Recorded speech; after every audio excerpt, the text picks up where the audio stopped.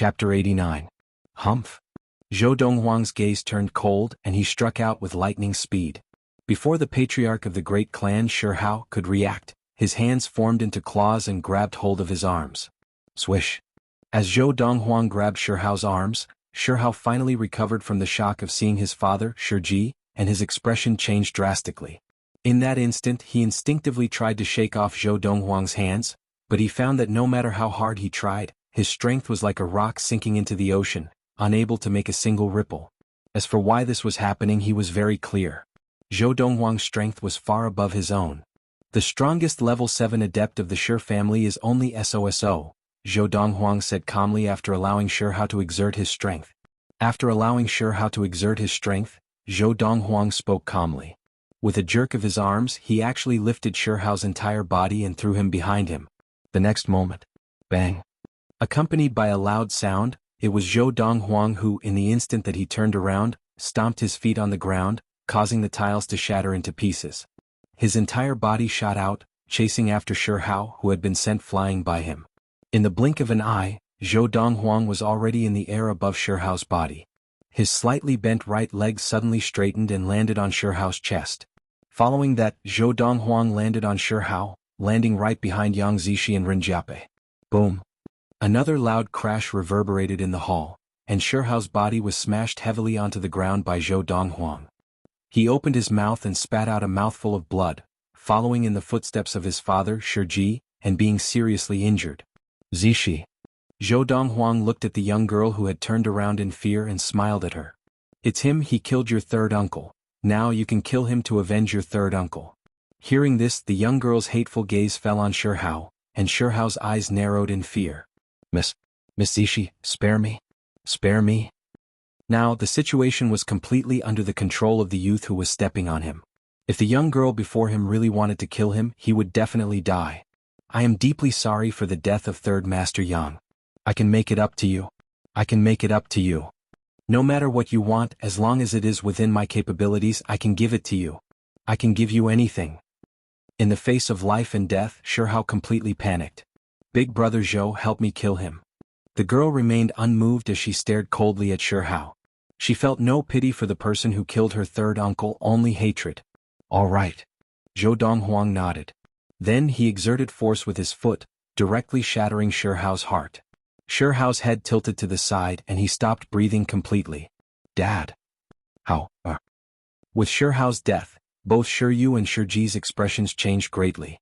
Their eyes were filled with sorrow and unwillingness, but they did not dare to show any anger towards the youth who had killed Shi Hao. The youth's strength was too strong. With this youth's strength, not to mention killing Shi Hao, even if he wanted to kill them, it would be extremely easy. Thump. After Shi Hao's death, the girl knelt on the ground and bowed to Zhou Donghuang. Big brother Zhou, thank you for avenging third uncle. From today onwards, Zishi's life is yours. Silly girl, you don't have to do this. Zhou Donghuang helped the girl up and shook his head lightly. I am somewhat responsible for Third Master Yang's death. Avenging him today is not purely to help you.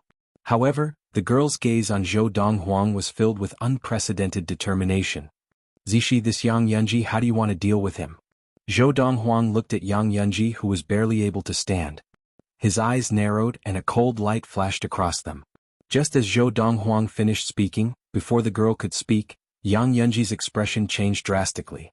With a thump, he knelt on the ground, his body trembling. Zishi, I am your uncle. But you can't kill me. Don't forget I was the one who raised you. As long as you are willing, you can return to the Yang family at any time.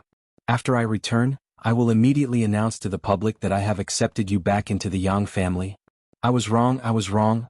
Give uncle a chance, give uncle a chance. Seeing that the patriarch of the Tycoon Shi family, Shi Hao, had been killed, Yang Yunji was now completely terrified, and he frantically begged the girl for mercy.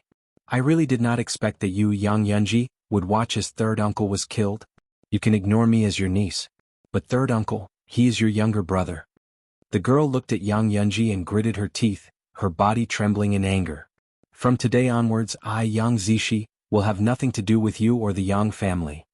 Hearing this, Yang Yunji heaved a sigh of relief, because he knew that as long as the youth did not act on his own, his life would be spared today. After you return to the Yang family, prepare 5 million liang of silver. That is the money for your life today. Zhou Donghuang glanced at Yang Yunji casually and said, "Later, I will get my men to collect it from you." Obviously, Zhou Donghuang had no intention of letting Yang Yunji off so easily. Coincidentally, the money he had brought from Yunfeng Prefecture was almost spent.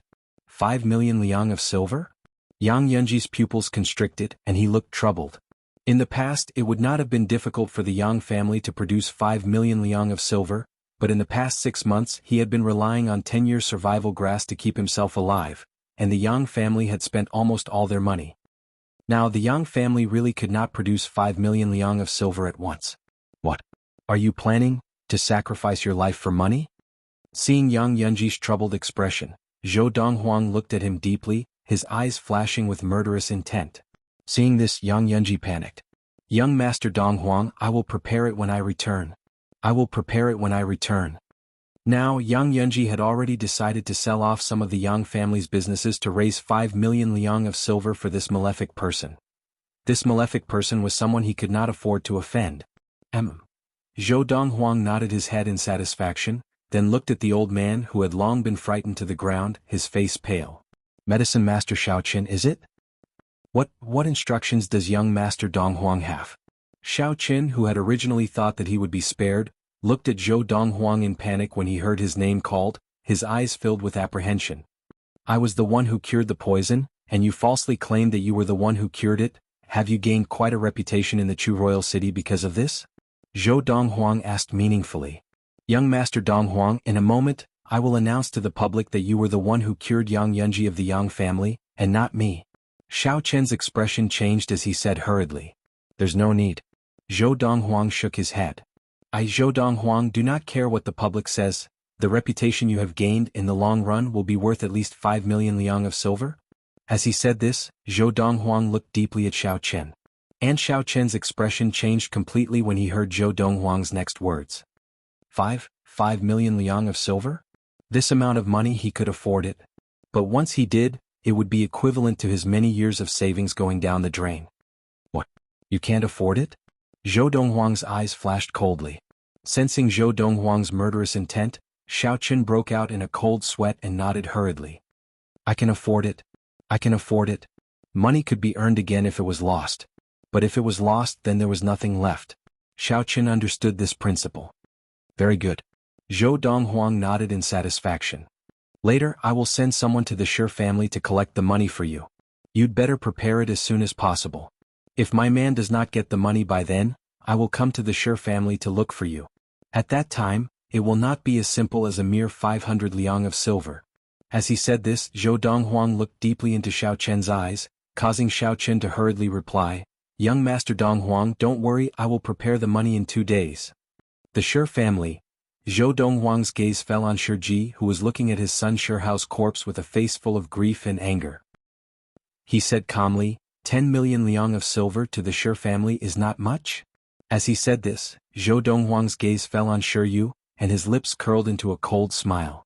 "If the Shi family is not willing to pay, you can just hand Shiyu over to me." Shiyu could be said to have played a role in adding fuel to the fire in this entire matter. Hearing Zhou Donghuang's words, Shiyu's expression changed, and he hurriedly knelt down in front of Shiji with a look of fear. "Grandfather, save me. Save me." Shiji said gravely, "Young Master Donghuang, don't worry, the Shi family will prepare 10 million liang of silver within 2 days. Today, even though he was a level 8 adept and the backbone of the Tycoon Shi family, he could only admit defeat. Because the youth's ability was stronger than his. Even if the youth was not a level 9 adept, he was definitely one of the best among level 8 adepts, and he and the Shi family could not afford to offend him. Old Patriarch Shi is indeed straightforward." Zhou Donghuang smiled, then beckoned to Yang Zishi and Ren Jiape and swaggered off with them. As the 3 of them disappeared from sight, Shiyu immediately looked at Shiji, his eyes flashing coldly as he said hatefully, "Grandfather, we must avenge father." "Avenge?" Shiji laughed bitterly. "Even I am no match for him. Tell me, how can we avenge him?" "Grandfather, we can go to the Chu royal household to sue him."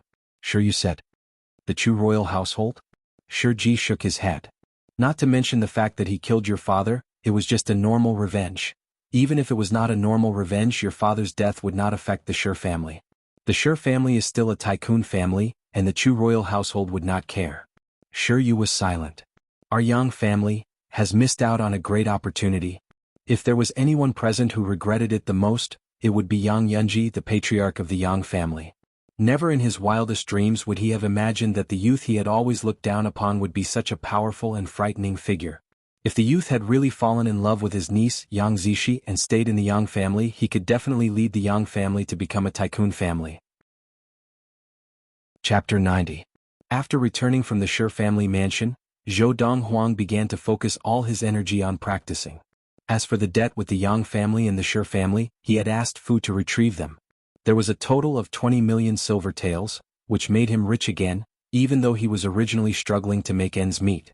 The 2 million liang of silver that he had brought with him from Yunfeng Prefecture was almost completely spent. In his room, Zhou Donghuang, who was sitting cross-legged on the bed practicing, suddenly opened his eyes. When practicing the Lord of the Four Supremes, does the state of complete focus have to be triggered over time? The state of mind without distractions is all about calming one's mind. There are many medicinal powders that have the effect of helping to calm one's mind. Can I directly enter a state of no distractions by consuming those medicinal powders? Zhou Donghuang was now practicing the Lord of the Four Supremes, and once he entered the state of complete focus, his practice progressed at a speed that was incomparable to his usual practice. For example, when he had been in the intermediate prefecture of Guangling Prefecture, his practice had been at level 5 of Qi gathering. In the short span of 4 months, when he had reached the Chu royal city, his practice had advanced to level 7 of Qi gathering, breaking through 2 levels in a row. This was all because he had entered the state of complete focus, triggering the extreme speed of practice of the Lord of the Four Supremes. However, if he wanted to enter a state of complete focus, he would need to cultivate in seclusion, and he couldn't be disturbed too much by the outside world. Just now, Zhou Donghuang had an idea. Could he make a medicinal powder that could help him focus and calm his qi so that he could enter a state of cultivation with no distractions beforehand so that his cultivation speed could be maintained at the limit of the Lord of the Four Supremes at all times? Let's give it a try. Zhou Donghuang found a pen and paper and wrote down the names of a bunch of herbs on the paper. Then he handed it to Fu and asked him to go out and buy all the herbs on the list. It would not be difficult to buy all the herbs listed in the medicine shops of the Chu royal city. Zhou Donghuang intended to formulate an elixir called concentration elixir, which would allow one to enter the state of complete focus in the shortest time possible upon consumption. In his memory, the spirit concentration powder was the best medicinal powder that could be formulated without the use of the true samadhi fire that was condensed from true essence. That night, Fu came back with the medicinal herbs.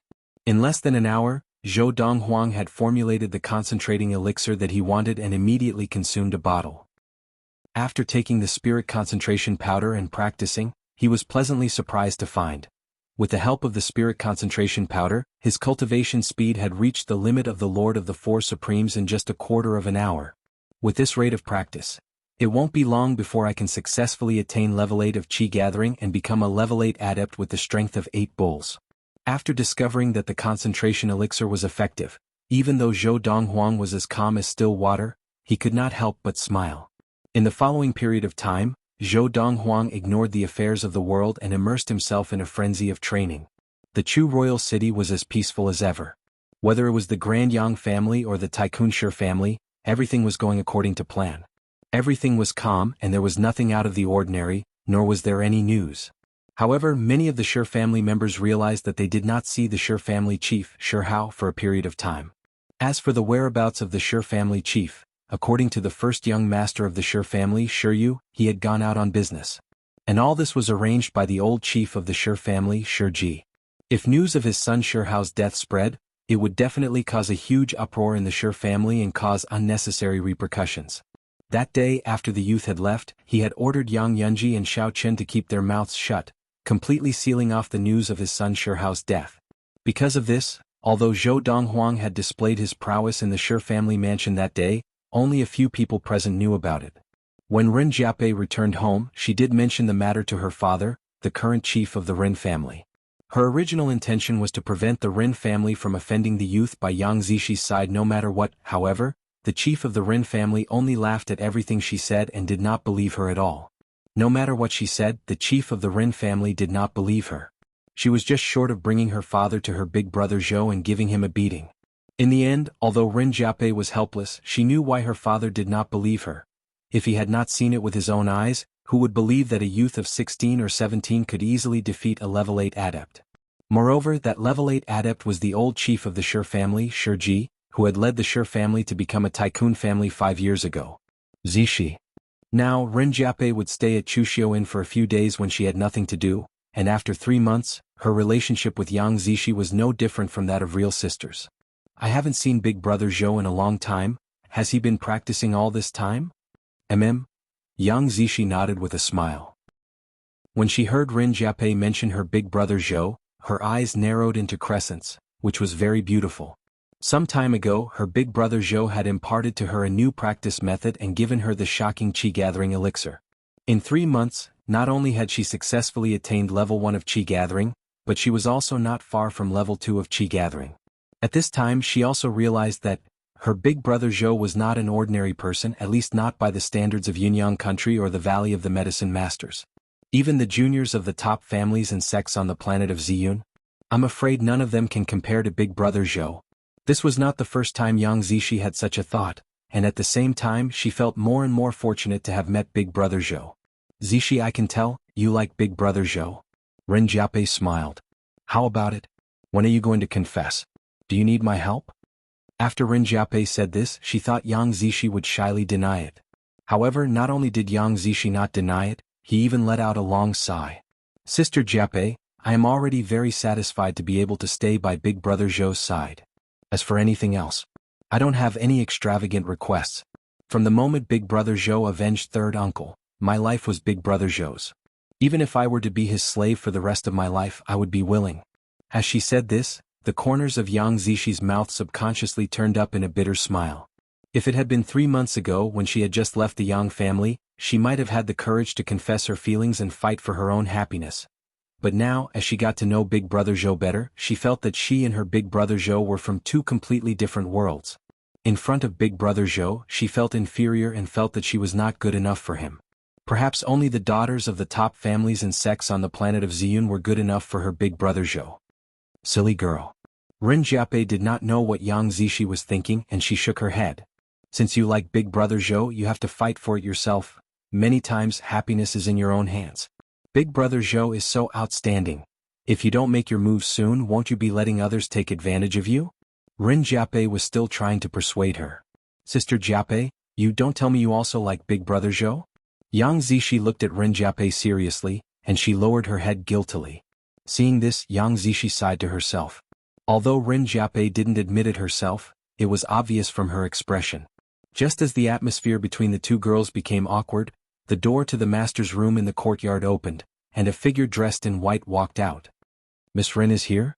This was the first time in 3 months that Zhou Donghuang had stepped out of his room, and there was a strange expression on his face. He had finally attained level 8 of qi gathering. Big brother Zhou?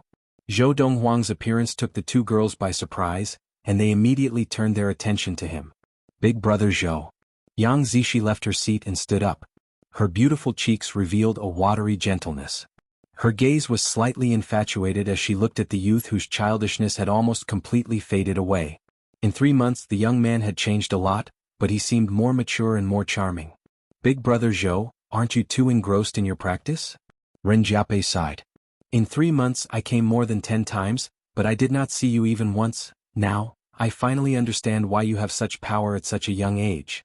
Of course, although she said this, Ren Jiape knew in her heart.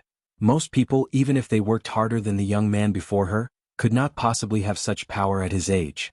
What time is it now? After 3 months of continuous practice, Zhou Donghuang could no longer remember what time it was, but according to Ren Jiape, it should be around the middle of December. Big brother Zhou, today is the 19th of December 1228 of the Ziyun era. Yang Zishi said with a smile. Big brother Zhou, since you have temporarily stopped practicing and left your room, you should go out for a walk. Otherwise, even if you don't feel suffocated, Zishi will.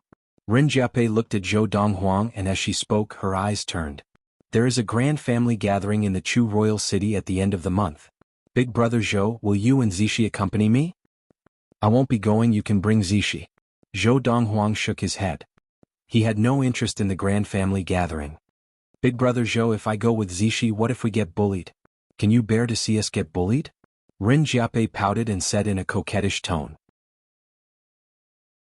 Chapter 91. Early morning, December 31st, 1228 of the Ziyun era.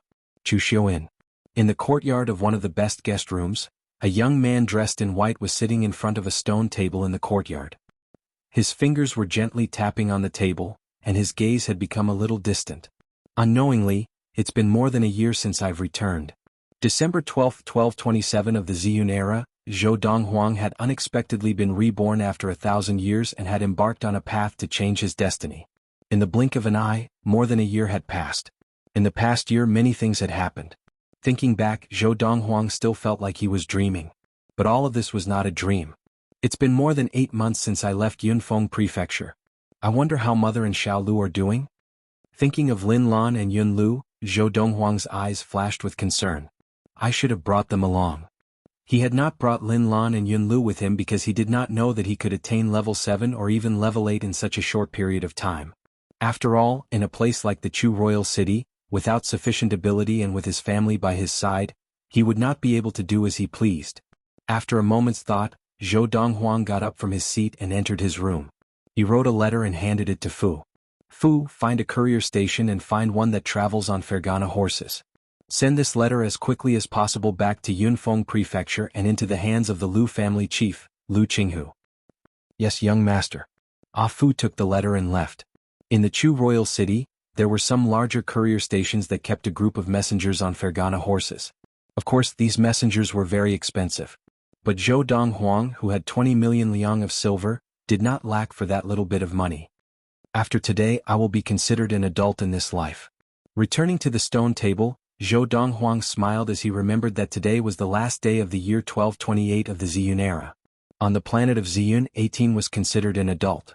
Those below 18 were considered youths, but once they reached 18, they were considered to have officially entered the ranks of youth. Brother Zhou. Not long after Fu left, Ren Jiapai came looking for him. Where's Zishi? Today is the day of the gathering of the descendants of the grand families. I've come to invite you to go together. Today Ren Jiapai was not dressed as casually as usual. She was dressed like Yang Zishi, and Zhou Donghuang was not used to seeing her like this. Sister Jiapai. Ren Jiapai's voice was not soft. As soon as she finished speaking, Yang Zishi heard her and walked out of the room. Today, Yang Zishi was wearing a snow-white dress with a white chiffon top. Together with her fair skin, she looked extremely holy.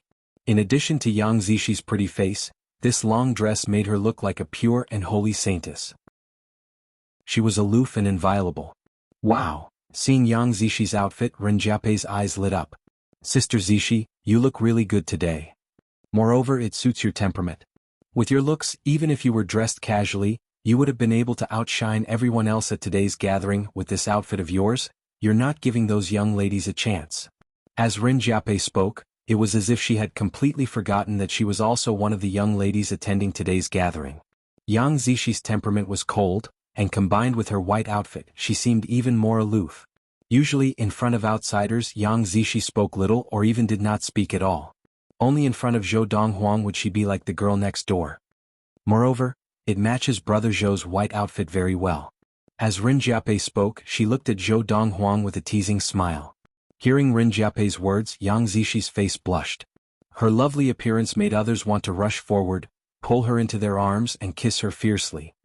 Brother Zhou, do I look good in this outfit? Yang Zishi looked at Zhou Donghuang as she tidied up her white dress and asked nervously. Today she dressed up like this not for others to see, but mainly for the young man before her to see. A woman would dress for the man she liked. This was the current Yang Zishi. Yes, you look good. Zhou Donghuang smiled and nodded. How could he not see through the young lady's thoughts? However, up until now, his feelings for the young lady were more like that of a brother and sister, and he had not touched that chord in his heart. The last time he had come out of seclusion, he had wanted to explain his feelings to the young lady, but he did not know where to start, so he had gradually put it aside. After this gathering, when we're alone, I'll make it clear to this girl, lest she falls deeper and deeper. Zhou Donghuang sighed. He knew that some things, no matter how difficult it was to say, had to be said. But now, Zhou Donghuang did not know that the young lady had already fallen deeper and deeper. The young girl had already sunk so deep that she could not extricate herself from it. Let's go. In order to avoid the young lady's misunderstanding, Zhou Donghuang quickly withdrew his gaze from the young lady and got up from his seat.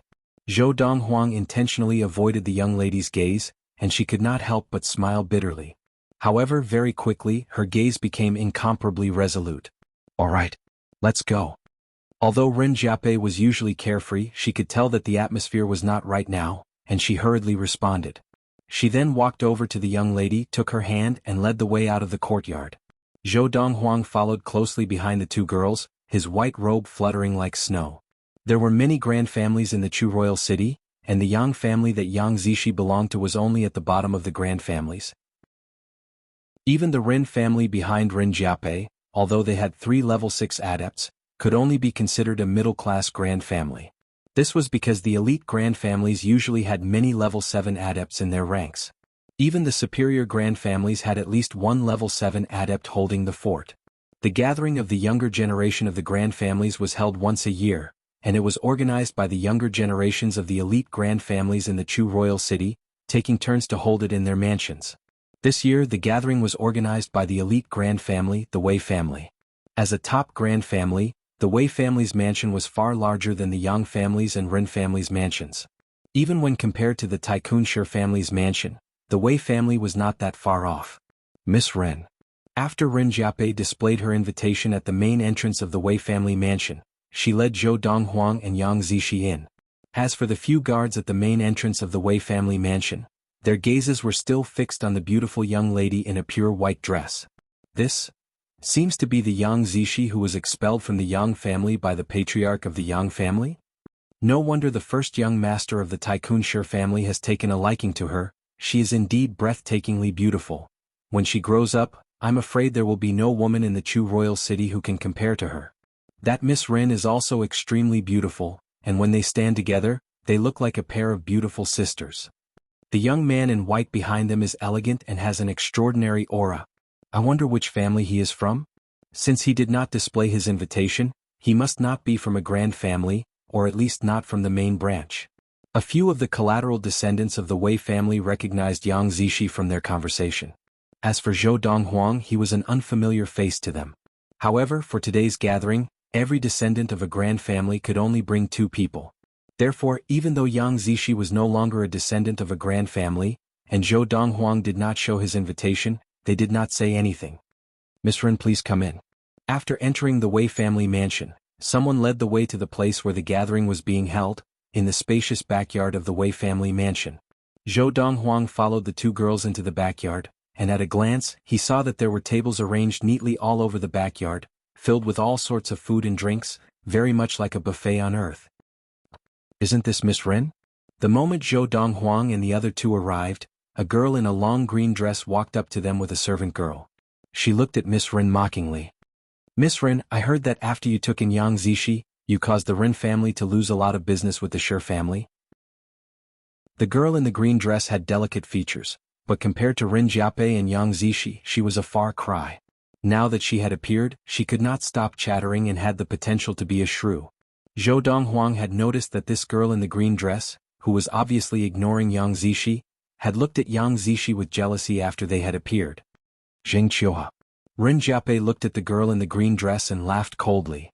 If I remember correctly, Sister Zishi gave you quite a lot of makeup and helped you a lot, right? Before Sister Zishi was chased out of the Yang family, you treated her like a sister, but after she was chased out of the Yang family, you firmly refused to let her in. I, Ren Jiape, do not want to be associated with an ungrateful person like you. Get lost. The girl in the green dress was called Zheng Qiuha, and she was the 3rd mistress of the Grand Zheng family. The Zheng family? Zhou Donghuang glanced at Zheng Qiuha.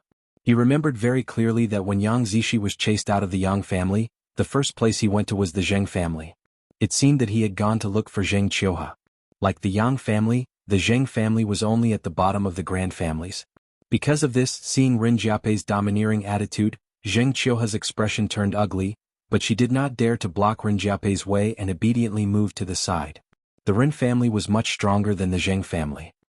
3rd mistress, this first mistress of the Ren family is so stubborn, sooner or later she will be dealt with by the young master of the Shi family. You don't have to be angry with her. The servant girl behind Zheng Qiuha comforted her softly. I'll wait to see the day when Ren Jiape is unlucky. Chapter 92. The circle of the grand families of the Chu royal city was not big, but it was not small either. And the descendants of the grand families all had their own circles. For example, Yang Zishi had been a descendant of the bottom of the Grand Yang family, and those who were close to her, such as the third young mistress of the Zheng family, Zheng Qiuhe, were also from the bottom of the grand families.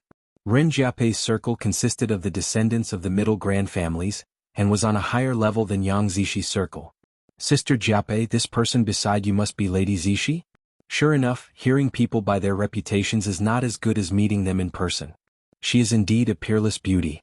A young man in green clothes, about 20 years of age, glanced at the girl beside Ren Jiapei with some amazement, but quickly withdrew his gaze. Although a beauty was good, she was not someone he could lay his hands on. This beautiful girl was the woman that the first young master of the Tycoon Shi family, Shi had taken a fancy to. This was no secret in the Chu royal city. Ren Jiapei nodded and introduced him to the girl. Sister Zishi, this is the second young master of the Hu family, Hu Qing. The girl glanced at Hu Qing and nodded lightly in greeting. Her cool demeanor was like the first bloom of a lotus, keeping people at arm's length. And this is? At the same time, Hu Qing's gaze fell on the youth in white beside the two girls, his eyes flashing with curiosity. He is my big brother Zhou, not someone from our circle. When Ren Jiapei said the three words big brother Zhou, her tone was filled with respect. Zhou. At the same time, Hu Qing noticed that when the girl beside Ren Jiapei looked at the youth, the coldness in her eyes disappeared and was replaced by gentleness, as if she was looking at her lover. Brother, may I have a word with you? Hu Qing's eyes flashed as he asked Zhou Donghuang with a smile. Zhou Donghuang was stunned at first, then nodded lightly and walked to the side, with Hu Qing following. Brother. Hu Qing walked to Zhou Donghuang's side and said directly, as far as I know, in the Chu royal city, or even in the country of Yunyang, there is no grand family with the surname Zhou. I advise you to stay away from Yang Zishi. She's the woman that the young master of the Tycoon Shi family, Shi has taken a liking to. If he finds out that Yang Zishi has feelings for you, he won't let you off. The Hu family and the Ren family have been friends for generations. I see Jiapei as my own sister. Since you are her friend, I need to remind you. Hu Qing reminded. You asked me to step aside just to talk to me about this? Zhou Donghuang was taken aback at first and then he smiled lightly. Thank you for the reminder, however whether Shi lets me off or not, I don't care. Shi? The young master of the Tycoon Shi family? If he remembered correctly, Shi's father, Shi Hao, had died at his hands 3 months ago. At that time, the level 8 adept of the Shi family had been present as well, and he had seen him kill Shi Hao with his own eyes, but he had not dared to make a sound. However, hearing Hu Qing's words, Zhou Donghuang could not help but laugh bitterly to himself. Now, even someone who had just met him and Yang Zishi for the first time could tell that Yang Zishi had feelings for him? Brother, I've said all that needs to be said, what you do next is up to you. Hu Qing shook his head, feeling that the young man before him was ignorant. In his opinion, he had already done his best to warn Zhou Donghuang on account of Ren Jiapei. If Zhou Donghuang wanted to die, there was nothing he could do. If Sister Jiapei did not have the Ren family behind her, her rash act of sheltering Yang Zishi 3 months ago would have been enough to doom her. Even so, the Ren family has lost all opportunities to work with the Shi family. This young man has no background and he still dares to flirt with Yang Zishi. He's seeking his own death. As time passed, the backyard of the Wei family household, as the gathering place for the descendants of the grand families, became increasingly lively. When Zhou Donghuang and the other two arrived, there were only a few descendants of the grand families present. About an hour later, there were already more than 10 descendants of the grand families present. Among them, there were also the daughters of the lowest grand families who had rejected Yang Zishi after she had been chased out of the Yang family. However, not every daughter of the grand families who had been close to Yang Zishi in the past was like Zheng Qiuhe. There were 1 or 2 who took the initiative to approach Yang Zishi and apologize to her, at the same time explaining their difficulties. Of course, there were even more like Zheng Qiuhe who completely ignored Yang Zishi, as if they had never had any relationship with her. If it had been the Yang Zishi of the past, she might have been affected by this. However, after 3 months, her heart was as calm as ever, because she had long ago thrown all of this to the back of her mind and did not care. Those daughters of the grand families who had been close to her in the past, whether they apologized or ignored her, were no longer important to her. Now, all she cared about was the young man in white who was standing in front of a table filled with fruits not far away, eating some fruits. Sister Jiapei, do what you need to do, I'll go look for Brother Zhou. After saying goodbye to Ren Jiape, the young girl walked over to the young man standing not far away. As the young girl walked over, Zhou Donghuang, who had been invisible in the eyes of the onlookers, broke into a smile and immediately became the center of attention. Who is that? Earlier, other than Ren Jiape, Yang Zishi was cold to everyone else. But now she's smiling in front of this young man? This young man in white, who is he? Among the grand families of the Chu royal city, is there such a person? The attention of the descendants of the grand families all fell on Zhou Donghuang, all of them curious about his identity. However, after a while no one recognized this young man in white. It was as if the young man in white had appeared out of thin air. This Zhou Donghuang is out of luck. Seeing Yang Zishi approach and Zhou Donghuang become the center of attention, the second young master of the Hu family, Hu Qing, shook his head and sighed. In his opinion, it would be fine if this Zhou Donghuang did not attract attention. Once he attracted attention, it would undoubtedly be a disaster for him. Brother Hu Qing, do you know him? Hu Qing was talking to a young man of about 18 or 19 years old. When he saw Hu Qing looking at the white-robed youth and sighing, he asked curiously. Not really, but he is Jiape's friend and I spoke to him just now. Hu Qing shook his head. Who is he? Looking at Yang Zishi, it is obvious that she is in love with him. The youth asked as he shook his head. If the first young master of the Shi family, Shi Yu, were to see this, he would probably explode in anger. His surname is Zhou. What kind of background could he have? Hu Qing continued to shake his head. Surname Zhou? The youth frowned slightly as he racked his brains. In the country of Yunyang, from the imperial court to the various royal residences, and even the tycoon families and grand families, there did not seem to be a family with the surname Zhou. No background. Why is he so close to Yang Zishi? When the youth looked at Zhou Donghuang again, he shook his head slightly, a look of pity in his eyes. No background, and yet he was so close to Yang Zishi, whom the first young master of the Shi family, Shi Yu, regarded as his exclusive property. Was this not courting death? Zishi, this apple is not bad. Do you want one? Zhou Donghuang nibbled on the apple in his hand as if there was no one else around. As he chewed on the apple, he smiled and asked the young girl who was walking over. Sure. The young girl's smile was like a flower, and it was as if she had transformed from a cold goddess to a girl next door in an instant, stunning the group of grand family youths. Here. Zhou Donghuang picked up an apple from the fruit platter on the table and handed it to the young girl. The young girl reached out to take it and slowly chewed on it. The scene seemed to freeze at this moment. A young girl dressed in pure white and a young man dressed in robes whiter than snow stood facing each other, each holding an apple in his hand and nibbling on it. All the surrounding gazes seemed to be completely ignored by the two of them. At this moment, it was as if there were only the two of them left in the world. Brother Wei, who is this young man? In a corner where the elite grand family youths were gathered, a handsome young man dressed in a silver robe asked the young man beside him curiously. The young man was handsome, with sharp eyebrows and bright eyes. He was dressed like a scholar in white, and he held a folding fan in his hand. He was the host of the day, the first young master of the elite Wei family, Wei Hongtao. I don't know him. Faced with the silver-robed youth's question, Wei Hongtao stopped tapping the folding fan in his hand and shook his head. You don't know him? Then how did he get in? The silver-robed youth was stunned. I'll find someone to ask. Very quickly, Wei Hongtao called over the Wei family youths who were in charge of today's gathering. From them, he found out that the young man dressed in white had entered with Ren Jiape, the first young mistress of the Ren family. He came with Ren Jiape? His surname is Zhou? The silver-robed youth raised his eyebrows. It seems that he is not a member of a grand family, at least he is not a member of a grand family or above. As soon as he finished speaking, his eyes lit up again. Zhang Yongshan of the Zhang family has gone over to that young man. Usually he likes to get close to Shi Yu and is always at his beck and call. Today it seems that he wants to stand up for Shi Yu. Under the gaze of the group of grand family youths, a young man of about 20 years of age with a medium build walked towards Zhou Donghuang. Young man, if you don't want to die, you'd better stay away from my sister-in-law.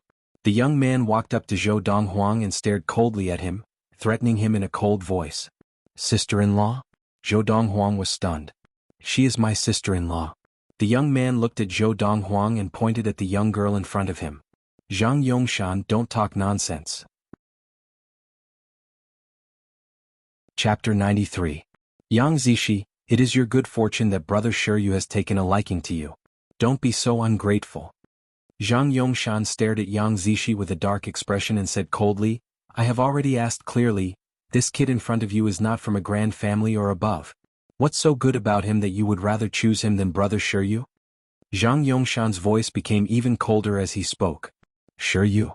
Yang Zishi shook her head, and when her gaze returned to the youth, she revealed a look of infatuation. How can he compare to my big brother Zhou? The young girl's actions were a public display of her affection for Zhou Donghuang. She had completely let go of her last shred of feminine restraint. Immediately there was an uproar. Sister Zishi. Although Ren Jiape had expected that the young girl would one day confess to big brother Zhou, she had never imagined that the day would come so soon. At that moment she felt empty in her heart, and a look of disappointment involuntarily floated onto her face. Yang Zishi, has she really fallen for this youth? This youth's surname is Zhou. In the country of Yunyang, there is no grand family with the surname Zhou. This means that he is at most a preeminent family disciple. Yang Zishi would rather be with a preeminent family disciple than with a tycoon family's first young master, Shiryu? If Shiryu were here he would probably want to kill this youth. Although the group of grand family disciples present had felt that Yang Zishi treated the youth in white differently and had guessed that she might have fallen for him, it was just a guess. Now, hearing Yang Zishi's words, they were completely certain. Yang Zishi really did like this youth. At this moment, all the daughters of the grand families looked at Zhou Donghuang with pity. Even the young masters of the grand families looked at Zhou Donghuang without a shred of jealousy, only pity and schadenfreude. This kid is dead meat. In the distance, a young man from a grand clan sneered. He turned around and left the Wei clan's back courtyard. After leaving the Wei clan's mansion, he mounted his Fergana horse and galloped towards the Shi clan's mansion. When cousin Shiryu arrives, I'll see how he dies. In the backyard of the Wei family household, Zhang Yongshan was first stunned when he heard the young girl's words, but quickly recovered. Bitch. I'll help brother Shiryu teach you a lesson right now. Zhang Yongshan glared at the young girl and roared. His body suddenly moved towards the young girl, then he raised his hand and swung it towards the young girl's face. Although the young girl's level of practice was close to attaining level 2 of Qi gathering, she was still too slow to react to Zhang Yongshan, who was already a level 3 adept. By the time she reacted, Zhang Yongshan's hand was only a few inches away from her face. She could even feel a gust of wind blowing against her face. That was the wind brought up by Zhang Yongshan's hand. However, even so, the young lady's expression did not change at all. She was as calm as before because the young man she admired was by her side. The youth gave her an absolute sense of security. The crisp sound of a slap that everyone expected did not ring out. What entered their ears was a soft sound. Under the watchful eyes of the crowd, just as Zhang Yongshan's hand was about to touch the young girl's beautiful face, his wrist was grabbed by a hand that shot out like lightning. This hand that had shot out like lightning was like a pair of iron pincers, forcefully clamping down on Zhang Yongshan's hand so that Zhang Yongshan's hand could no longer move forward. So fast. First young master Wei Hongtao of the Wei family as well as the juniors of the elite families, had a look of shock in their eyes. The speed of the youth's attack was as fast as lightning, and even their attention could not keep up with the speed of the youth's attack. Of course, to them, this was because they had not been paying attention to the youth from the beginning. Otherwise, their attention would not have been unable to keep up with the speed of the youth's attack. But even so, they still felt that the youth was not weak, at least not weaker than Zhang Yongshan. If the youth's ability was weaker than Zhang Yongshan's, it would be impossible for him to do this. So fast. This youth's ability is actually not weaker than Zhang Yongshan's? How is that possible? He looks like he is not of age yet, at most 17 years old. The scene before them caused the group of Grand Family juniors to gasp in shock. Only Ren Jiape was not surprised because she knew how frightening her big brother Zhou was. Just as everyone was gasping in shock. Crack. Without any warning, the crisp sound of a bone breaking suddenly rang out, causing everyone's scalp to go numb. Ah! The shrill scream of a pig being slaughtered was followed closely by the sound of a bone breaking. Under the watchful eyes of the crowd, the youth in snow-white clothes with a calm expression casually twisted Zhang Yongshan's hand into two, directly breaking Zhang Yongshan's hand. So ruthless. Seeing this scene, everyone's pupils constricted, and their hearts trembled. They were all frightened by the youth's ruthlessness. You're not frightened, are you? As the youth in question, after casually pushing Zhang Yongshan down, he asked the young girl with a smile. His calm demeanor caused everyone to involuntarily feel a chill in their hearts. One moment he had broken someone's arm and the next he was talking and laughing as if nothing had happened. Who was this young man? With Big Brother Zhou here, Zishi has nothing to fear. The young girl smiled sweetly at the youth, her eyes filled with tenderness that seemed capable of melting anything. Sir, isn't this too much? Just as everyone was shocked by Zhou Donghuang's methods, a low voice rang out. Following that, a young man dressed like a scholar in white walked out, holding a folding fan in his hand. It's the first young master of the Wei family, Wei Hongtao. Wei Hongtao is today's host. This youth in white acting so violently at his gathering is no different from slapping him and the Wei family in the face. However, this youth in white is really powerful, even stronger than Zhang Yongshan, and Zhang Yongshan has just attained level 3 of Qi gathering. He is at least an elite among level 3 adepts. Otherwise, he would not have the ability to injure Zhang Yongshan to this extent. So what? This first young master of the Wei family is an elite among level 4 adepts. Wouldn't it be easy to deal with him? As Wei Hongtao walked out, the gazes of all the scions of the grand families turned to him. Wei Hongtao, the first young master of the elite Grand Wei family, the first of the younger generation of the grand families of the Chu royal city. As long as he was in the circle of the grand families, no matter where he went, Wei Hongtao would be the center of attention. As Wei Hongtao walked out, most of the young ladies of the grand families, including third young mistress Zheng Qiuha of the Zheng family, looked at Wei Hongtao with infatuation. This was the man they dreamed of conquering. Very quickly, Wei Hongtao came to Zhang Yongshan's side, frowning slightly as he looked at Zhang Yongshan, who was rolling on the ground in pain, before turning his gaze to the youth in white. Sir, didn't you hear what I said? Isn't this too much? Wei Hongtao spoke again, this time with a slightly heavier tone. His voice was extremely deep, as if giving off an invisible pressure. However, the youth still ignored him, as if completely ignoring him. Crazy. This youth is crazy. He dares to ignore first young Master Wei like this? Does he think that first young Master Wei is someone like Zhang Yongshan? Zhang Yongshan is only the young master of the lowest grand family. And this first young Master Wei is the first young master of an elite grand family. One is heaven, the other earth. Who is this youth? Isn't he too arrogant? He even ignores first young Master Wei's words? The scions of the grand family stared at the youth as if they had seen a ghost. They could not understand how this youth could be so daring. Just as Wei Hongtao's expression darkened further, Ren Jiape walked up. Big Brother Wei. Sister Jiape, I know that he was brought here by you. However, his actions today were a little overboard. He must give me and the Wei family an explanation. Wei Hongtao said in a low voice. Even if you plead on his behalf today, it will be useless. Ren Jiape smiled bitterly. Did this Wei Hongtao think that she had stepped forward to plead on Big Brother Zhou's behalf? She had stepped forward only because the Wei family and the Ren family had a very close working relationship. If possible, she did not want the Wei family to provoke her Big Brother Zhou. Even the Tycoon Shi family did not dare to have any thoughts of revenge when their patriarch had been killed by her Big Brother Zhou. What was a mere Grand Wei family to them? Zishi, this place doesn't feel interesting. Why don't we go out for a walk? The youth's white robes fluttered in the wind as he asked the young girl with a smile. The young girl nodded lightly and responded obediently. You want to leave? A cold light flashed in Wei Hongtao's eyes. He closed the fan in his hand and moved slightly, preparing to make the youth stay. At that instant, a voice could be heard all of a sudden. Kid. My big brother has already gone to find Cousin Shiryu. If you stay here obediently and wait for Cousin Shiryu to come, you might be able to keep your life. If you dare to leave, given Cousin Shiryu's temper, you will die without a doubt. After the voice sounded, a figure slowly walked out. It was a youth dressed in a gray and white robe. It's the young master of the Grand Tan family, Tan Li. Although the Tan family is only a mid-level grand family, because they are in-laws with the Shi family, their status in the Chu royal city is no less than that of the elite grand families. The circle of the grand families in the Chu royal city was only so big, and everyone present recognized Tan Li as the young master of the Tan family. Big Brother Wei, leave this matter to Cousin Shiryu to settle personally. Tan Li looked at Wei Hongtao. All right. Chapter 94. Shiryu. Hearing Tan Li's words, Zhou Donghuang smiled faintly.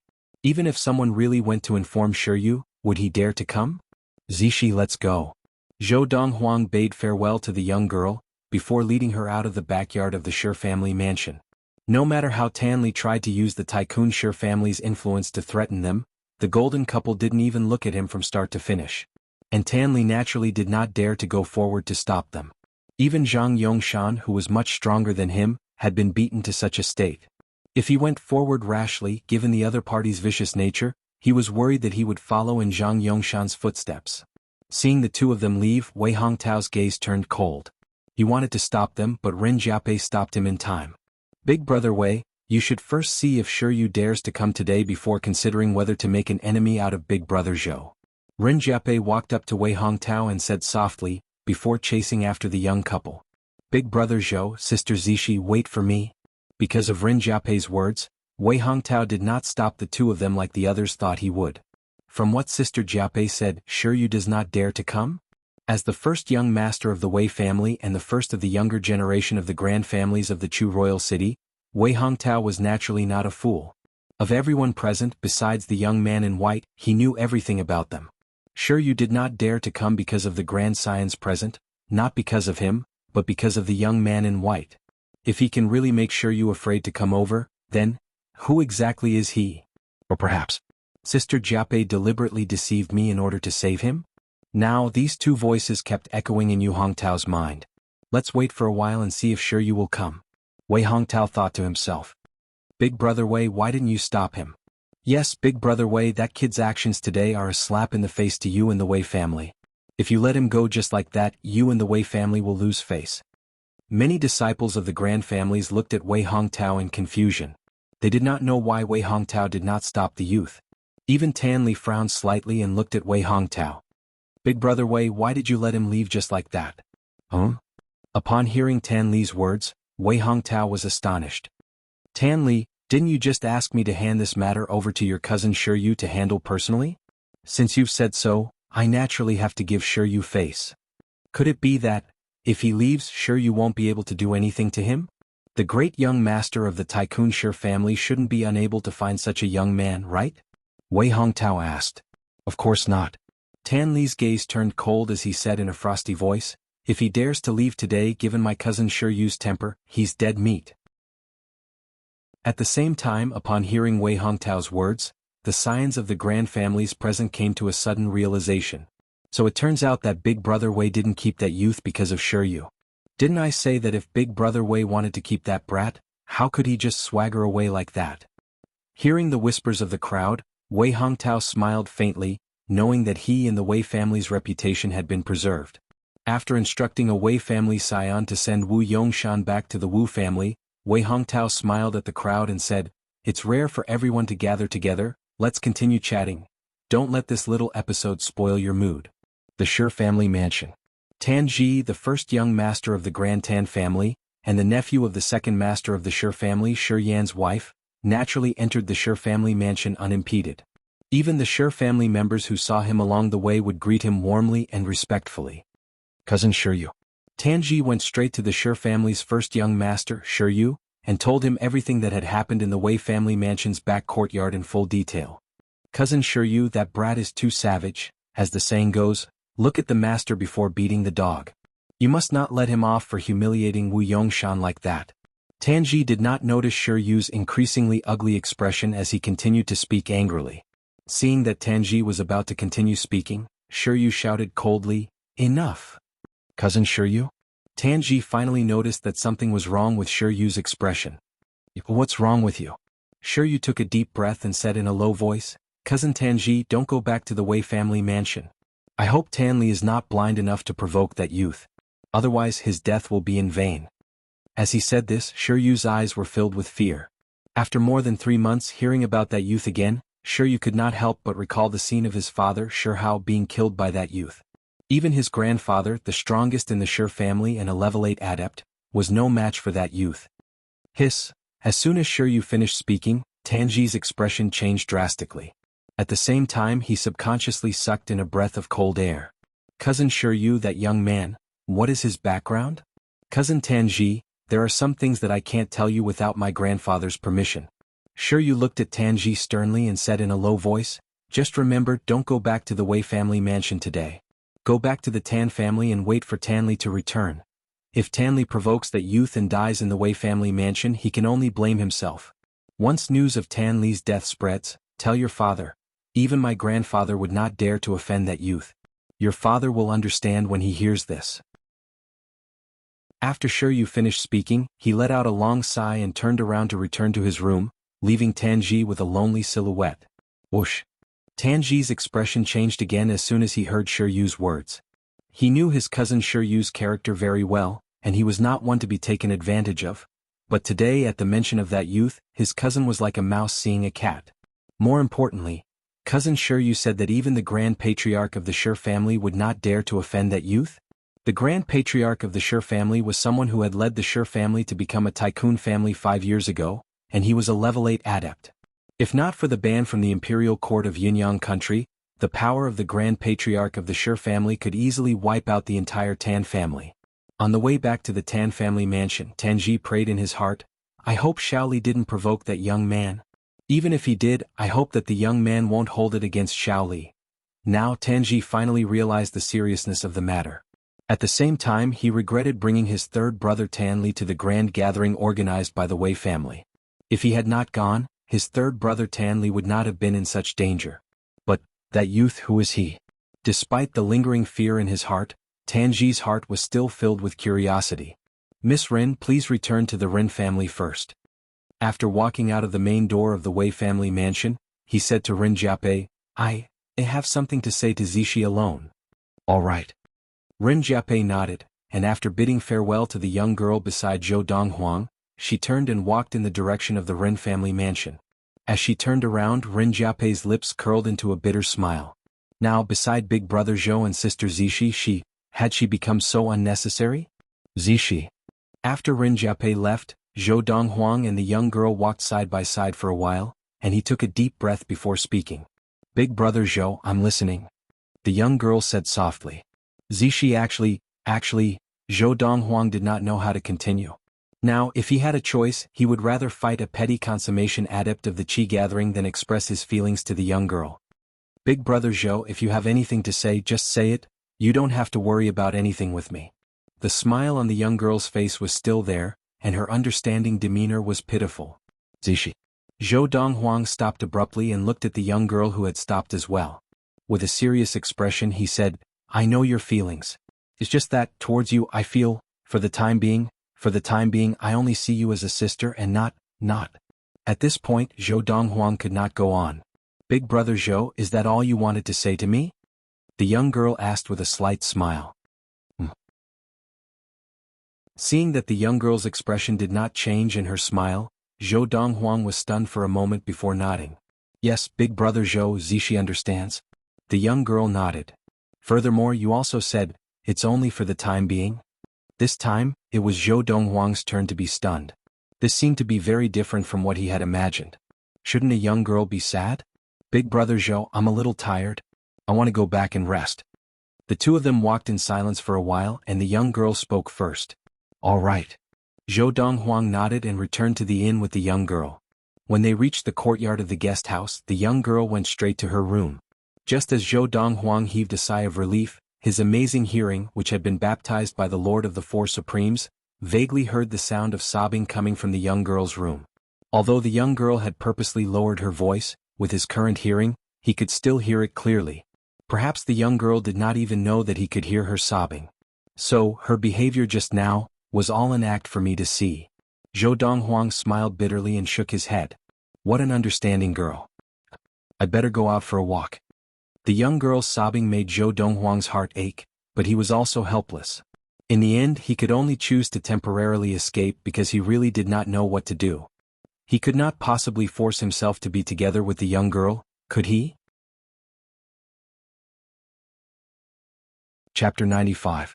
Although Zhou Donghuang had stood at the pinnacle of the universe in his previous life, he was only strong in martial arts and alchemy.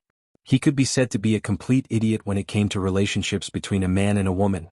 If I had known this would happen in my previous life, I would have chosen one of the geniuses sent to me by the great families and supreme sects of the star domain to develop my relationship with. That way, I wouldn't have to be so passive in this situation. Zhou Donghuang was still sighing as he walked out of Chuxiu Inn. Staying in the courtyard, listening to the young girl's sobbing made him feel bad, so he decided to go out for a walk.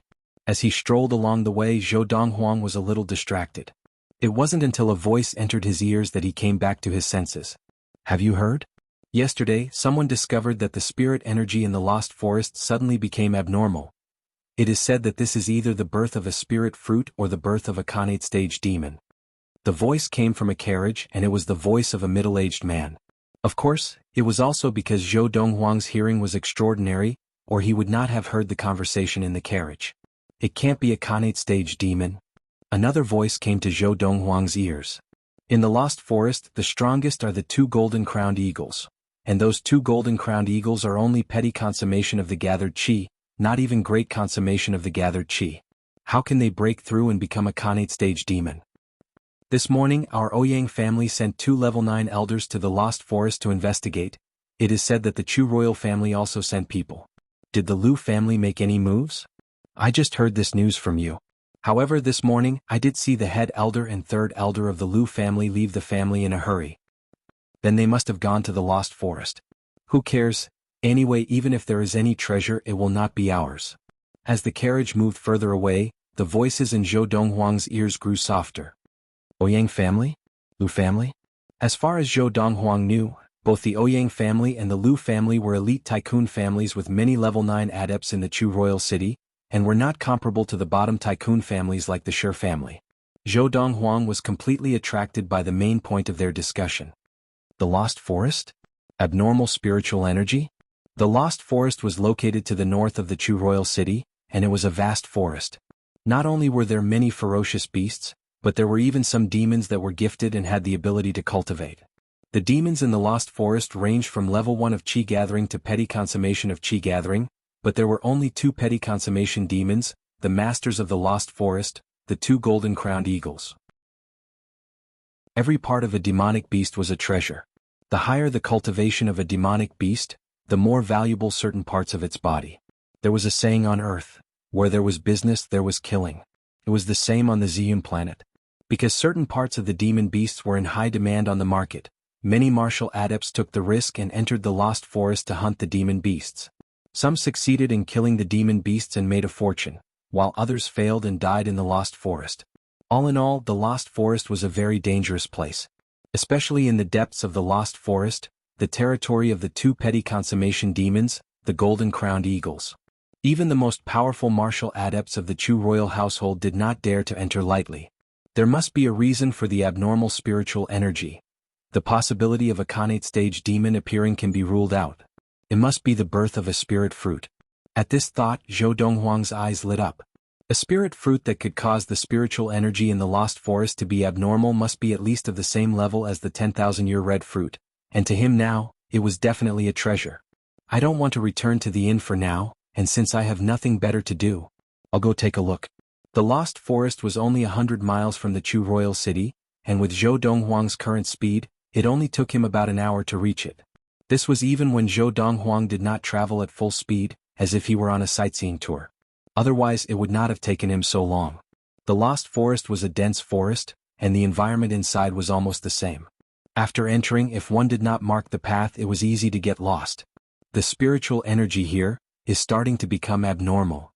Not long after entering the lost forest, Zhou Donghuang felt the abnormality of the spiritual energy in the air. Compared to the average person, he was more sensitive to the abnormality of the spiritual energy. The spiritual energy seems to be flowing into the depths of the lost forest. It looks like there really is a spirit fruit there. Zhou Donghuang's eyes lit up, and with a flash of his body, he moved like a bolt of lightning towards the depths of the lost forest.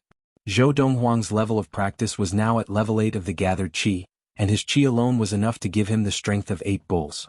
Coupled with his extreme muscle strength and the use of second-grade swiftness techniques, no one in the country of Yunyang below the level of petty consummation of the qi gathering could match his speed.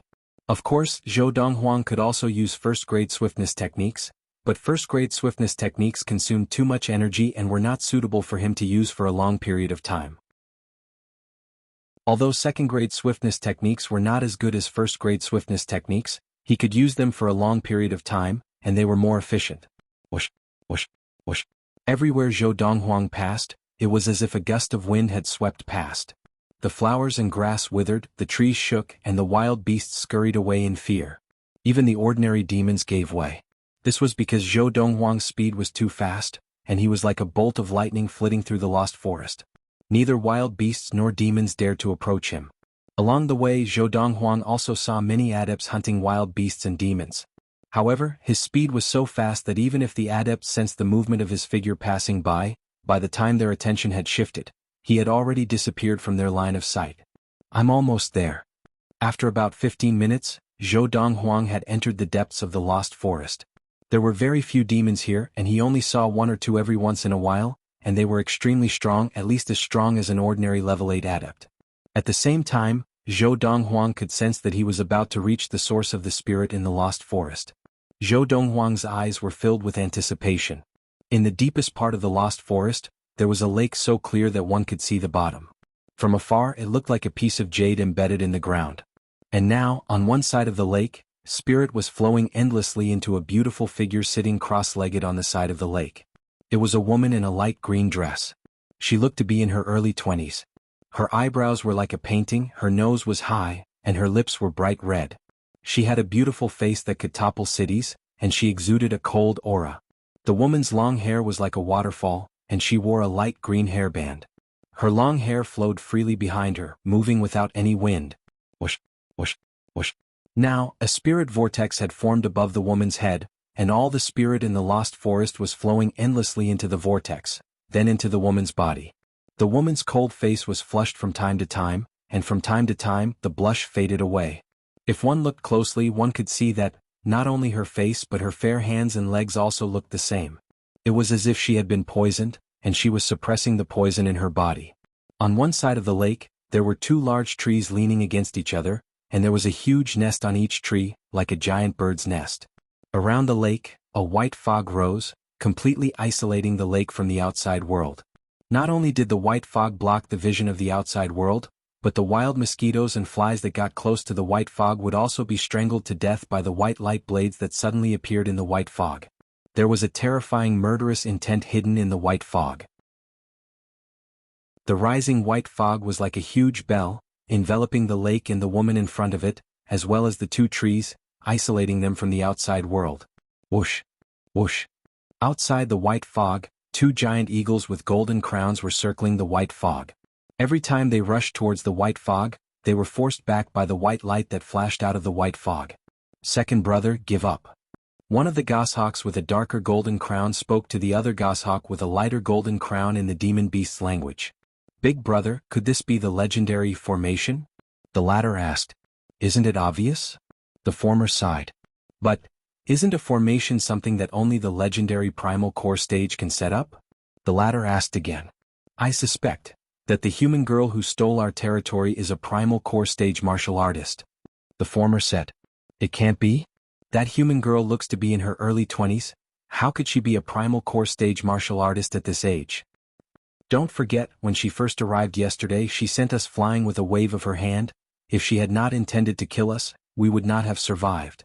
If she really is a legendary martial artist who has entered the primal core stage, why would she want to steal the territory of small demons like us? Looking at her yesterday, she must have been injured. Perhaps she is just using us to recuperate and will leave when she recovers. I hope so. Obviously, these 2 giant eagles with golden crowns were the masters of the lost forest, 2 famous demons who had attained the petty consummation stage of the Qi gathering. The imperial court of Yunyang had once sent a great consummation adept of the Qi gathering to kill these 2 demons, but to no avail, as the eagles had the advantage of flying. Chapter 96. Boom. Kaboom. The ground trembled as a series of earth-shattering noises rang out, causing Zhou Donghuang, who was rapidly advancing, to involuntarily stop in his tracks as his gaze landed in front of him. With just a glance, Zhou Donghuang saw a huge figure behind a bamboo forest. With a single charge, it was as if it had transformed into a moving mountain peak, knocking 3 figures into the air. This is a grizzly bear? As Zhou Donghuang focused, he saw the huge figure clearly. It was a huge black bear with long fangs and a tuft of white fur on its forehead. Immediately, Zhou Donghuang's eyes lit up. The grizzly bear's gallbladder was a very precious herb, and in his hands he could even turn it into an elixir that could temporarily increase the strength of his qi. Furthermore, the increase in the strength of his qi would be more than 500 kilograms. Most importantly, there would be no side effects. Just as Zhou Donghuang was staring at the grizzly bear, The three people who had been sent flying by the grizzly bear had looks of despair in their eyes. Patriarch, second elder, and I will hold him back, quickly run. Seeing the grizzly bear striding towards them again, picking up speed and about to charge again, the old man in green said to the middle-aged man as he wiped the blood from his mouth, "Patriarch, leave quickly." The other old man in blue stepped forward and blocked the middle-aged man. Although his injured body was still trembling, he stood straight like an immovable wall. "If you want to leave, let's leave together." However, the middle-aged man was unwilling to abandon the two of them. Compared to the two old men, the middle-aged man's injuries were the lightest. "Patriarch, in the Tang family, we are the only 3 adepts above level 8 of Qi gathering.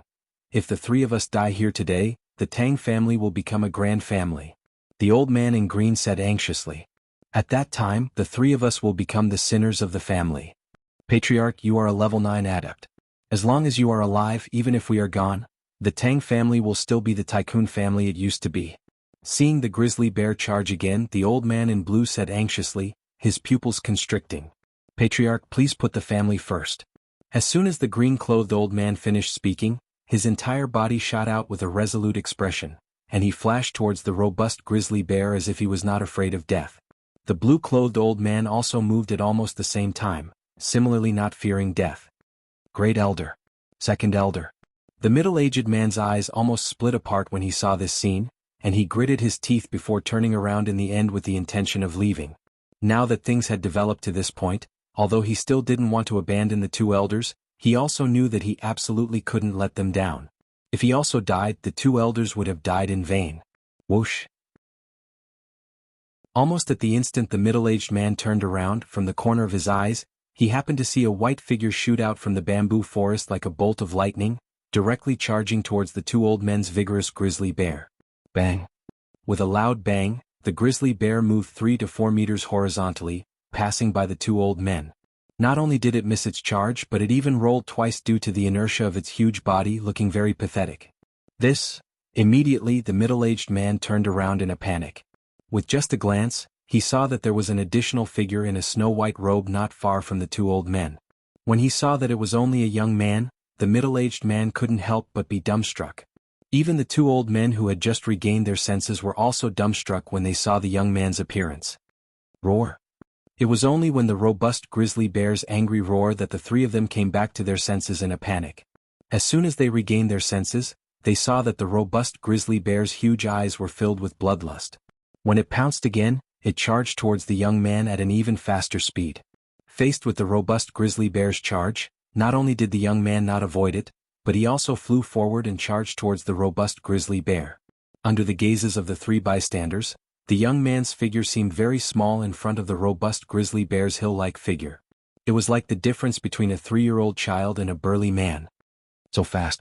At the same time, the 3 of them realized that the young man's speed was even faster than the furious charge of the robust grizzly bear. This made their hearts skip a beat. The robust grizzly bear was invincible among the level 9 demons in the Lost Forest. Apart from the 2 golden-crowned eagles, it was the absolute overlord of the Lost Forest. The adepts in the country of Yunyang who had not attained petty consummation of the Qi gathering would not dare to provoke the robust grizzly bear. Watch out! Just as the young man was about to collide with the robust grizzly bear, the middle-aged man instinctively cried out in warning. At this moment, the hearts of the 3 of them were suspended in their throats at the same time. Whoosh! Just as the young man was about to collide with the robust grizzly bear, his feet tapped the ground at the same time, and he moved in a strange manner to avoid the robust grizzly bear. Bang! As the young man and the robust grizzly bear brushed past each other, his right arm jerked, and he punched the robust grizzly bear's head with a loud, dull thud. Roar! The robust grizzly bear let out a pained cry, and its huge body was carried forward by inertia for some distance before it crashed to the ground, kicking up a cloud of dust. It's dead? The 3 men standing at the side stared with wide eyes, shocked and incredulous at the scene before them. The robust grizzly bear was dead? Given the robust grizzly bear's ability, even the best adepts of petty consummation of the Qi gathering would not be able to kill it. This was because it was not only strong, but also had a thick hide and a formidable defense. But now, in the blink of an eye, the robust grizzly bear was dead? And it had died at the hands of a young man? Is he from the Tycoon Tang family of the Chu royal city? Zhou Donghuang used the first great fist technique, beating the bull through the mountain, to ignore the robust grizzly bear's defense and kill it by smashing its brain. He then glanced at the three men standing by the side. I have something to do now. Take out the gallbladder of the robust grizzly bear and send it to room 3 of Chushioin tomorrow. As for the other parts of the robust grizzly bear, you can deal with them as you see fit. As he finished speaking, Zhou Donghuang continued deeper into the lost forest, as he realized that he was about to reach the source of the spirit absorption. Through the conversation between the three men, Zhou Donghuang already knew where they had come from, so he was not worried that they would steal the gallbladder of the robust grizzly bear. Only when Zhou Donghuang's silhouette disappeared from their sight did the three men regain their senses and look at each other speechlessly. After a moment, the middle-aged man was the first to regain his senses. He swallowed hard and said with some difficulty, Head elder, second elder, we're not dreaming, are we? A young man killed the robust grizzly bear in a single move? The middle-aged man's face was full of disbelief. Chief, we also feel like we're dreaming, but the problem is, this is not a dream. The old man in green reached out and tore at the flesh on his face. He could not help but laugh bitterly at the excruciating pain. Looks like he also went for the spirit fruit that caused the spirit energy in the lost forest to change. The old man in blue sighed. Let's go back, not to mention the fact that we are so injured that we have no advantage in obtaining the spirit fruit. Even if we were not injured, with that young man and the people from the Chu royal family around, it would still be difficult for us to obtain the spirit fruit. The middle-aged man laughed bitterly. His words received the agreement of the two old men. The three of them were the chief of the Tycoon Tang family of the Chu royal city, Tang Liunin, head elder Tang Yusin, and second elder Tang Yong. They were the three pillars of the Tang family. Tang Liunin was a level 9 adept, while Tang Yusin and Tang Yong were both level 8 adepts. The Tang family was not considered a top tycoon family in the Chu royal city, but it was still a superior tycoon family, far superior to the bottom tycoon families like the Shi family. Today, Tang Liunin and the other two had come for the spirit fruit that caused the spirit chi in the lost forest to become abnormal. However, before they could see the spirit fruit, they had unluckily encountered the only great strength grizzly bear in the lost forest. However, although we did not get the spirit fruit, our gains are not small. The entire body of the grizzly bear is a treasure, and even if we leave the most valuable part, the gallbladder, to that young man, we have earned more than 1,000,000 liang of silver on this trip. Tang Yong laughed. The entire body of a level 9 grizzly bear, including the gallbladder, was worth more than 2,000,000 liang of silver. Even excluding the gallbladder, the rest of the body was worth more than 1,000,000 liang of silver. Second elder, we cannot take advantage of this. Tang Liunin shook his head. Don't forget, if not for that young man, we would not have survived. Deep in the lost forest, beyond the white fog. As if sensing something, the golden-crowned eagle with the deep golden crown on its head suddenly flapped its wings, and like a bolt of lightning, it sped off in a certain direction. Second brother, someone is trying to barge into our territory. This golden-crowned eagle warned the other golden-crowned eagle as it flew out. The other golden-crowned eagle's eyes flashed fiercely, and it too flapped its wings and followed its elder brother like a bolt of lightning. Not long after the two golden-crowned eagles flew out, a white figure sped out of the white fog from another direction. It was Zhou Donghuang who had rushed over after killing the grizzly bear. This is a matrix? Looking at the white fog in front of him and the wild mosquitoes and flies that were killed by the white blade of light as they approached, Zhou Donghuang's eyes narrowed. Why would something like a matrix appear here? Even the most ordinary of matrices required inner yuan to set up. Chapter 97. At the Wei family mansion. In the backyard. Didn't the first young master of the Tan family, Tan Ji, go look for Shiryu? Why isn't he here yet? Many of the scions of the grand families who had been waiting to watch the show were puzzled when Shiryu and Tan Ji did not appear. It's been so long, even if that Tan Ji walked slowly from the Wei family mansion to the Shi family mansion, it would be enough time for him to go back and forth several times. What's going on? Could it be that Shiryu met Yang Zishi and the rest on the way here? That's possible. Most of the scions of the grand families whispered among themselves. No one thought that Shiryu did not dare to come, only that something special had happened. Shiryu was the first young master of the Tycoon Shi family, and the youth in white was not even from a grand family. Normally, no one would think that Shiryu would not dare to come. Looks like Sister Jiape was not exaggerating. If there was anyone present who thought that Shiryu would not dare to come, it would be the host today, the first young master of the Wei family, Wei Hongtao. Today, when the youth in white was about to leave, he had wanted to stop him, but had been stopped by the first young mistress of the Ren family, Ren Jiape. At that time, Ren Jiape had told him out of the blue that sure you would not dare to come. Naturally, he did not believe it. But now it seemed that what Ren Jiape had said was most likely true. The youth, who is he? Wei Hongtao did not believe that it could be such a coincidence. The Chu royal city was huge, and the possibility of Sure Yu bumping into the youth on the way here was very small. Furthermore, even if they did bump into each other, why didn't the first young master of the Tan family, Tan Ji, come back to look for his younger brother, Tan Li? Wei Hongtao glanced at Tan Li and saw that when he was talking to the others, he was also saying that his cousin Sure Yu must have bumped into that youth on the way here. With nothing to see, many scions of the grand families looked at the sky and went up to bid farewell to Wei Hongtao. That young Zishi would rather like an ordinary youth than young master Sure Yu? Don't you think she's being cheap? The third young mistress of the Zheng family, Zheng Qiuhe, said with a mocking smile. In Zheng Qiuhe's eyes, even the descendants of aristocratic families were no different from ordinary youths. I've heard her say that she dislikes young master Sure Yu for being too fickle. How many capable men don't have multiple wives? In my opinion, that young Zishi is just pretending to be virtuous. Perhaps, when the youth beside her dies at the hands of young master Sure Yu, she will know that in this world, one's background is the most important. Not bad. That youth's martial Dao talent might be good, but if he can't grow up, what's the use? How dare he flirt with young Zishi? Since this matter has reached young master Sure Yu's ears, he will definitely die. Now, the people who were mocking young Zishi along with Zheng Qiuhe were all daughters of noble families who used to call young Zishi sisters. In the past, Sure Yu had taken a liking to young Zishi, causing them to feel jealous. However, in the past, young Zishi was also the daughter of the Yang family, and her status was equal to theirs. Although they were jealous, they did not dare to show it.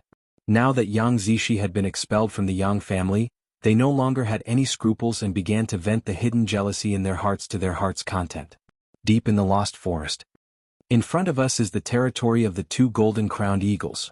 We have circled around their territory, and we can confirm that the location of the spirit fruit's emergence is within their territory. Outside the territory of the two golden-crowned eagles, the master of the lost forest, there were a few people standing at several places, looking into the forest with fearful expressions.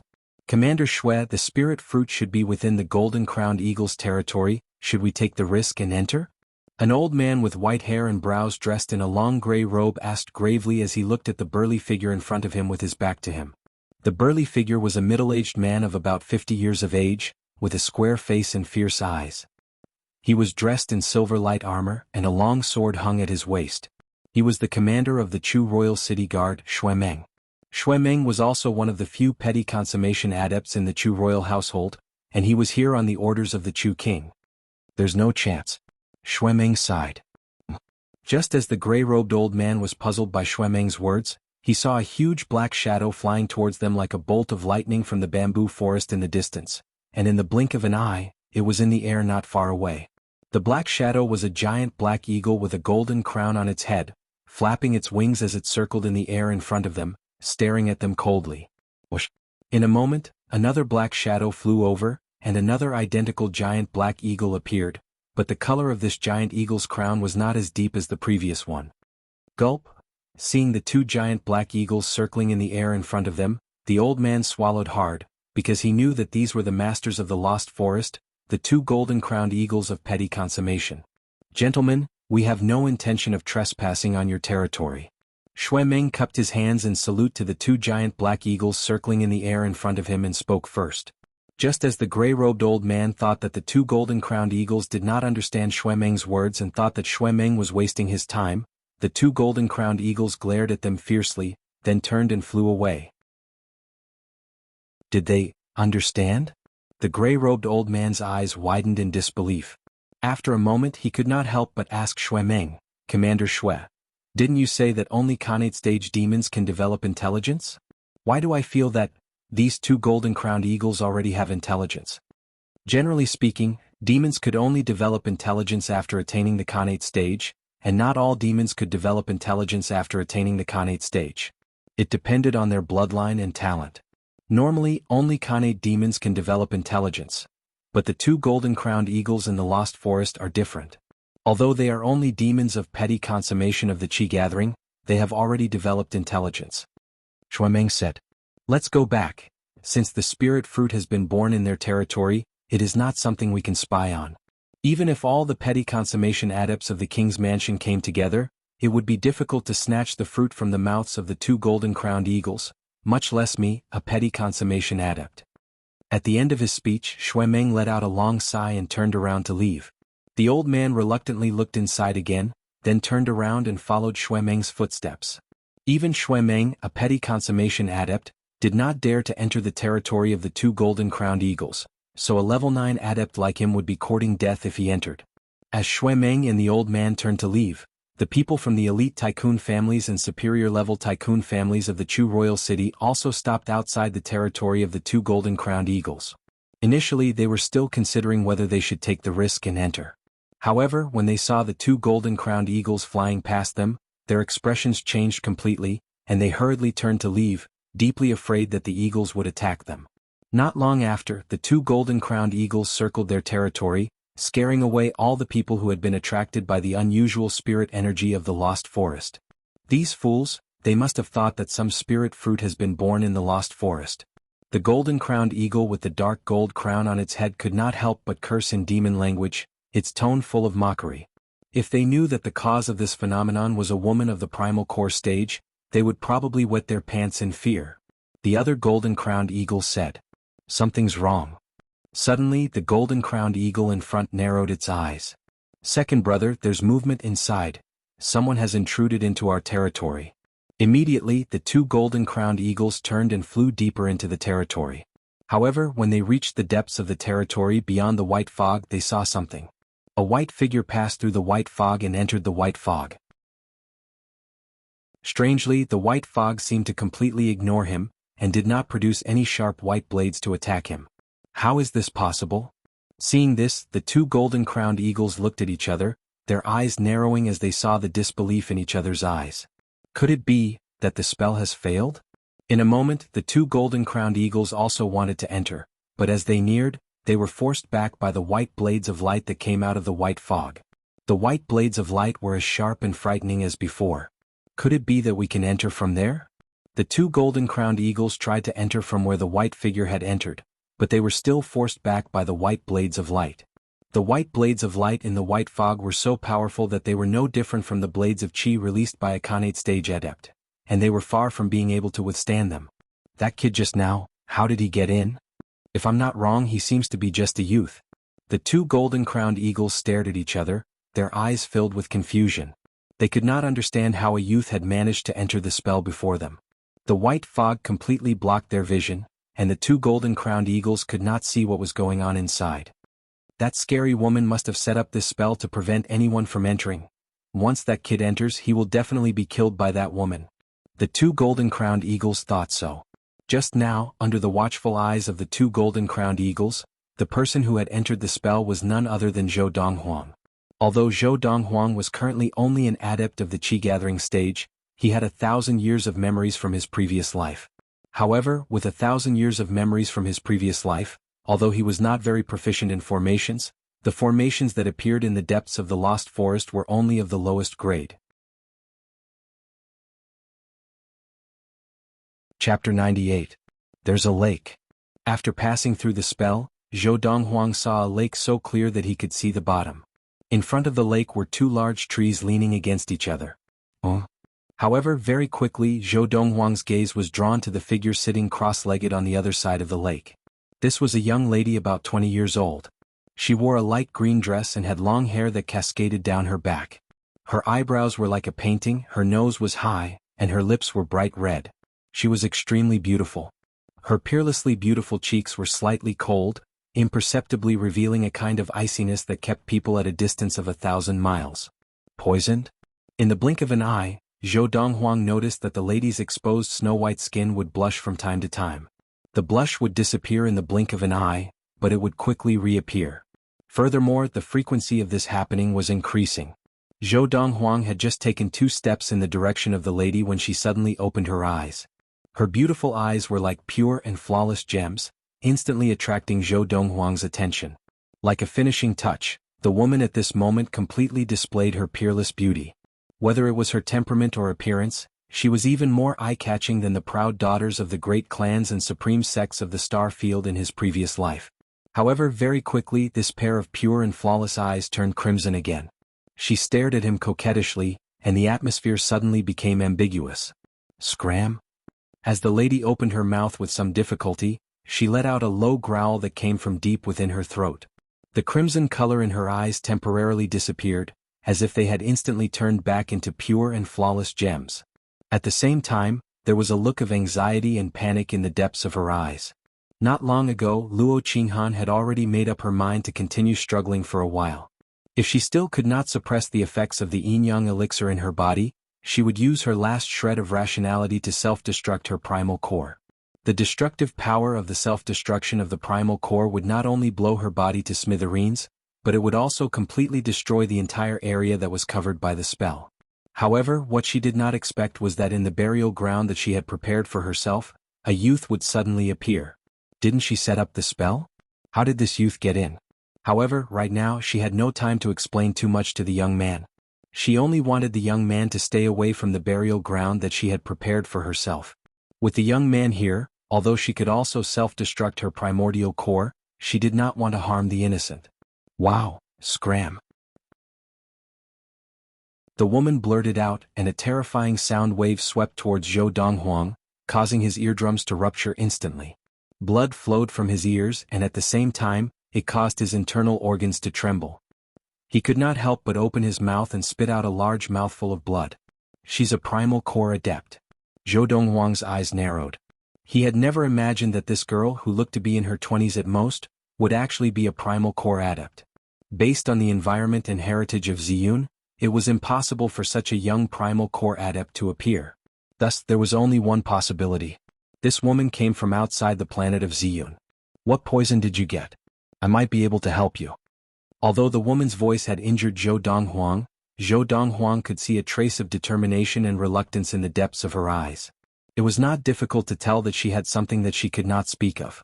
Seeing that the young man had no intention of leaving, Luo Qinghan had wanted to send him flying, but before she could activate the inner yuan in her primordial core, she realized.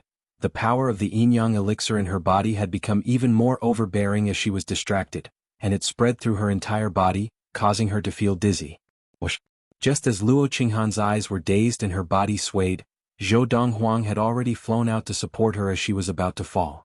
The masculine aura that rushed towards her caused the power of the yin-yang elixir in Luo Qinghan's body to boil even more, causing her consciousness to become increasingly blurry.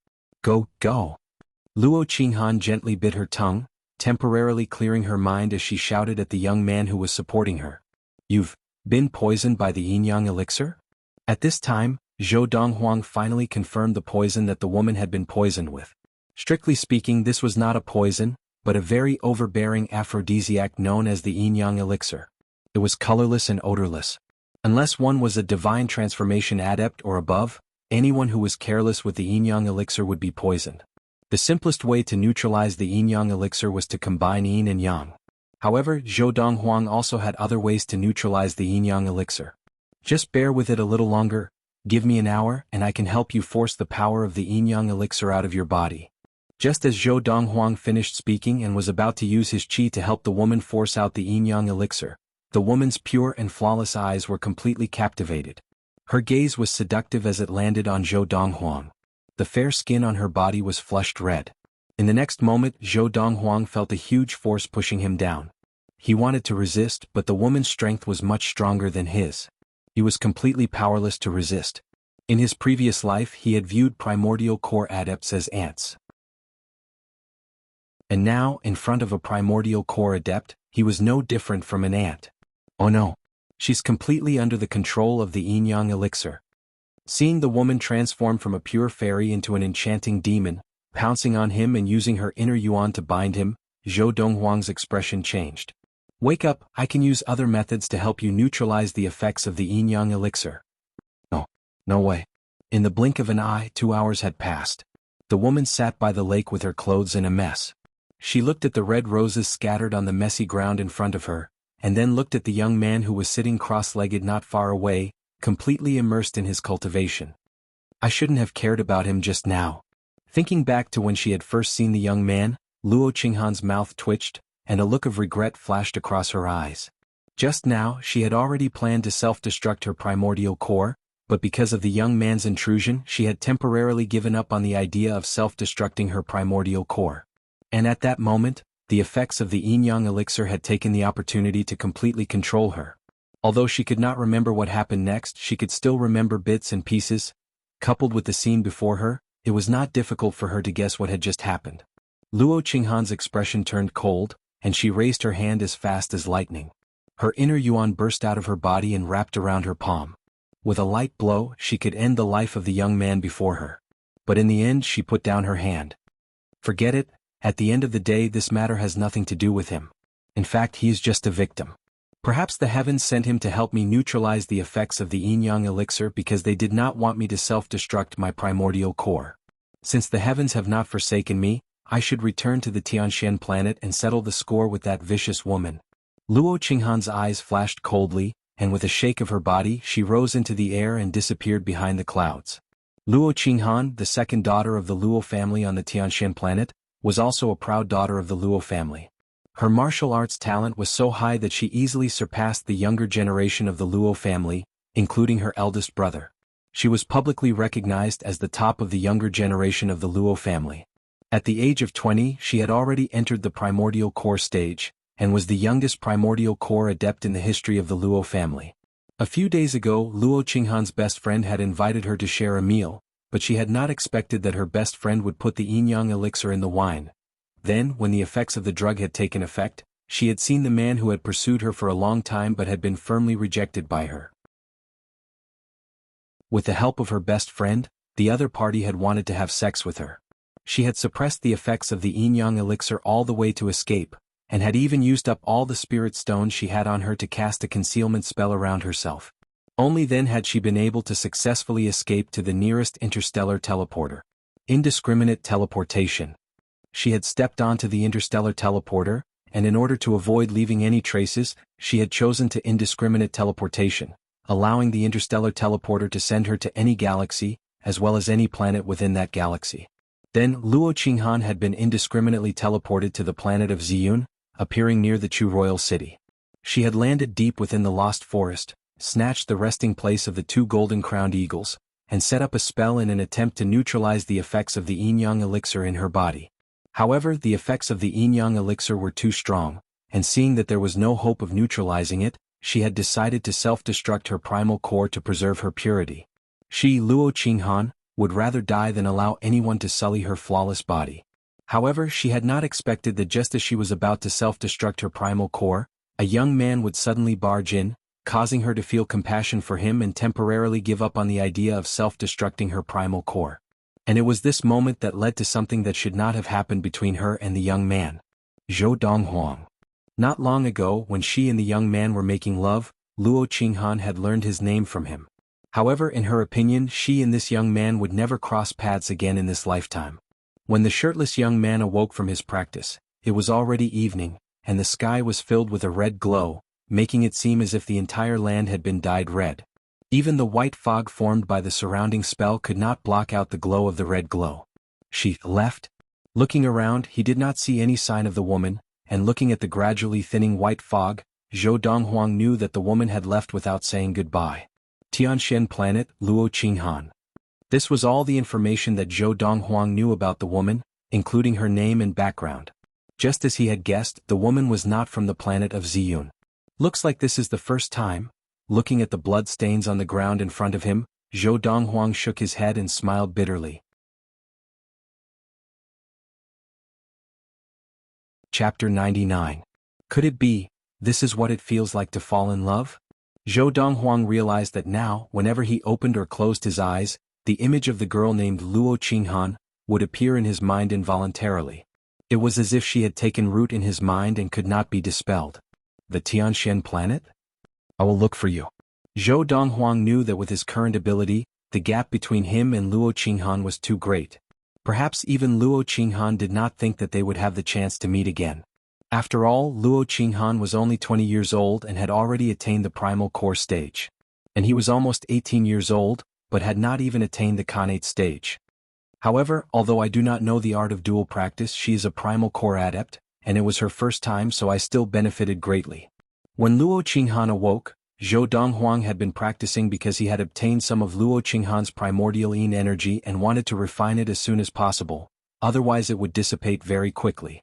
After an afternoon he had finally refined the primordial yin energy, and his level of practice had surpassed level 9 of Qi gathering and directly attained petty consummation of the Qi gathering.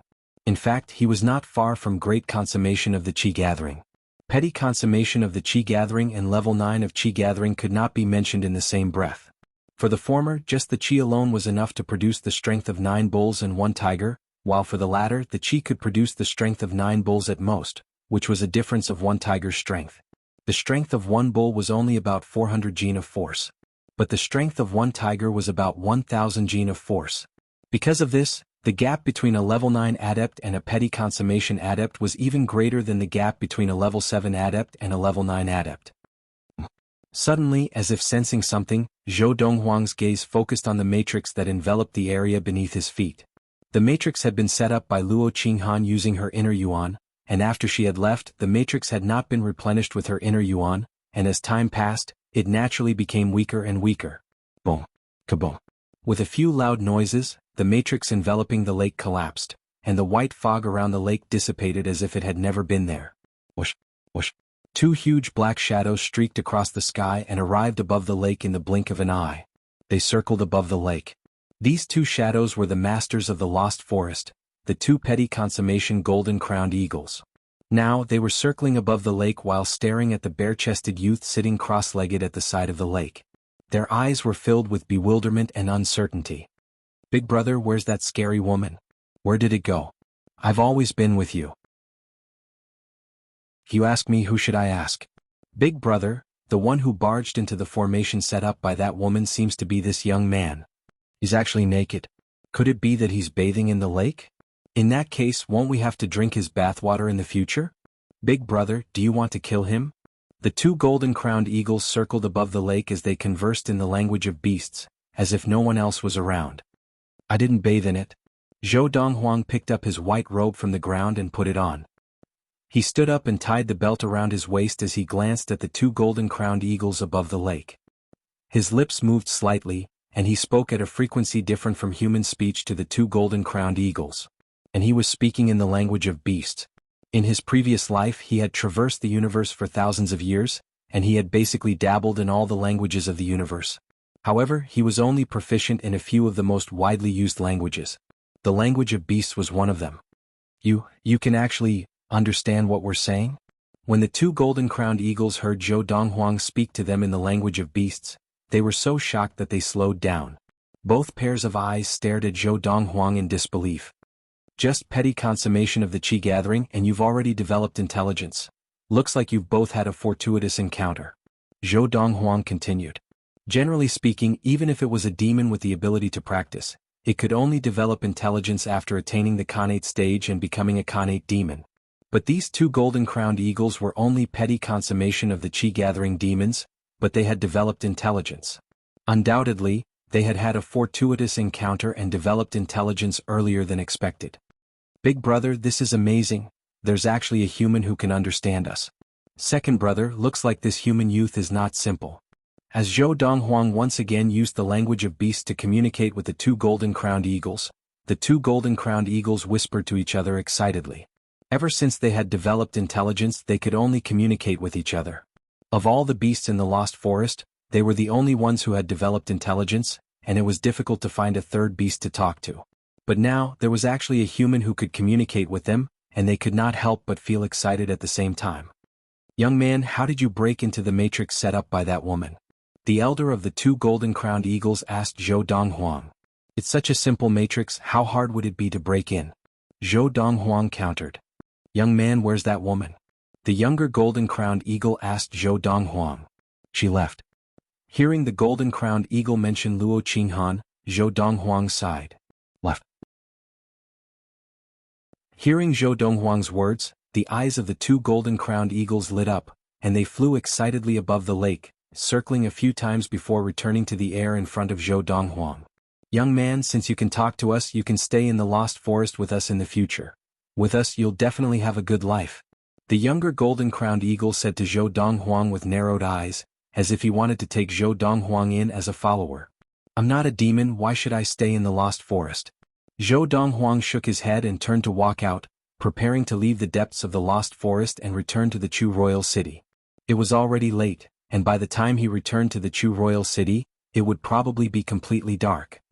Young man, our territory is not a place you can come and go as you please. The older golden-crowned eagle said coldly. You either stay and be our follower or die here, you'd better think carefully. What? I don't want to stay here and you still intend to kill me? Zhou Donghuang turned back to look at the two golden-crowned eagles, and his lips curled into a faint smile. Then I'd like to see, what right do you have to kill me?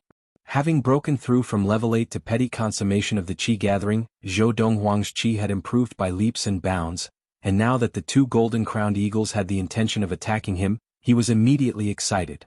Big brother, I'll go teach him a lesson. The younger golden-crowned eagle said to the other golden-crowned eagle, then flapped his wings and sped towards Zhou Donghuang.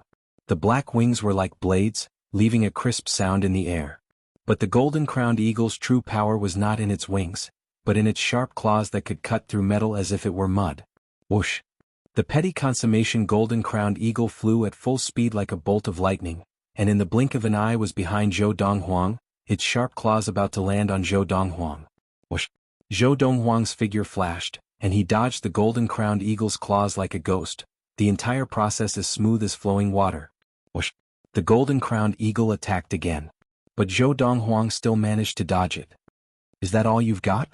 Zhou Donghuang used a first-grade swiftness technique, and his footwork was miraculous. His body was like a ghost, and he easily dodged the golden-crowned eagle's attack.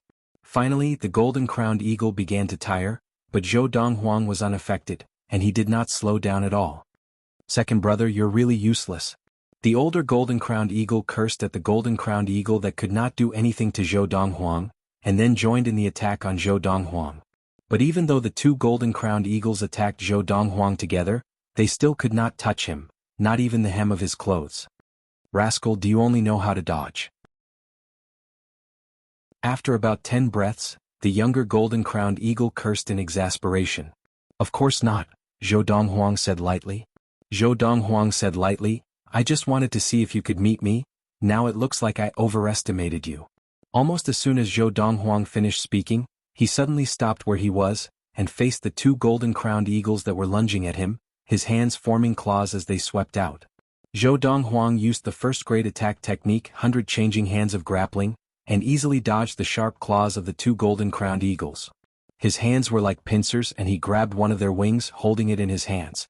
Just as the two golden-crowned eagles were about to attack again, Zhou Donghuang's arms shook, and he spun the eagles around a few times in the air, and then threw them viciously out, crashing into one of the large trees by the lake. Bang! Bang! The two golden-crowned eagles landed heavily on the tree trunk, causing the tree to shake.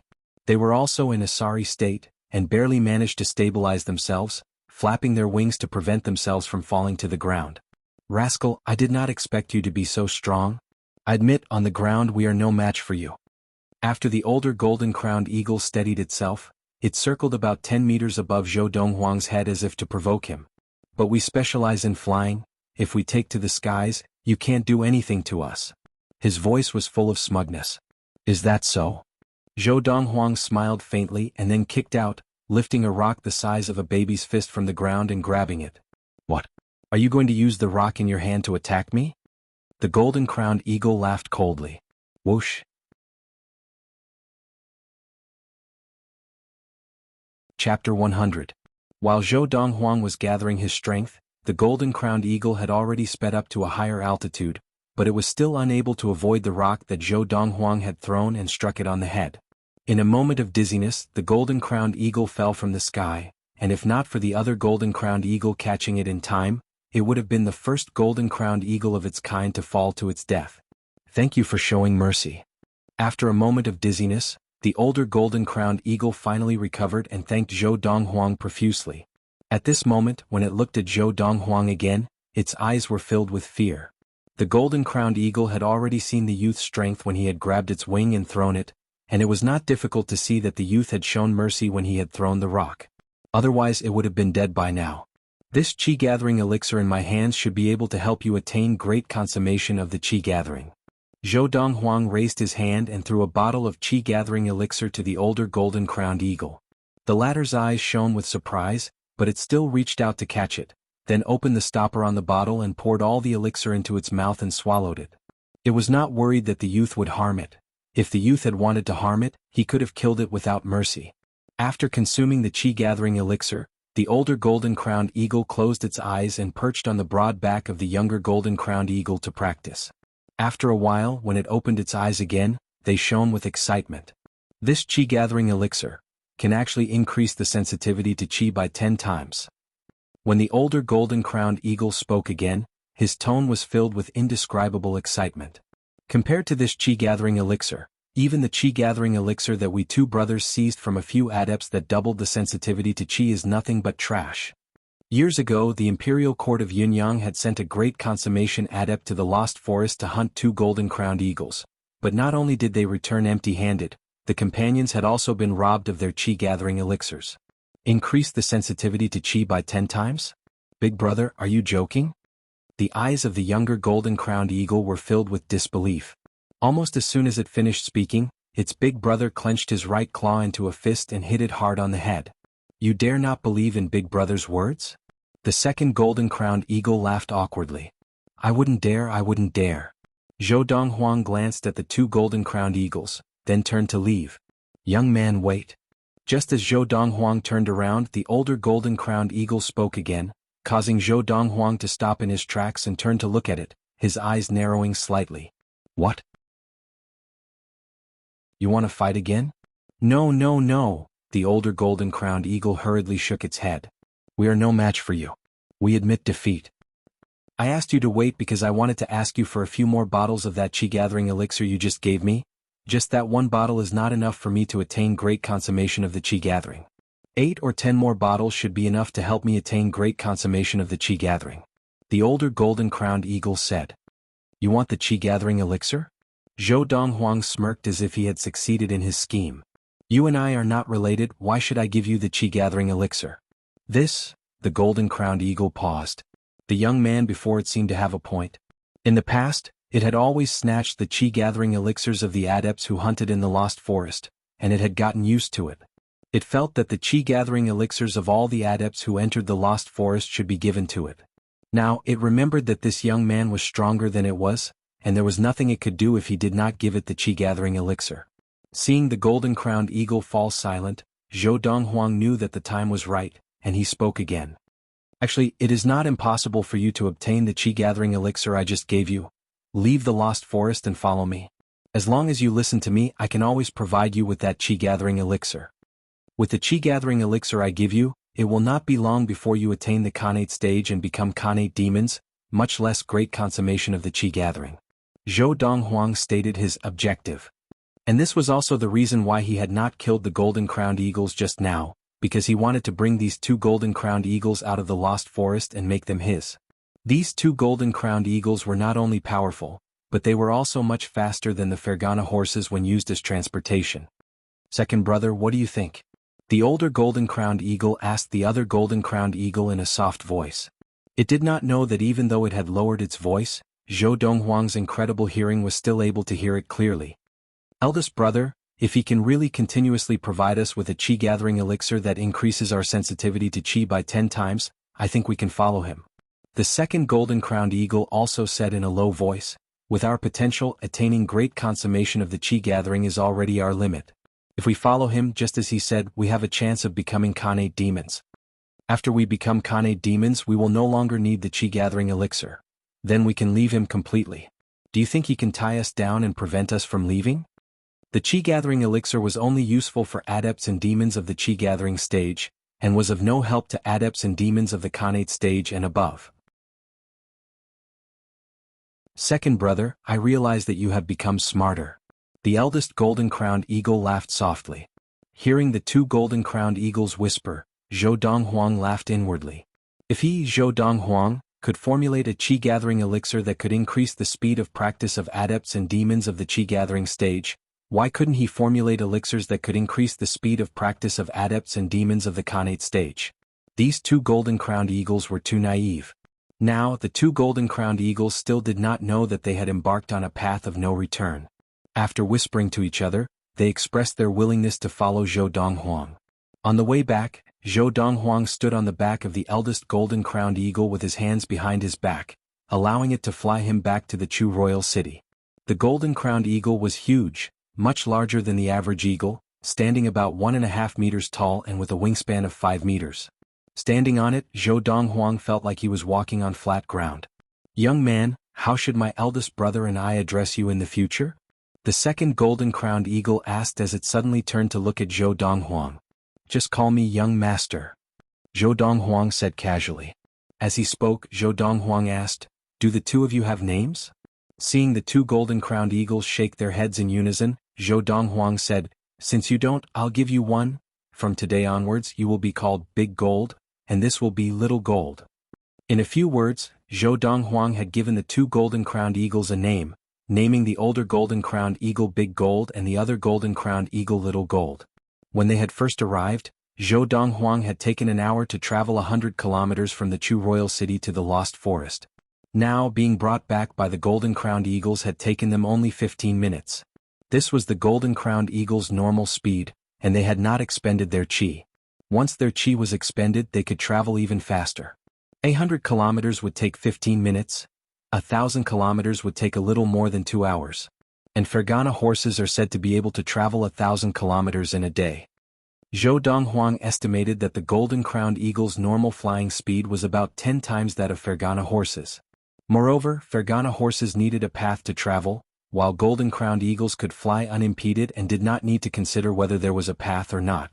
From the capital of Yunfeng Prefecture to the Chu royal city, even on a Fergana horse, it would take at least 2.5 months, including the rest time.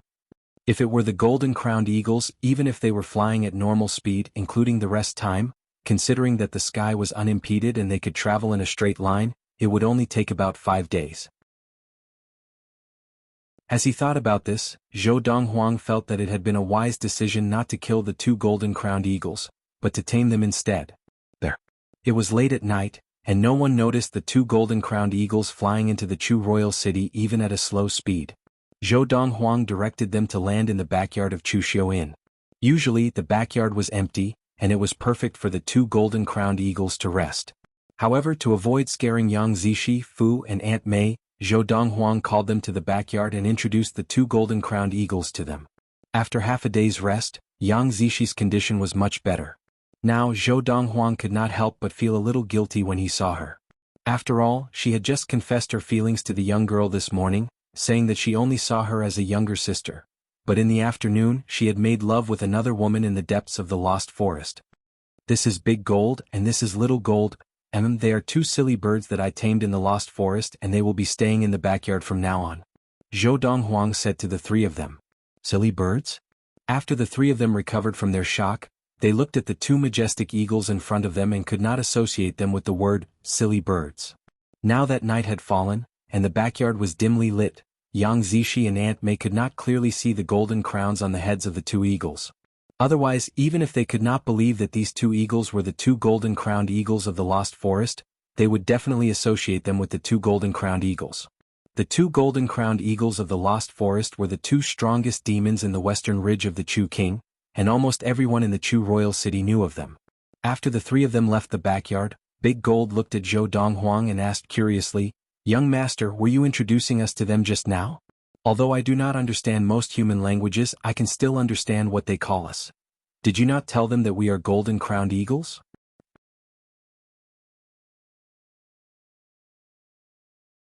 Chapter 101. Early morning, January 1st, 1229 of the Ziyun era. Young master. Zhou Donghuang, who was practicing in his room, was startled awake by Fu. Leaping off his bed, he walked out of his room and immediately saw 3 figures standing in the front yard. The leader was an elegant middle-aged man dressed in brocaded robes. His face was like a crown of jade and his brows were dignified. He exuded the aura of a superior, but now he stood there obediently, not even daring to breathe. Behind the elegant middle-aged man were 2 old men. Looking at the posture of the 2 old men, they were not ordinary people. Their robes were made of brocade, and one of the old men wore a jade thumb ring on his right thumb, which was obviously valuable. The other old man had a jade pendant hanging from his waist, and judging from the quality of the jade, it was obviously not an ordinary jade pendant either. Zhou Donghuang was no stranger to these three people. They were the three members of the Tycoon Tang family that he had met in the Lost Forest the day before. At that time, the three of them had been chased by a grizzly bear, and he had taken a liking to the grizzly bear's gallbladder. He had intervened and killed the grizzly bear, indirectly saving their lives. Chief of the Tang family Tang Liunin greets young Master Donghuang. Seeing Zhou Donghuang walk out of the room, the elegant middle-aged man bowed first. Earlier, he had already learned from the servant that this person's name was Zhou Donghuang. Head elder of the Tang family Tang Yusin greets young Master Donghuang. Second elder of the Tang family Tang Yong greets young Master Donghuang. After Tang Liunin, the two old men behind him also bowed respectfully to Zhou Donghuang, not daring to show the slightest disrespect, and their eyes were filled with gratitude. Yesterday in the Lost Forest, if not for this young man's timely intervention, they would have been killed by the level 9 grizzly bear. They were truly grateful to this young man. Tang family? Tang Liunin? Fu, who was standing to one side, heard the introduction of the elegant middle-aged man, and his eyes narrowed as he secretly sucked in a breath of cold air. Earlier, although he had heard the three men say that they were from the Tang family, he had not thought of the Tycoon Tang family. Now, hearing the introduction of the elegant middle-aged man, he realized. This middle-aged man was the chief of the Tycoon Tang family, Tang Liunin. Tang Liunin, the patriarch of the Tycoon Tang family, was a level 9 adept. It was precisely because of his existence that the Tang family was considered a high-class tycoon family among the tycoon families. And now, such a person was bowing respectfully in front of his young master. Young master. At that moment, Fu looked at Zhou Donghuang with even more admiration. Yes. Zhou Donghuang nodded lightly as he walked to the stone table in the front yard and sat down. He looked at Tang Liunin and asked, "Where is the bear's gallbladder?" "Young Master Donghuang, this is the gallbladder of a grizzly bear." At Tang Liunin's signal, the second elder of the Tang family, Tang Yong, stepped forward and placed the box on the stone table in front of Zhou Donghuang, along with a stack of silver notes beside it. Zhou Donghuang opened the box and looked at the intact bear's gallbladder. He nodded and looked at the stack of silver notes on the table. Zhou Donghuang placed his right hand on the table, palm facing down, and clenched it into a fist. He tapped the table lightly with his index and middle fingers as he looked at Tang Liunin and asked, "What is the meaning of this?" "Young Master Donghuang," Tang Liunin said respectfully, "the body of the grizzly bear, other than the bear's gallbladder, is worth more than 1,000,000 liang of silver. This 1,000,000 liang of silver is the price of the rest of the grizzly bear's body from the Tang family. I said before, other than the bear core you can do whatever you want with the rest." Zhou Donghuang looked deeply at Tang Liunin. "Young Master Donghuang," Tang Liunin said seriously, "yesterday you saved the three of us in time, that is already a great kindness. How can we take advantage of you?" Without waiting for Zhou Donghuang to speak, Tang Liunin took out an invitation and placed it on the stone table in front of Zhou Donghuang. Just as Duan Ling Tian saw the invitation and a look of confusion flashed across his eyes, Tang Liunin said, "Young Master Donghuang, the Tang family will be hosting a banquet in 10 days' time, inviting all the chiefs of the grand families and above in the Chu royal city. The purpose of this banquet is to thank you for saving the lives of me and the two elders. Yesterday, if the three of us had died in the Lost Forest, the Tang family would have been reduced from a tycoon family to a grand family. The purpose of this banquet is to thank you for saving the lives of the three of us, and also to thank you for giving the Tang family a new lease on life." Following Tang Liunin's words, not only did he bow, but the two Tang family elders behind him also did the same. "I'll accept this 1,000,000 liang of silver, there's no need to trouble yourself with the rest." Zhou Donghuang shook his head as he spoke. "Young Master Donghuang, early this morning, the Tang family has already sent invitations to all the grand families and above in the Chu royal city. In 10 days' time, we hope that young Master Donghuang will be present, or else this banquet of the Tang family will be meaningless." After saying this, Tang Liunin left with the two Tang family elders to bid farewell to Zhou Donghuang, as if leaving Zhou Donghuang no choice. Of course, even if Tang Liunin did so, no one could feel any ill will towards him. After all, his intentions were good, and it was clear that he was a grateful person, even if he was trying to curry favor with Zhou Donghuang. This Tang Liunin is really particular. After the three Tang family elders left, Zhou Donghuang shook his head with a smile and opened the invitation. His name was not written on it, only the word benefactor. Obviously, when the Tang family had prepared this invitation, they had not known his name. Fu. After letting Fu put away the bare gallbladder, invitation and silver, Zhou Donghuang left his seat and returned to his room to practice. It was only in the afternoon, when it was time for lunch, that Fu called him out of his room again. Walking out of the room, he immediately saw a large round table in the front yard. The table was filled with piping hot dishes. Although they did not look good, they still smelled fragrant and made people want to eat. At the round table, Fu and Auntie Mei stood to one side. The slender young girl stood in front of the table, smiling at Zhou Donghuang as he walked out of his room. Big brother Zhou, do you remember what day it is today? What day? Zhou Donghuang was stunned. Young master, today is the day you come of age. Fu could not help but remind him. Young master Donghuang. At the same time, Auntie Mei looked at the young girl in front of the table with a pained expression, then looked at Zhou Donghuang and said with a smile, all the dishes on this table were personally prepared by my mistress. As early as 3 months ago, she asked me to teach her how to cook for you on this day to celebrate your coming of age. Auntie Mei's words caused Zhou Donghuang's calm heart to tremble uncontrollably. When he looked at the young girl again, his gaze became much warmer. Zishi, you've worked hard, but actually I'm not that particular. Zhou Donghuang sighed. Big brother Zhou, I've wanted to learn how to cook for a long time. This time it's just a coincidence. As the young girl spoke with a smile, a look of disappointment flashed in the depths of her eyes. Big brother Zhou, sit down and eat. The young girl stood up and helped Zhou Donghuang pull out the chair in front of the table. Only when Zhou Donghuang sat down did she sit beside him and pick some food for him. Brother Fu, Auntie Mei, sit down too. The young girl did not forget to call out to Fu and Auntie Mei, and the two of them responded and sat down. Sometimes, the arrangement of fate seemed to be playing tricks on people. If not for yesterday's incident, perhaps Zhou Donghuang's feelings for the young girl would have changed from being moved to being attracted to her. However, yesterday's incident had already made Zhou Donghuang's heart fill with a woman. Now, although he was moved, he did not dare to be moved. Between him and Luo Qinghan, what was done could not be undone. Even if he did not already have feelings for Luo Qinghan as a man, he would definitely have to bear responsibility for taking away her first time. As for Yang Zishi, he could only choose to restrain himself. After all, he was no longer alone. In layman's terms, he was no longer single. After the meal, Zhou Donghuang felt like he was sitting on pins and needles. After eating his fill, he immediately used practicing as an excuse to return to his room. Seeing this, the young girl sighed, her beautiful face full of disappointment. Miss, don't be discouraged. I can see that young Master Donghuang is very touched by this meal. I believe that young Master Donghuang will sooner or later realize how good you are and accept you. Aunt Mei looked at the young girl with heartache and consoled her. Fu could not help but shake his head. He had always felt that this Lady Zishi was very suitable for his young master, but the unrequited love was unrequited love, and he could only watch anxiously from the side. Big brother Fu, big brother Zhou, does he have someone he likes? The young girl asked softly as she looked at Fu. Immediately Aunt Mei's gaze fell on Fu. After all, in her opinion, a man who could not be moved by her mistress's efforts was either already in love, or he did not like women. No. Fu shook his head confidently. Fu, young Master Donghuang, could it be that he does not like women? Aunt Mei asked with a strange look in her eyes. This? Fu was stunned for a moment, then thought back.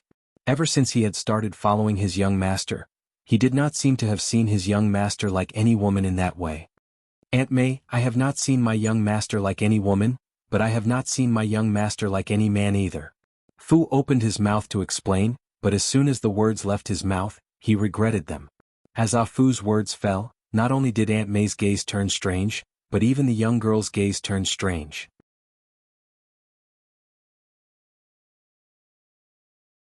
Chapter 102. I only broke through to level 8 of Qi Gathering half a month ago. Even with the help of the concentration elixir and the tenfold increase in sensitivity to Qi, it will take me at least half a year to attain level 9 of Qi Gathering. Zhou Donghuang reclined on the bed, his head leaning against the headboard, the thumb of his right hand straight and the other 4 fingers bent, the pad of his index finger resting on his chin, his thumb gently rubbing his chin.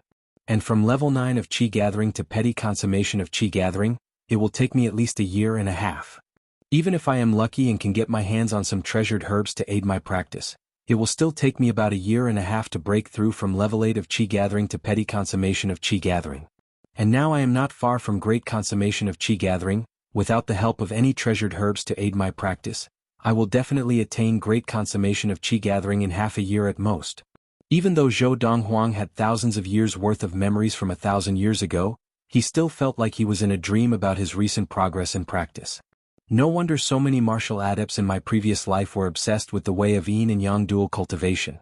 I don't even know the way of dual cultivation, yet I've received such benefits. If I knew the way of dual cultivation, I would most likely be able to enter the Khanate stage directly. After all, she is a primal core adept. At this thought, Zhou Donghuang's mind once again involuntarily flashed back to the image of a woman in a light green dress, her unparalleled beauty, and the scene of them flirting with each other. Luo Qinghan, she said she is from the planet of Tianxian. Tianxian, I do not have any impression of it, but I am sure she is not from the galaxy where the planet of Ziyun is. She is also not from the galaxy where Earth is. However, she is only about 20 years old and she has attained the primal core stage. Since that planet can produce such a martial genius, it means that it is not a small, unknown planet. When I leave the planet of Ziyun, I can ask around and it will not be difficult to find out. Alright. I almost forgot, I have not dealt with the grizzly bear's gallbladder. Thinking about the gallbladder of the grizzly bear, Zhou Donghuang immediately found a pen and paper and wrote down a list of herbs. He then handed it to Fu and asked him to buy all the herbs on the list. These medicinal herbs, together with the gallbladder of the Herculean bear, could be concocted into a medicinal powder called qi-increasing powder. It could forcibly increase the strength of one's true qi for a short period of time, and it could last for 10 breaths. The increase in the strength of his jinqi exceeded 500 kilograms. Most importantly, the qi-increasing elixir formulated by Zhou Donghuang was different from ordinary qi-increasing elixirs. It had no side effects. Most qi-increasing elixirs had some side effects, and the effects were not as good as the qi-increasing elixir formulated by Zhou Donghuang. That night, Fu delivered the herbs to his door. Zhou Donghuang had used the gallbladder of the level 9 grizzly bear to formulate 10 bottles of qi-increasing elixir, which he kept in his robes in case he needed it. January 11, 1228 of the Ziyun era. On this day, the Tycoon Tang family of the Chu royal city had set up a banquet, inviting all the grand families and above of the Chu royal city. The Tang family had even sent out invitations to the Chu royal family. Of course, although the Tang family had sent invitations to the Chu royal family to invite the king of the Chu royal family, the king would definitely not attend. At most, he would send someone to attend. Even the patriarchs of the elite tycoon families would not attend the banquet, and at most they would send an elder of the family. After all, the Tang family was at most a superior-level tycoon family. It seems that the Tang family has set up this banquet just to express their gratitude to one person? Yes. It is said that the patriarch of the Tang family, the head elder of the Tang family, and the second elder of the Tang family entered the Lost Forest and encountered a grizzly bear. They were almost killed by the grizzly bear. At the critical moment, someone intervened and saved them. Grizzly bear? As far as I know, there is only one grizzly bear in the Lost Forest, and it has already matured. It is a level 9 demon, and it is second only to the 2 golden-crowned eagles in power in the Lost Forest. That's right. It is the grizzly bear that even a petty consummation adept of the Qi gathering cannot kill. To be able to save the 3 members of the Tang family from the grizzly bear, even if they work together to repel the grizzly bear, the other party must be at least a level 9 adept. If the 3 members of the Tang family had died there, the Tang family would have been reduced to a grand family. No wonder the Tang family has set up such a grand banquet to express their gratitude. All over the Chu royal city there were similar discussions. Obviously, the Tycoon Tang family who had set up the banquet had not leaked the details, only some superficial information. For example, that the person who had saved the 3 members of the Tang family was a youth. For example, that the grizzly bear had been killed, and not forced to retreat as everyone had guessed. Or that the grizzly bear had been killed by the youth alone. As for these details, the patriarch of the Tang family, Tang Liunin, and the 2 elders of the Tang family had only told those close to them for the time being, and had not spread the news widely. They were prepared to recount the details of what had happened at the banquet, and to express their gratitude to their benefactor in front of everyone. At the main entrance of the Tang family household. Because the Tang family had set up a banquet, people began to arrive at the main entrance of the Tang family household in the evening, showing their invitations to enter. At first there were fewer people. Soon more and more people arrived and there was even a small queue. The Shi family is here. Someone in the queue recognized the two men who had just alighted from the carriage and were walking towards the main entrance of the Tang family household. It's the second master of the Shi family, Shi Yan. The youth beside him is the first young master of the Tang family, Shi Yu. Shi Yan was a middle-aged man dressed in a silver robe with gold trim. His face was determined, his eyes bright and piercing, and he had a small mustache on his chin. He looked very shrewd. Today Shi Yu was wearing a gray and white robe, walking shoulder to shoulder with Shi Yan. His complexion looked much better than before. Second Master Shi. Young Master Shi. The Shi family was the first tycoon family to arrive so far. The few people in the queue were all from grand families, and seeing the two from the Shi family, they all made way. This was the power of a tycoon family, and even the elite grand families could not compare. The patriarch of the Wei family is here. Beside him is the first young master of the Wei family, Wei Hongtao. He is also the first among the younger generation of the grand families of the Chu royal city. Not long after the two from the Shi family entered, the elite Wei family arrived as well. The patriarch of the Wei family had come personally, accompanied by the first young master of the Wei family. Obviously, the Wei family took the Tang family's banquet very seriously. That's the carriage of the Ouyang family? However, regardless of whether it was the people from the Shi family or the Wei family, none of them could compare to a carriage that was approaching from afar. The two large characters embroidered on the curtains of the carriage attracted the attention of the onlookers near the entrance of the Tang family residence from afar. Ouyang. Obviously this was the carriage of the Ouyang family. And in the Chu royal city, there was only one Ouyang family, and that was the Tycoon Ouyang family. The Ouyang family had 3 level 9 adepts and almost 10 level 8 adepts, and was one of the only 3 elite tycoon families in the Chu royal city. Now, the onlookers near the main entrance of the Tang family household were basically not from the grand families and above, but just passers-by who had come to join in the fun. I wonder who is coming from the Ouyang family. The patriarch of the Ouyang family is definitely not coming. In my opinion, it should be the head elder or the third elder of the Ouyang family. The Ouyang family had a total of 3 level 9 adepts, and they were the patriarch, the head elder, and the third elder of the Ouyang family. In a moment, under the watchful eyes of the crowd, a well-built old man in a gray robe stepped out of the carriage, leaped lightly off the carriage and walked towards the Tang family household. Very quickly, someone recognized the old man. It's the third elder of the Ouyang family, Ouyang Zhen. Ouyang Zhen was one of the only 3 level 9 adepts in the Ouyang family, and he held a high position in the Ouyang family. Even in the Chu royal city, a level 9 adept of Qi gathering was a formidable figure. Ouyang Zhen's appearance had unsurprisingly attracted the attention of the crowd of onlookers outside the main entrance of the Tang family mansion. Elder Ouyang Zhen. Even the Tang family juniors guarding the main entrance of the Tang family household were far more respectful to Ouyang Zhen than they had been to any of the people who had entered before them. This was the power of a level 9 adept. At the main entrance of the Zheng family household. Quick, quick. A middle-aged man hurriedly boarded the carriage parked outside the main entrance with a gorgeously dressed young lady, and the carriage headed for the Tang family household. Choha, you're too slow. Our Zheng family is only an inferior grand family, and if we're late, the Tang family will have a bad impression of us. In the carriage, the middle-aged man who was the patriarch of the grand Zheng family, Zheng Donglai, frowned slightly as he spoke to the young lady sitting opposite him. The young lady was his daughter, third young mistress of the Zheng family, Zheng Choha. Father, I'm just trying to look prettier, right? Zheng Choha giggled. Didn't you tell me the night before yesterday that the benefactor that the Tang family is holding today with great fanfare to thank is a youth? Zheng Donglai was taken aback at first, but then he laughed. So that's what you were thinking, Choha? Good, good, good. Choha, if you can get together with that youth, even if it's just to be his concubine, the Zheng family's meteoric rise will be just around the corner.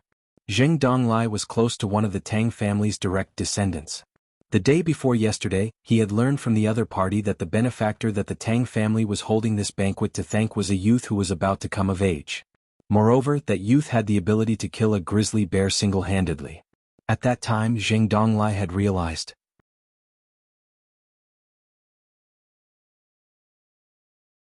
Chapter 103. At the main entrance of the Ren family household. A horse carriage was moving slowly towards the Tang family household. In the carriage, a middle-aged man dressed in a dark yellow robe, tall and well-built, with dashing eyebrows and bright eyes, was sitting opposite an old man. The old man was dressed in a green robe, of medium build and ordinary features. His long gray hair flowed down his back, and he sat solemnly at the side of the carriage. "Chief, did first young mistress say that she wanted to attend the banquet at the Tang family household with you?" The old man was the head elder of the Ren family, Ren Xiong. From the way he addressed the middle-aged man sitting opposite him, this middle-aged man was obviously the chief of the Ren family, Ren Tianxing. "That girl, I don't know what's wrong with her recently. She has not left the house for more than 10 days. She used to like to join in the fun, but when I went to look for her yesterday and asked if she wanted to attend the Tang family banquet with me, she rejected me without hesitation." Ren Tianxing shook his head with a bitter smile, his eyes full of confusion. "First young mistress used to go out frequently and was very close to Yang Zishi. It's a good thing that she has not gone out now, at least she will not incur the wrath of the Shi family because she is close to Yang Zishi," Ren Xiong said. And the person that Ren Tianxing and Ren Xiong were talking about was first young mistress of the Ren family, Ren Jiape. Ever since the gathering at the Wei family household more than 10 days ago, Ren Jiape had been staying in the Ren family household, not going out at all. She was no longer as lively as before, and those who had met her during this time had realized that she was no longer as cheerful as before. And the reason she was like this was all because of the word, love. After that day, Ren Jiape had realized that she had fallen deeply in love with the youth by Yang Zishi's side, to the point where she could not bear to part with him. But Yang Zishi also liked that youth. She saw Yang Zishi as her own sister, and in addition Yang Zishi had saved her life when she was young. She could not possibly compete with Yang Zishi over him. Because of this, she had been locking herself in her room recently, saying that she was practicing in seclusion, but in reality she was escaping. Today the Tang family household was very lively. All the chiefs of the grand families of the Chu royal city had come, without exception. In addition, many patriarchs of the tycoon families of the Chu royal city had also come personally. Although the patriarchs of the 3 elite tycoon families were not present, they had each sent a family elder, and all of them were level 9 adepts of Qi gathering, giving the Tang family plenty of face. Now, of all the grand families of the Chu royal city and above, only the Chu royal household had not sent anyone who had received an invitation. No one was surprised by this. The Chu royal household was the master of the Chu royal city, as well as the master of the entire western ridge of the Chu king. Even the most elite tycoon families had to rely on them to survive. Although the Tang family was a tycoon family, they were not a threat to the Chu royal household, and the Chu royal household did not need to consider whether to give the Tang family face. If they didn't give face to the Tang family, what could the Tang family do? To put it bluntly, in the eyes of the Chu royal household, even a top tycoon family was just a slightly larger ant. Other than the people from the Chu royal household, all the grand families and above seemed to be here. At the main entrance of the Tang family household, a few of the Tang family disciples in charge of reception opened the name list in their hands and scanned it, quickly discovering that it was not only the Chu royal household who had not come. There was still one person who had not come. However, this person did not belong to any family, but was listed first on the list, with only the word benefactor. I didn't notice earlier. Could the benefactor on the first line of the list be the person who saved the lives of the patriarch, head elder, and second elder of the Tang family's banquet tonight? One of the Tang family disciples guessed. It should be. Another Tang family disciple nodded with a serious expression. I remember all the guests who came today. They are all from the grand families and above. There are no unfamiliar faces. Since that person's name is not on the list, he must not be from the grand families of the Chu royal city, or even from our Chu royal city. Why is that person not here yet? If he is not here, what is the point of our banquet today? A few of the Tang family disciples looked around for a while, but still did not see anyone walking towards the main entrance of the Tang family household. As the star of today's banquet, the person who had saved the lives of the patriarch, head elder, and second elder of the Tang family, would he not come? The person from the Chu royal household probably won't come. As time passed, the crowd of onlookers at the main entrance of the Tang family household gradually dispersed. And just as more than half of the crowd had dispersed at the end of the road, a white figure and a beautiful figure in a rose-red dress walked side by side. The two of them walked directly to the main entrance of the Tang family household. The youth in white took out an invitation from his pocket and handed it to a Tang family disciple who was guarding the door. They are from the Chu royal household? Impossible. I know all the reputable people in the Chu royal household. These two can't be from the Chu royal household. Among the onlookers who had yet to leave, some guessed that the youth and the girl before them were from the Chu royal household, but this was quickly refuted. That young girl. Isn't she Yang Zishi who was personally expelled from the Yang family by Patriarch Yang Yunji 4 months ago? Yang Zishi? Did I find her familiar just now? That's right, she's Yang Zishi. Very quickly, someone recognized the young girl in the rose-red dress. She was Miss Zishi of the former Grand Yang family, who had been expelled from the Yang family 4 months ago. The Yang Zishi who was expelled from the Yang family? You can't have mistaken her for someone else, right? Those Tang family disciples were much more enthusiastic towards her and the youth beside her than they were towards the patriarch of the Yang family, Yang Yunji. Not to mention Yang Yunji, even the elders of the 3 top tycoon families didn't seem to be this enthusiastic. Under the gazes of the surrounding crowd, a few Tang family disciples bowed as they moved in unison to welcome the young man and woman who looked like a pair of golden boy and jade girl. I am certain that she is Yang Zishi. The reason why these Tang family disciples are so enthusiastic is probably because of that youth. In the Chu royal city, there are very few people who can make these Tang family disciples act this way. Are you trying to say that this youth is the young master of the Chu royal household? I have seen all the young masters of the Chu royal household, and he is not one of them. Zhou Donghuang, who had been warmly welcomed into the Tang family household by the Tang family disciples, did not know that he had been mistaken for the young master of the Chu royal household. The Tang family disciples who were guarding the door were shocked when they saw Zhou Donghuang's invitation, and they respectfully welcomed him into the Tang family household. This was because, on Zhou Donghuang's invitation, the words benefactor were written on the line for the invited. Of course, the Tang family disciples did not think that the youth before them had saved their patriarch, head elder, and second elder. They only thought that it was the youth's elder who had saved them, and that the youth was only attending the banquet on behalf of his elder. Even so, they did not dare to be negligent. Young Master Zhou, please come in. One of the Tang family disciples stayed behind to bring Zhou Donghuang and Yang Zishi to the place where the Tang family was hosting the banquet, the spacious front courtyard of the Tang family household. Earlier, when one of the Tang family disciples had asked Zhou Donghuang how he should be addressed, Zhou Donghuang had casually given his name, so the Tang family disciples already knew that his surname was Zhou. Go ahead, we will go there ourselves. Just as the Tang family disciple was about to bring them directly to see the patriarch, Tang Liunian, Zhou Donghuang stopped him, and the latter naturally obeyed, not daring to go against Zhou Donghuang's wishes. The Tang family was an upper-level tycoon family in the Chu royal city, and its family household occupied a vast area, much larger than that of the tycoon Shi family. Now, in the spacious front courtyard of the Tang family household, there were many large round tables, many of which were already seated, and many more were standing in groups of 3 to 5, chatting idly. With just one glance, Zhou Donghuang saw, in the distance at the easternmost round table in the front courtyard, the patriarch of the Tang family, Tang Liunian, was chatting idly with 3 old men. The second elder of the Tang family, Tang Yusin, and the third elder, Tang Yong, were also standing far away, chatting idly with a few others.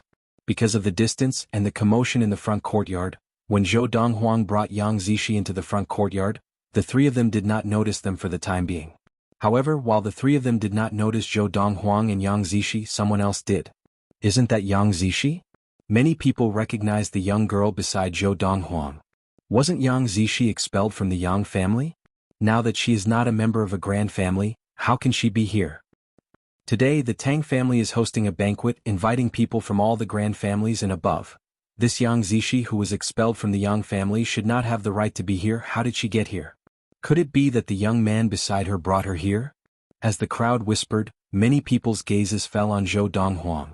Now, although Zhou Donghuang was already 18 years old and more than 1.8 meters tall, he was already a young man, but there was still a hint of childishness in his features, and it was easy to mistake him for a young man. It's him. This young man, isn't he the one who maimed the arm of Zhang Yongshan of the Zhang family 10 days ago at the Wei family household? He actually did not die? The first young master of the Shi family, Shi Yu, did not seek him out for revenge? Many of the young men of the grand families present recognized Zhou Donghuang at a glance, and as they whispered, their gazes all turned to a round table in the distance. The first young master of the Shi family, Shi Yu, sat there, his back facing them. Shi Yu?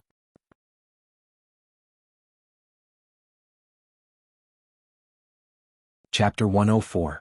10 days ago, Wei Hongtao had gone to the Grand Tan family to find the first young master of the Tan family, Tan Ji, because he was suspicious that Shi Yu had not attended the gathering of the Grand Scions that day. At first, Tanji had avoided the topic, but later he had revealed a piece of information to him. Sure, you did not dare to provoke the youth by Yang Zishi's side. At that moment he was completely certain. First, young lady Rinjiape had not lied to him. Because of this, hearing the words of this group of scions, he looked at them as if they were idiots, and felt a sense of intellectual superiority. Yang Zishi. Among the group of scions, a gorgeously dressed young lady stepped forward. It was the third young lady of the Zheng family, Zheng Qiuha. She had looked around earlier, and the first young lady of the Ren family, Rinjiape, was not around. Thinking of how Rinjiape had stood up for Yang Zishi at the Wei family mansion that day, she felt a surge of anger rush to her head. Rinjiape was not around, and she was not worried that someone would protect Yang Zishi.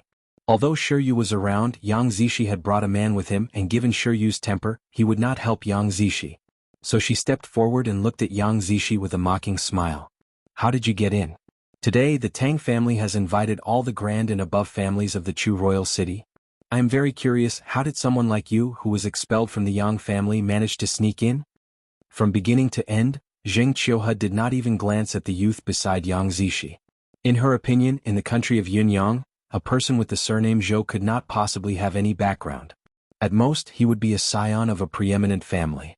Such a person was not worthy of Zheng Qiuha's attention. Zheng Qiuha. The young lady glanced at Zheng Qiuha. I, Yang Zishi, have never offended you before? That day at the Wei family mansion you were overbearing, and now at the Tang family mansion you are still overbearing. Do you really think that I, Yang Zishi, am a pushover? As she spoke, the young lady's beautiful cheeks could not help but show signs of anger. In the past, she had treated Zheng Qiuha like a sister, giving her a lot without asking for anything in return. It was one thing that Zheng Qiuha hadn't given her anything in return, but now that she was being kicked out of the Yang clan, she kept hitting her when she was down. No matter how good-tempered she was, she couldn't hold back her anger. Tiske, our Miss Zishi seems to be angry. Accompanied by a mocking laughter, another girl who was about the same age as Zheng Qiuha stood up from another round table and slowly walked over. No, I almost forgot. You Yang Zishi have already been expelled from the Yang family. You are no longer a member of the Yang family. The young woman wore an orange dress, and her appearance could be considered delicate and pretty. However, at this moment she had a mocking smile on her face, and her eyes were filled with schadenfreude. Xie Yang Zishi's already angry face darkened slightly. I seem to have treated you well in the past, right? So what? Xie sneered and took a few steps forward to Yang Zishi's side. She whispered into Yang Zishi's ear, if you want to blame someone, blame yourself for having a vixen face. Xie tone was filled with jealousy as she said this. Yang Zishi, I advise you to leave as soon as possible before most of the guests have taken their seats. When the Tang clan's guest arrives and the banquet begins, you'll have nowhere to hide. At that time, being chased out by the Tang clan will be much more humiliating than leaving now. Another young woman stood up and said gloatingly. When she looked at Yang Zishi, her eyes were also filled with jealousy. Ilin. Seeing this young woman, Yang Zishi's expression darkened even more. Zheng Qiuha and Xie were still alright. Although she had helped them, it was only a small favor, but this Ilin she had once helped her greatly. And now, this Ilin was also standing up to kick her when she was down? Previously at the Wei family mansion, Xie and Ilin had ignored her, but she did not think much of it. She really did not care if they did not reciprocate her kindness. But she had treated them well, and they had still come to kick her when she was down. She really could not stand it. Zishi, they're just 3 clowns, why take them so seriously? Zhou Donghuang, who had been standing beside the young girl, had not spoken all this while. Sensing the young girl's anger, he glanced at Zheng Qiuha and the other 2 girls and said calmly. Zhou Donghuang's words were like poking a hornet's nest, causing Zheng Qiuha and the other 2 women's expressions to change. They all glared at Zhou Donghuang coldly. Zhou Donghuang, do you really think that just because you have some martial talent you can challenge the grand families? Xie asked coldly. Zhou Donghuang, the Tang family has set up a banquet today, and only the grand families and above have been invited. As far as I know, there is no grand family with the surname Zhou in the Chu royal city. Looks like you've snuck in just like Yang Zishi. Zheng Qiuha smiled mockingly. You two just you wait. Lin glanced coldly at Zhou Donghuang, then turned and walked hurriedly towards the 2 people who were conversing nearby. Chief, he is chatting with the 10th elder of the Tang family. He Lin is probably going over now to report to the 10th elder of the Tang family that someone has snuck into the Tang family. One of the scions of the Grand family's guest. Who would have thought that before the banquet starts, there would be such a show to watch? Many of the scions of the Grand clans looked like they were watching a good show. They looked with interest at the young man and lady who stood not far away like they were a match made in heaven. Chief Zhang, your son Zhang Yongshan's arm was maimed by this young man? Now that he's right in front of you, aren't you going to avenge your son? Another grand elder beside the chief of the Grand Zhang family could not help but ask after hearing the whispers of the young man beside him. Avenge? The chief of the Zhang family was a skinny middle-aged man, and after hearing the words of the old man beside him, he shook his head and laughed self-deprecatingly. That day when his son Zhang Yongshan had been sent back, he had been furious, and the first thing he had wanted to do was seek revenge. However, before he had even left the Zhang family mansion, he had met someone from the Shi family. The first young master of the Shi family, Shi Yu, had sent someone to remind him not to provoke the young man who had maimed his son, on account of the fact that his son had been injured because of him, because even the Shi family could not afford to offend that young man. The Shi family was a tycoon family, and although it was only a lowly tycoon family, it was not something that the Zhang family could compare to. Naturally, the Zhang family could not afford to offend someone that even the Shi family could not afford to offend. Therefore he had given up on the idea of revenge. Even now, seeing the girls of the Zheng, Xie and He families clash with the young man, he could not help but mourn for them in his heart. In his opinion, since someone that even the Shi family could not afford to offend had appeared at the Tang family's banquet, he must have been invited by the Tang family and could not have snuck in. Luckily he did not hold it against me the last time, otherwise even if I were killed by him I would have died in vain. Tan Li, the third young master of the Grand Tan family, was sitting beside his father, the chief of the Tan family, looking fearfully at the young man in white standing not far away. That day when he had returned to the Tan family mansion, he had found out who he had provoked. That person was someone that even his cousin Shi Yu's tycoon Shi family could not afford to offend. Although Zhou Donghuang had caused quite a commotion because of the distance and the commotion in the front yard of the Tang family mansion, the Tang family chief Tang Liunin, and the other two who knew Zhou Donghuang had not yet noticed the commotion. If the three of them had noticed the commotion, they would definitely have seen Zhou Donghuang and come up immediately. After all, the main character today, the benefactor of the Tang family, was Zhou Donghuang. Big brother Zhou, although He Lin's father is only the chief of a grand family, he is very close to the 10th elder of the Tang family.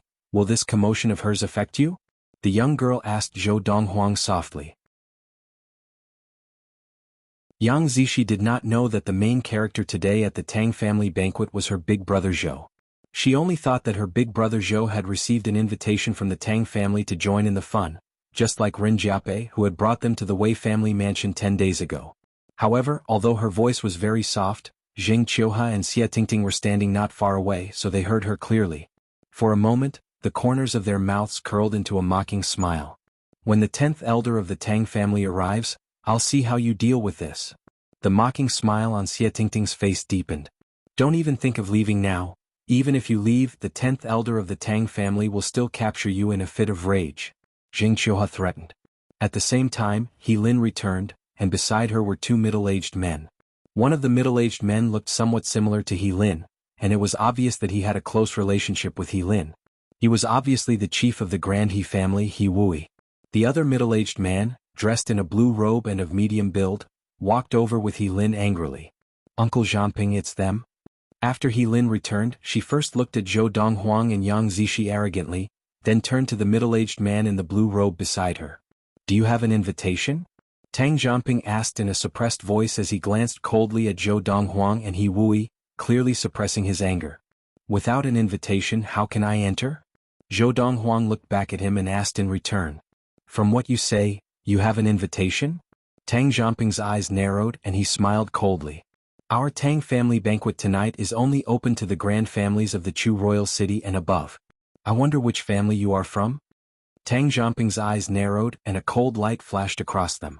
Although he had just returned to the Tang family that evening, he knew that apart from their benefactor, only the grand families of the Chu royal city and above had been invited to this banquet. And the youth before him, whose surname was Zhou, could not possibly be from any of the grand families of the Chu royal city and above.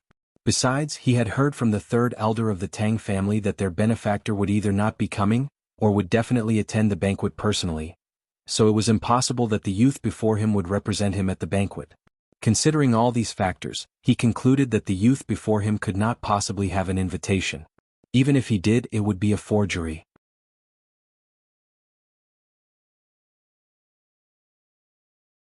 Chapter 105. Faced with Tang Xiangping's question, Zhou Donghuang glanced at him and said, "I am not from any family." His tone was calm and unhurried. Just as Tang Xiangping heard Zhou Donghuang's words, he opened his eyes abruptly. The young girl standing beside Zhou Donghuang spoke again. "Elder Tang, although my big brother Zhou is not from any grand family in the Chu royal city, he indeed has an invitation. Otherwise we would not have been able to enter." As the young girl spoke, Tang Xiangping looked at Zhou Donghuang with a mocking smile. "Is that so? So you have forged an invitation from the Tang family?" As he spoke, the corners of Tang Xiangping's mouth curled into a sneer. The cold light in his eyes became even sharper at this moment. Forged an invitation from the Tang family? Following Tang Xiangping's words, the surrounding grand family youths once again looked at Zhou Donghuang, and they could not help but reveal looks of pity and schadenfreude. If he had just snuck into the Tang family, he would at most be chased out. But if he forged an invitation from the Tang family, that is no small matter. What is this young man thinking? Could it be that he forged an invitation to bring Yang Zishi to the Tang family banquet just to show off in front of Yang Zishi? Femme fatale, the ancients did not lie. The whispers of a group of scions from the grand clans entered the young lady's ears, causing her expression to turn ugly. The next moment, the young girl looked at Tang Xiangping with determination. "Elder Tang, my big brother Zhou would never forge an invitation." As she spoke, the young girl looked at Zhou Donghuang and said urgently, "Big brother Zhou, tell Elder Tang who gave you this invitation." Before Zhou Donghuang could speak, Tang Xiangping snorted. "The patriarch of the Tang family has ordered that no one is to give invitations to anyone other than the grand families of the Chu royal city and above. That is to say, everyone here today besides the benefactor of the Tang family, is from the grand families and above. Are you trying to tell me that you are here on behalf of the benefactor of the Tang family?" Tang Xiangping asked as he looked at Zhou Donghuang. "No." Zhou Donghuang said casually, his tone lazy and his gaze calm. From the beginning to the end, Zhou Donghuang did not reveal the panic that Tang Xiangping had expected. Without waiting for Tang Xiangping to speak, Zhou Donghuang's eyes narrowed and he suddenly said, "Tang Liuyan, is this how the Tang family treats its guests?" Zhou Donghuang's voice was cold as he suddenly raised his voice, completely drowning out the commotion in the front yard of the Tang family mansion. "Tang Liuyan?" Zhou Donghuang's words stunned the crowd of grand family disciples, before they realized. Tang Liuyan was the name of today's host, the patriarch of the Tycoon Tang family. Surnamed Zhou, not only did you forge the Tang family's invitation, but you also dare to call the Tang family's patriarch by his name. Do you want to die? He Lin said coldly with a gloating look in her eyes. However, upon hearing Zhou Donghuang's sudden raise of his voice, He Wui's expression, which was different from He Lin's, became serious. Even Tang Xiangping's expression couldn't help but change slightly as an ominous premonition rose in his heart. Indeed. Whether it was the first young master of the Grand Wei family, Wei Hongtao, the third young master of the Grand Tan family, Tan Li, or the patriarch of the Grand Zhang family, none of them had thought that Zhou Donghuang had forged an invitation to enter. Now, seeing Zhou Donghuang call the Tycoon Tang family's patriarch by his name, not only without any courtesy but with a cold tone, they immediately realized that they had guessed correctly. As the youth's voice drowned out the commotion in the front yard of the Tang family mansion, the entire front yard became extremely quiet as everyone's gaze fell upon the youth. Previously, the youth had only attracted the attention of a group of grand family disciples. Now, even the gazes of a group of tycoon aristocratic families had landed on him. Who is this youth? How dare he call the Tang family's patriarch by his name? Many of the tycoon family disciples looked at the youth in white standing in the distance in surprise, and at the same time, they could not help but speculate about his identity. It's him. Just then, the first young master of the Tycoon Shi family, Shi Yu, turned his head and finally noticed Zhou Donghuang, and his expression changed instantly. Xiao Yu, he is that Zhou Donghuang? Noticing Shi Yu's expression, the second master of the Shi family, Shi Yan, who was sitting at the side, seemed to have guessed something and asked with a serious expression. That's him. Shi Yu nodded with a dark expression. Young Master Donghuang? At the same time as the host, the patriarch of the Tang family, Tang Liuyan, also knew from Zhou Donghuang's voice that Zhou Donghuang had arrived, and his eyes lit up. But then, thinking of Zhou Donghuang's cold tone and impolite words, his expression changed. 3 elders, the benefactor of the Tang family is here. Now I'll take my leave for a while. After hurriedly greeting the elders sent by the 3 elite tycoon families, Tang Liunian did not wait for their reply before hurrying off in the direction of the youth. The head elder of the Tang family, Tang Yusin, and the second elder, Tang Yong, also greeted the people they were talking to and followed Tang Liunian. In the quiet front courtyard of the Tang family mansion, only the rapid footsteps of Tang Liunian and the 2 elders could be heard. Under the gaze of the crowd, the 3 of them came to the youth who had called Tang Liunian by his name, and under the shocked and incredulous gazes of the crowd, they bowed 90 degrees to the youth. Young Master Donghuang. Their voices were filled with respect from the bottom of their hearts. Swish, swish, swish. At this moment the expression of the 10th elder of the Tang family, Tang Zhangping, the patriarch of the He family, He Wui, as well as He Lin, Xie Tingting, and Jing Qiuhe. Especially Jing Qiuhe, seeing the scene before her, could not help but take a step back. When she looked at the youth again she could not help but shake her head and scream in her heart, "No, impossible, impossible, it can't be him." Today before coming to the Tang family mansion, Jing Qiuhe had dressed up for a long time. And the reason why she had spent so much effort dressing up was to get to know the youth that the Tang family had invited to the banquet. Although he did not know who the young man was based on his strength, it was not difficult to judge that the young man's background was definitely not simple, and it was very likely that he was above the Valley of the Medicine Masters. If she, Jing Qiuhe, could fall in love with such a youth, just as her father, Jing Donglai, had said, the Jing family's meteoric rise would be just around the corner. And she, Jing Qiuhe, would also fly up the branches and become a phoenix. In the future, even the emperor of the country of Yunyang would have to be respectful in front of her. However, Jing Qiuhe would never have thought that. The youth invited by the Tang family was someone he had met long ago, and he was also someone close to Yang Zishi. At this time, no matter how slow Jing Qiuhe's reaction was, she could still tell that this youth surnamed Zhou beside Yang Zishi was the youth that the Tang family had set up for today's banquet with great fanfare. She didn't dare to believe it, nor did she want to believe it, but she had no choice but to believe it.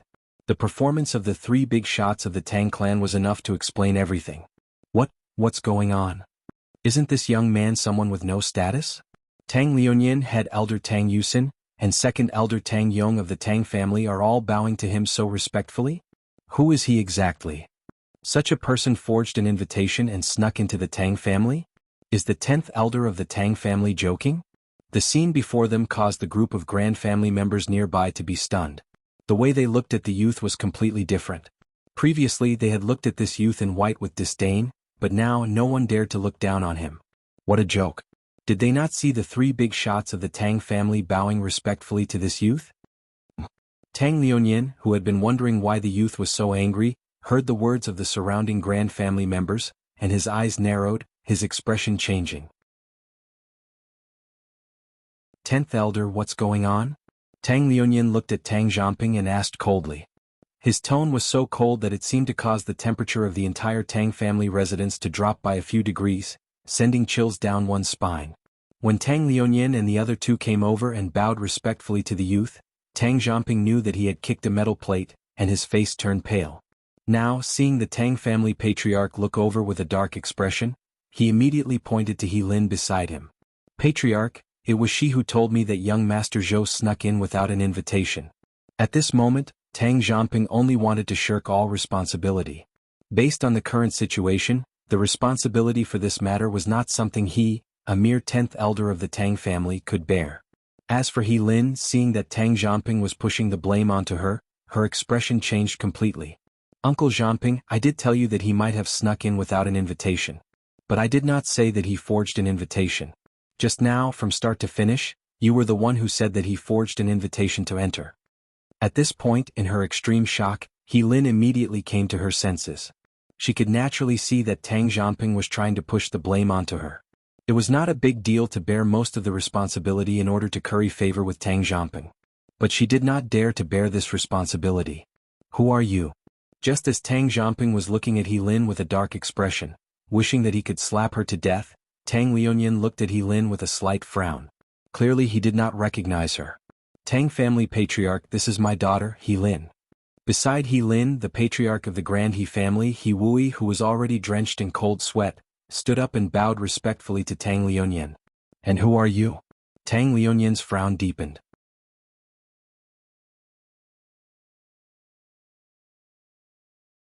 Chapter 106. As the chief of a tycoon family, the grand family chiefs that Tang Liuyan usually came into contact with were basically all the chiefs of the elite grand families. He Wui was only the chief of a low-level grand family, and even if Tang Liuyan had met him on some occasions, he would not have any impression of him. Although Tang Liuyan did not recognize him, He Wui did not dare to show any displeasure.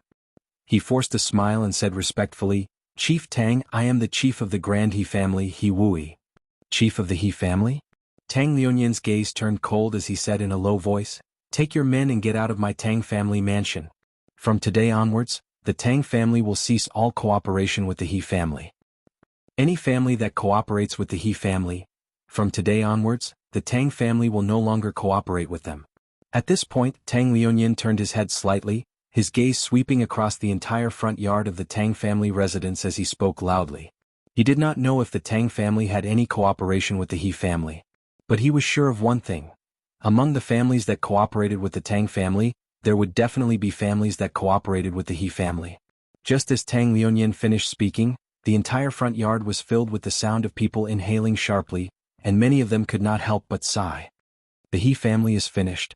Where did this young man come from? The three most powerful people in the Tang family are also respectful to him. Could he be someone sent by the benefactor of the Tang family to attend the banquet? Just now, the 10th elder of the Tang family, Tang Zhanping, asked him that, but he denied it. Then who is he? In the country of Yunyang, there is no grand family with the surname Zhou, right? Could he be from the Valley of Medicine Masters? The crowd of grand and tycoon families knew that the He family was finished when they heard Tang Liuyan's words. Some of the families that cooperated with the He family had already decided to stop all cooperation with the He family when they returned. He Wui was stunned. He Lin was dumbfounded. They would never have dreamed that the chief of the Tang family, Tang Liuyan, would actually blacklist the Wang family just to stand up for this young man. It was certain. Today, if Tang Liuyan's words spread, the Wang family's businesses in the Chu royal city would most likely be destroyed. Smack. A crisp slap sounded. After He Wui came back to his senses, he raised his hand and gave his daughter, He Lin, a heavy slap. He Lin was completely stunned by the slap. When her head was slapped askew, she subconsciously opened her mouth and spat out a mouthful of blood mixed with a lot of broken teeth. He Wui's ruthlessness could be seen. "Wicked girl, why aren't you kneeling down and kowtowing to young Master Dong Huang in apology?" He Wui cursed.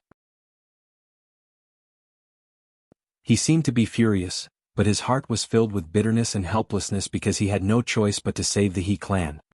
He Lin was not stupid and naturally knew why her father, who had always doted on her, was doing this. Gritting her teeth and enduring the pain, she took 2 steps forward and knelt before Zhou Donghuang, begging for mercy. "Young Master Donghuang, I was blind, please spare me. I beg you. Please." However, Zhou Donghuang did not even look at her. Seeing this, He Lin kowtowed to the young girl beside Zhou Donghuang. "Sister Zishi, it's all my fault. I should not have been jealous of you, I should not have hit you when you're down. I was wrong, I really know I was wrong. Please help me plead with young Master Donghuang to let the He clan off. I beg you. Please." He Lin kowtowed continuously to the young girl, and even when her head was bleeding, she continued to kowtow. She knew that one word from the young girl could save the He clan. When had the young girl ever seen such a scene? In the blink of an eye, a look of pity appeared on her face. At the same time, she subconsciously looked at the youth beside her. "Zishi, some people can be so nice to you when you're in power, but when you're down they can't wait to step on you." Before the young girl could speak, Zhou Donghuang said coldly, "Some people can be so kind to you when you're in power, but when you're down they can't wait to step on you." In his previous life he had roamed the universe for 1,000 years, and he had seen too many people like He Lin. For someone like her, even if Yang Zishi helped her today, she would not be grateful. Hearing this, the young girl's eyes flashed and she nodded seriously. "Brother Zhou, I understand." With that, no matter how much He Lin kowtowed and begged for mercy, the young girl did not look at He Lin again. This was because she believed in her big brother Zhou. Since her big brother Zhou said so, then her big brother Zhou must have his reasons. "Get out." Tang Liuyan looked at He Lin with disgust, then glared at He Wui and shouted. Immediately, He Wui paled in fear, and he hurriedly pulled He Lin away from the front yard of the Tang family household, not daring to stay any longer.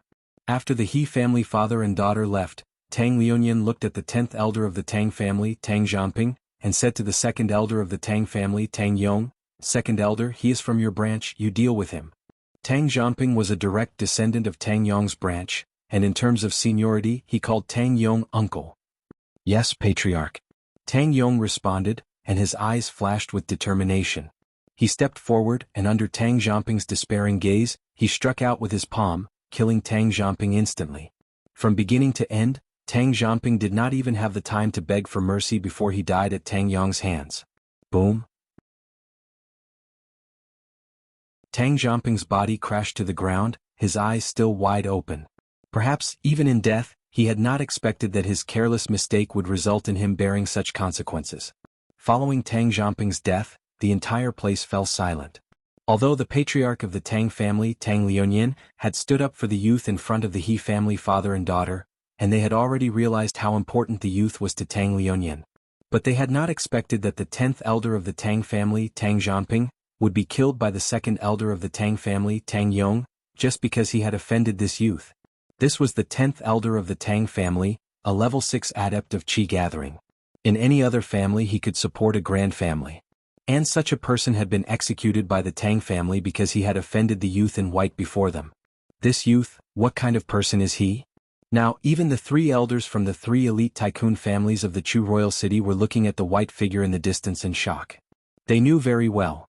Even if Tang Zhangping had offended any one of them, the Tang family would definitely not execute Tang Zhangping. At most, they would punish him symbolically in front of them. The youth was dressed in robes whiter than snow, his features handsome and his aura outstanding. Even though the Tang family had executed the 10th elder Tang Zhangping right in front of him, his expression was calm and unperturbed. The young girl stood beside Zhou Donghuang, looking at the dead Tang Zhangping on the ground, her eyes filled with shock. This was the 10th elder of the Tang family. The Tang family had killed him just to avenge her big brother Zhou? It looks like the benefactor of the Tang family's banquet today is big brother Zhou. Now the young girl had already guessed this. Thump, thump. Before the crowd could recover from Tang Zhangping's death, Zheng Qiuhe, the 3rd daughter of the Grand Zheng family, and Xie Tingting, the 2nd daughter of the Grand Xie family, were all so frightened that their legs gave way and they sat on the ground. Zheng Qiuhe and Xie Tingting would never have imagined that the young man beside Yang Zishi, whom they had joined hands with Yilin to kick him when he was down, would have such an identity. I'm afraid the Zheng and Xie families are in for it. Many of the scions of the Grand family shook their heads as they looked at Zheng Qiuhe and Xie Tingting on the ground, but there were also many who were gloating. Many of them could not stand the actions of Zheng Qiuhe and Xie Tingting. Previously, whether it was the patriarch of the Grand Zheng family, Zheng Donglai, or the patriarch of the Grand Xie family, Xie Yishuan, they had been currying favor with the patriarchs of the tycoon families and had not noticed what had happened. Now that they had returned and witnessed the fate of the He family, they felt that the He family was unlucky to have offended such a troublemaker. But they had never imagined that their daughters would have offended this pair of youths together with Yilin. As the whispers of the scions of the grand families reached their ears, their expressions changed, and their eyes filled with fear and panic. The Zheng family? The Xie family? Tang Liunian looked coldly at the 2 pale girls on the ground. From now on, the Tang family, as well as the families that work with the Tang family, will no longer work with the Zheng and Xie families. Now get lost. Before Zheng Donglai and Xie Yishuan could speak, Tang Liunian had already ordered them to leave. Having learned their lesson from the He family, the 2 of them did not linger too much because they knew it was useless. They hurriedly supported their daughter and left the front yard of the Tang family's mansion. They walked towards the main gate, leaving behind only the backs of their hurried figures for the crowd. They knew that from now on, the Zheng and Xie families would be ostracized by the big families of the Chu royal city, just like the He family. The elite tycoon families of the Chu royal city and even the Chu royal household could ignore Tang Liunian's words, but such families would never work with them. As for the families that were willing to work with them, they did not dare to disobey Tang Liunian, the patriarch of the elite tycoon Tang family. When Zheng Qiuhe and Xie Tingting were taken away, they were still in a daze, and even pinched their faces in disbelief to make sure that they were not dreaming. But every time they felt a sharp pain, it reminded them that they were not dreaming, and that everything was real. Especially Zheng Qiuhe, whose face was full of despair and regret.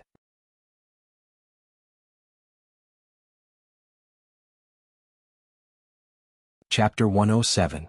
in the front yard of the Tang family household. At this moment, the handsome young man in clothes that were whiter than snow and possessed an extraordinary bearing had undoubtedly become the focus of everyone's attention. Young Master Dong Huang, Lady Zixi, please.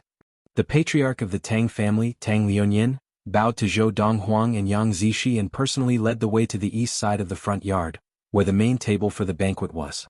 Under the watchful eyes of the crowd, Tang Liuanyin respectfully led Zhou Donghuang to the main seat at the main table. Even the 3 elders of the top 3 families of the Chu royal city who had come today did not sit in that seat, only sitting in the lower position. Seeing this, many of the grand and tycoon families present could not help but exclaim, even if the king of the Chu royal family came personally, he would not be treated like this, right? At the same time, in the west side of the front yard of the Tang family household, in front of a round table, Chief Yang, your Yang family has produced a golden phoenix. A fat middle-aged man dressed in luxurious embroidered clothes sat at a table. He narrowed his small eyes as he looked at the other middle-aged man sitting at the opposite side of the table and said with a smile. This middle-aged man who was addressed as Chief Yang was none other than the chief of the Grand Yang family, Yang Yunji. He was also Yang Zixi uncle. However, although the middle-aged fatty was smiling and talking to Yang Yunji, his small eyes on his fat face were filled with schadenfreude. The Yang family had indeed produced a golden phoenix. But that golden phoenix had been pushed out the door by the chief of the Yang family, Yang Yunji. As the fat middle-aged man spoke, the other people at the table looked at Yang Yunji with a strange expression, but more of a schadenfreude. As all the chiefs of the inferior grand families, if possible, they naturally did not wish for one of them to suddenly rise up and suppress them. Sensing the gazes of the others at the table, even though Yang Yunji tried to control his emotions, his face was still dark. Taking in a deep breath, Yang Yunji turned a deaf ear to the fat middle-aged man's words. However, his gaze could not help but land on the eastern side of the main table. A beautiful young lady who looked like she had come out of a painting was sitting beside the young man. Even Tang Liuanyin, the patriarch of the tycoon Tang family, whom he had to look up to, was very respectful towards her. If I had not chased Zixi out of the Yang family, if Zixi was still in the Yang family? Thinking of this, Yang Yunji let out a long sigh in his heart. He seemed to have aged a few years in that instant. A few months ago, for the sake of his own interests, for the sake of the family, he indirectly caused the death of his own brother, and then expelled his niece from the Yang family. Later on, the young man by his niece's side had barged into the Shi family, injured the Shi family head Shi Ji, and killed the Shi family head Shi Hao.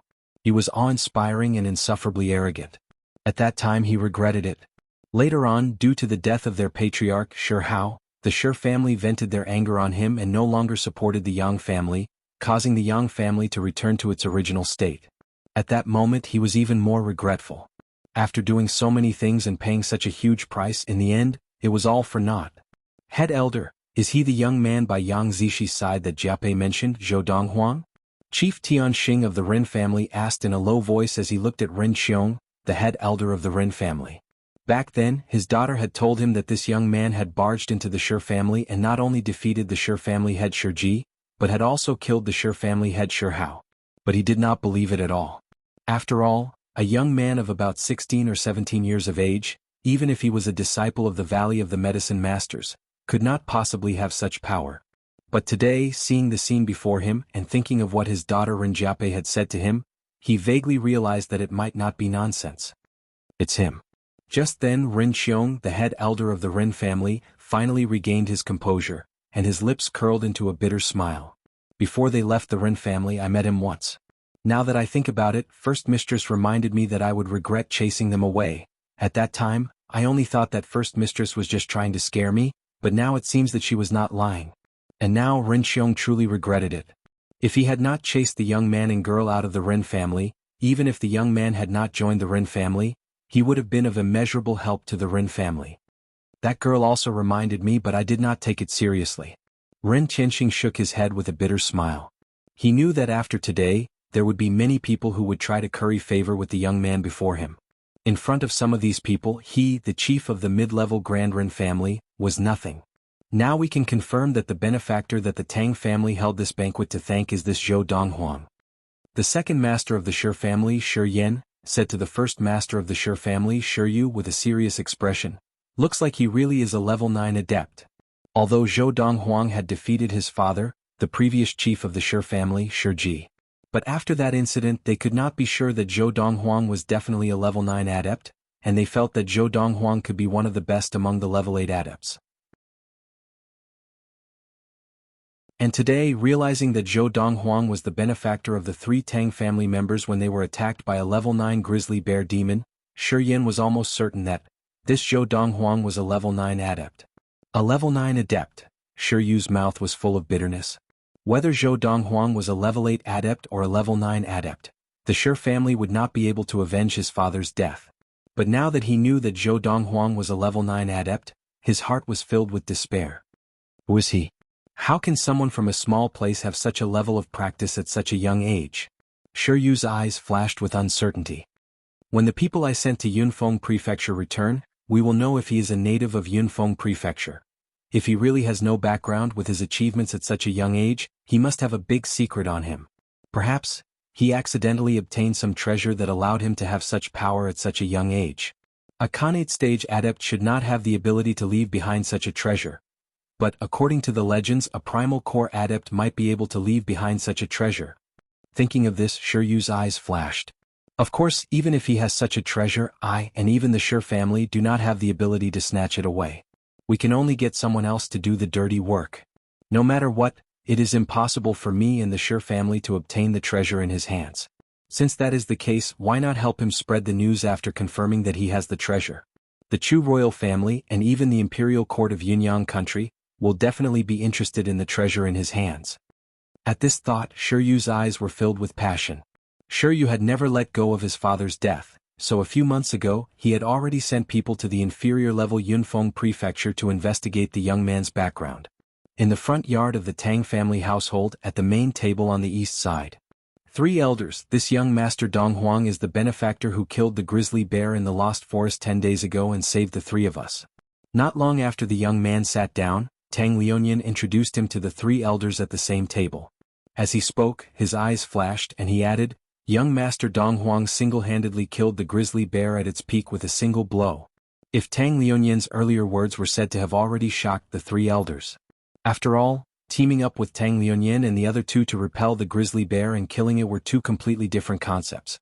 However, Tang Liuyan's next words caused the 3 elders to tremble. They looked at each other and saw the disbelief in each other's eyes. Single-handedly killed the grizzly bear at its peak with a single blow? This young man? Just as the 3 old men were still in shock, Tang Liuyan introduced them to the young man. The 3rd elder of the Ouyang family, Ouyang Zhen. The 2nd elder of the Lu family, Lu Shiyang. The 4th elder of the Lu family, Lu Zhong'an. The Ouyang family, the Lu family, and the Lu family were the 3 most powerful families in the Chu royal city below the Chu royal household, the 3 elite tycoon families. And the 3 elders were all level 9 adepts who were no weaker than Tang Liuyan. Chief Tang, is what you said true? The 3rd elder of the Ouyang family, Ouyang Zhen, was the first to recover and asked with a serious expression. The other 2 elders looked at the young man in shock, obviously doubting Tang Liuyan's words. Young master. Suddenly, an anxious voice rang out from the entrance of the front yard. The voice was so loud that it drowned out all the noise in the front yard and attracted everyone's attention. Fu. Hearing this hurried and familiar voice, Zhou Donghuang, who had been sitting calmly at the table, suddenly stood up from his seat. If Fu had not met with an urgent matter, he would not have come looking for him, and he would not have lost his composure like this. Young Master Donghuang. When Zhou Donghuang saw Fu, he realized that there was another person beside him. It was Lu Qinghu, the chief of the preeminent Lu family in the inferior prefecture capital of the Yunfeng Prefecture. But now, Lu Qinghu was not only travel-worn but also injured. What happened? Zhou Donghuang's expression changed. 4 months ago, he had asked Fu to find someone to send a message to Lu Qinghu on a Fergana horse so that Lu Qinghu could personally send his mother Lin Lan and sister Yun Lu to the Chu royal city. And now, seeing Lu Qinghu injured, he could not help but have a bad feeling. Thump.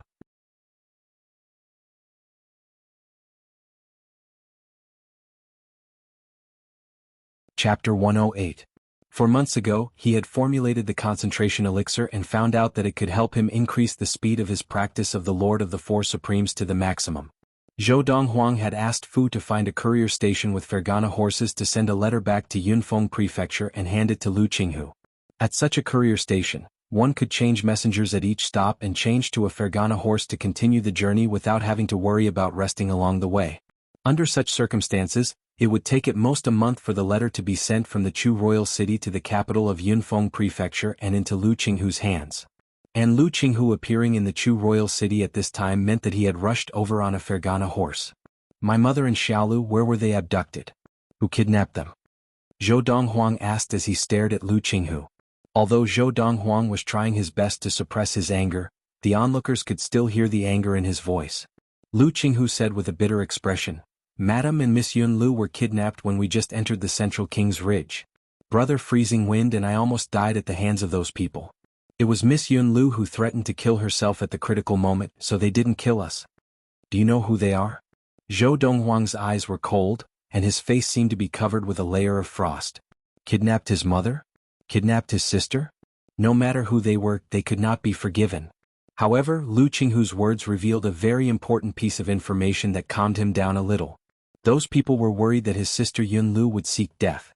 This also meant that even if his sister Yun Lu and his mother Lin Lan were taken away, they would not be in any danger in the short term. They said they were from the Fan family of Tianxiu City. Lu Qinghu said. Now, Brother Freezing Wind has brought Zhou Han and Zhou Feng to Tianxiu City, and I am in charge of rushing to the Chu royal city to inform young Master Donghuang. The Fan family of Tianxiu City? Tang Liuanyin, the chief of the Tycoon Tang family who had followed behind Zhou Donghuang, had wanted to say that the Tang family was willing to help the young man after hearing what had happened. But when he heard that the people who kidnapped Zhou Donghuang's family were from the Fan family of Tianxiu City, he instinctively shut his mouth. Tianxiu City wasn't a county city. Tianxiu City was different from a prefecture city that controlled a prefecture.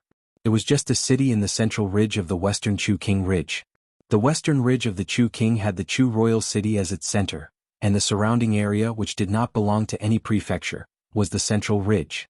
And in the central King's Ridge, besides the Chu royal city, there were many other cities that were directly governed by the Chu royal household.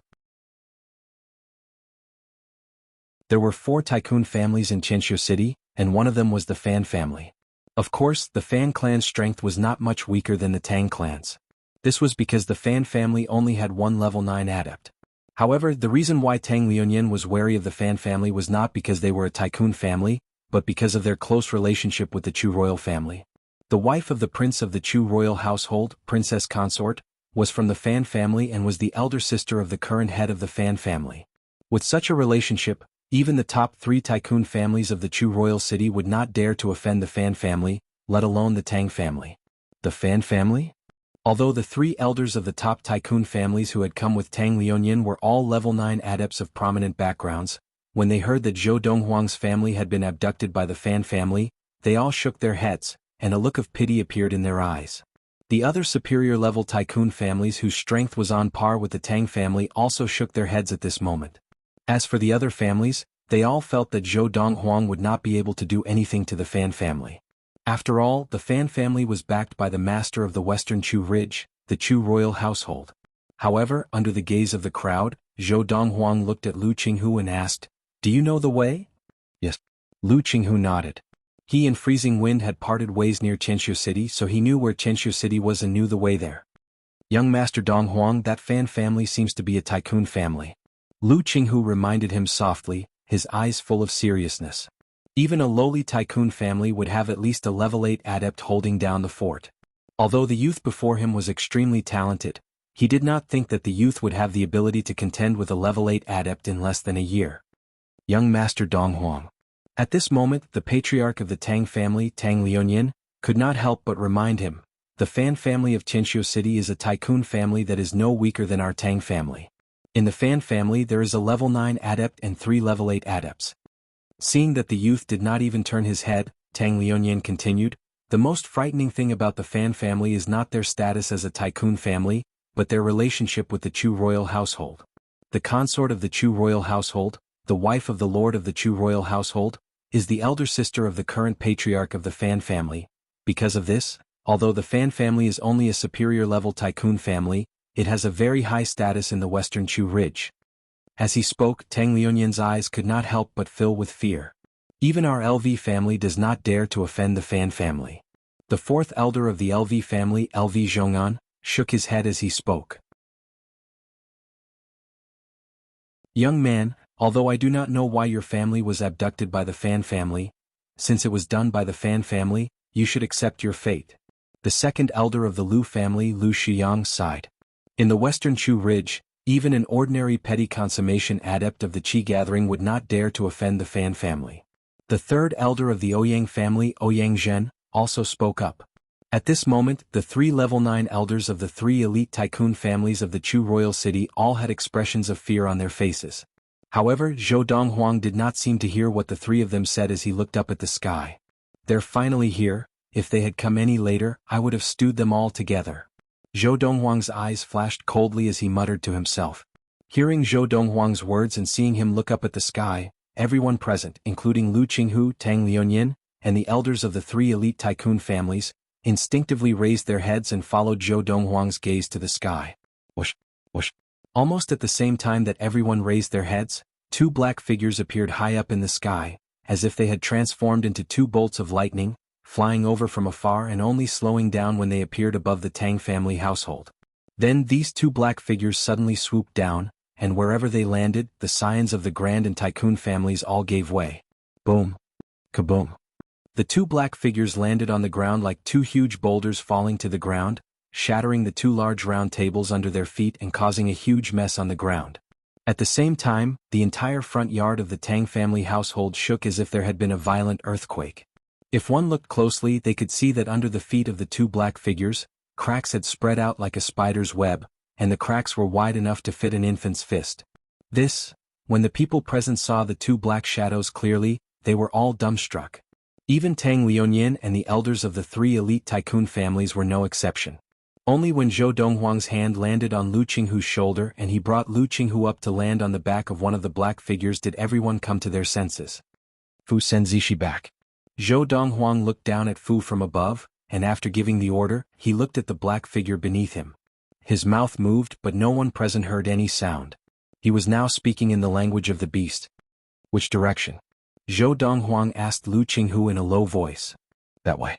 Lu Qinghu looked at the giant black eagle with a golden crown, and after suppressing the shock in his heart, he pointed in a direction. That was the direction of Tianxiu City. Whoosh. Whoosh. Suddenly, there was a strong gust of wind as the 2 giant black eagles flapped their wings and soared into the sky, once again turning into 2 bolts of lightning as they sped in the direction Lu Qinghu had pointed. Only when the 2 black shadows disappeared from their sight did the group of people in the front courtyard of the Tang family estate come back to their senses. That was golden-crowned eagle? The Tang clan's 3rd elder, Tang Yong, was among the group of people who had regained their senses relatively early. After he regained his senses, he exclaimed in shock. It's the 2 golden-crowned eagles from the Lost Forest. Half a year ago when I entered the Lost Forest to hunt, they stole my Qi-gathering elixir. A patriarch of a tycoon family's eyes widened, and he let out a shrill cry as if he had seen a ghost. My God! Why would those 2 golden-crowned eagles appear in the Chu royal city? Also, that golden-crowned eagle with the deeper golden crown on its head is actually willing to be that youth's mount? Even the king of the Chu royal family would not be able to make those 2 golden-crowned eagles his mount, right? That youth, who exactly is he? When the group of grand families and tycoon families came to their senses, their faces were filled with shock, and their eyes were filled with incredulity. Young Master Donghuang. Tang Liuanyin swallowed hard. He had thought that he had overestimated that youth, but now it seemed that not only had he not overestimated him, but he had also underestimated him. The expressions of the elders of the 3 elite tycoon families weren't any better either. At this point they did not dare to doubt Tang Liuanyin's words. That youth had even tamed the 2 golden-crowned eagles of the Lost Forest, and it was normal that he had easily killed the level 9 grizzly bear. Big brother Zhou, the young girl's beautiful face was also pale with fright. She had never imagined that.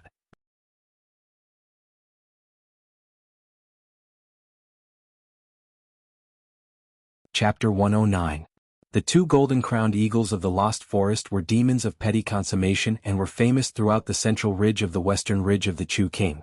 Even the Chu royal household, which controlled the western ridge of the Chu King, was helpless against them. The imperial court of Yunyang had even specially sent a great consummation adept to the western ridge of the Chu King to deal with the 2 golden-crowned eagles, but they had returned empty-handed.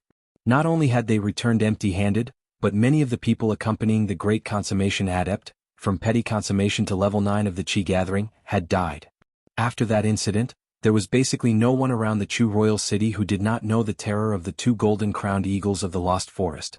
Because of this, the group of people in the front yard of the Tang family mansion could not help but tremble when they saw the young man in white standing on a golden-crowned eagle and being escorted away by another golden-crowned eagle. This shock was even more intense than the reverence that Tang Liuanyin, the patriarch of the Tycoon Tang family, had for the youth.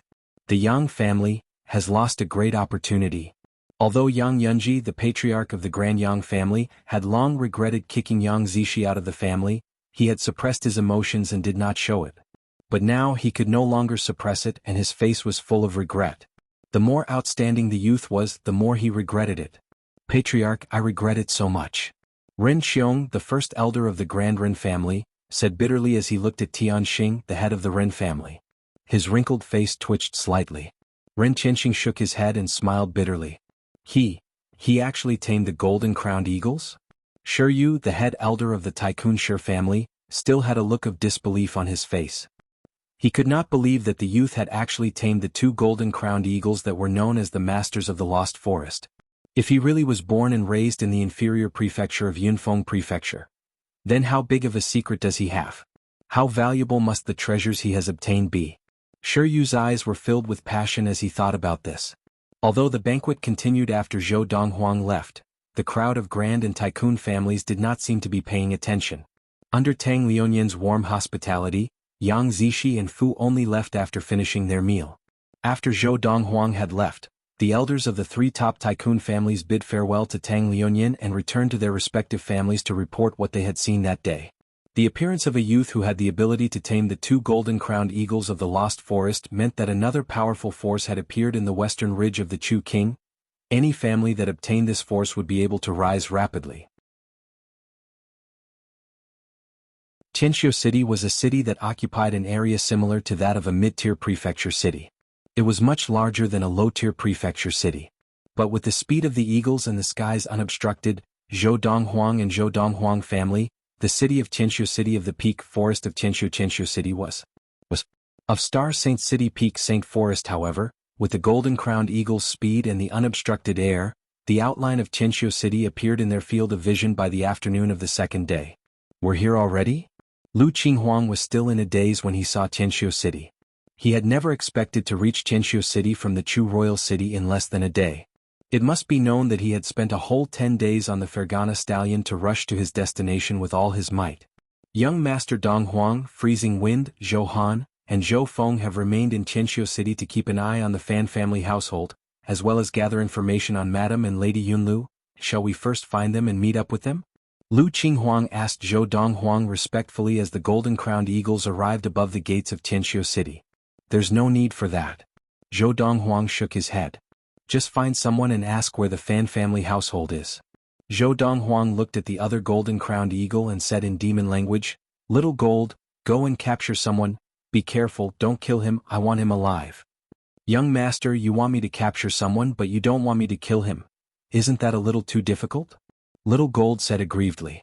Its claws were extremely sharp and could cut through metal like mud. To ask it to capture a human body and not kill him, was that not making things difficult for the eagle? Zhou Donghuang glanced at Little Gold and said slowly, I'll give you 10 breaths time. If I don't see anyone after 10 breaths time, I'll cut off your supply of Qi gathering elixir for a month. Whoosh. Almost as soon as Zhou Donghuang finished speaking, Little Gold spread its wings and retracted them. It transformed into a bolt of black lightning and flew straight into Tianqiu City. After about 7 or 8 breaths, Little Gold returned. At the same time, it was holding a well-dressed young man in his claws. The young man's face was pale, and his entire body was trembling. He had been strolling along the streets, enjoying the cheers of the citizens of Tianqiu City, but in the blink of an eye, disaster had befallen him. A giant black eagle had swooped down and carried him up into the sky. Young master, when I rushed down I took a look. He was the best-dressed person on the entire street. I thought he knew more, so I caught him. Little Gold said to Zhou Donghuang.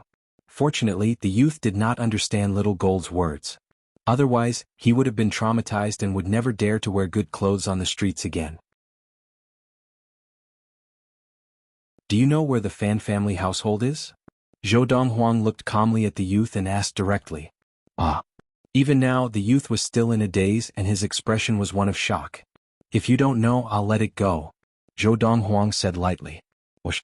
Hearing Zhou Donghuang's words, the youth's expression changed and he hurriedly pointed in the direction of Tianxiu City. The Fan family household is on the east side of Tianxiu City, against the east wall. The biggest household is the Fan family household.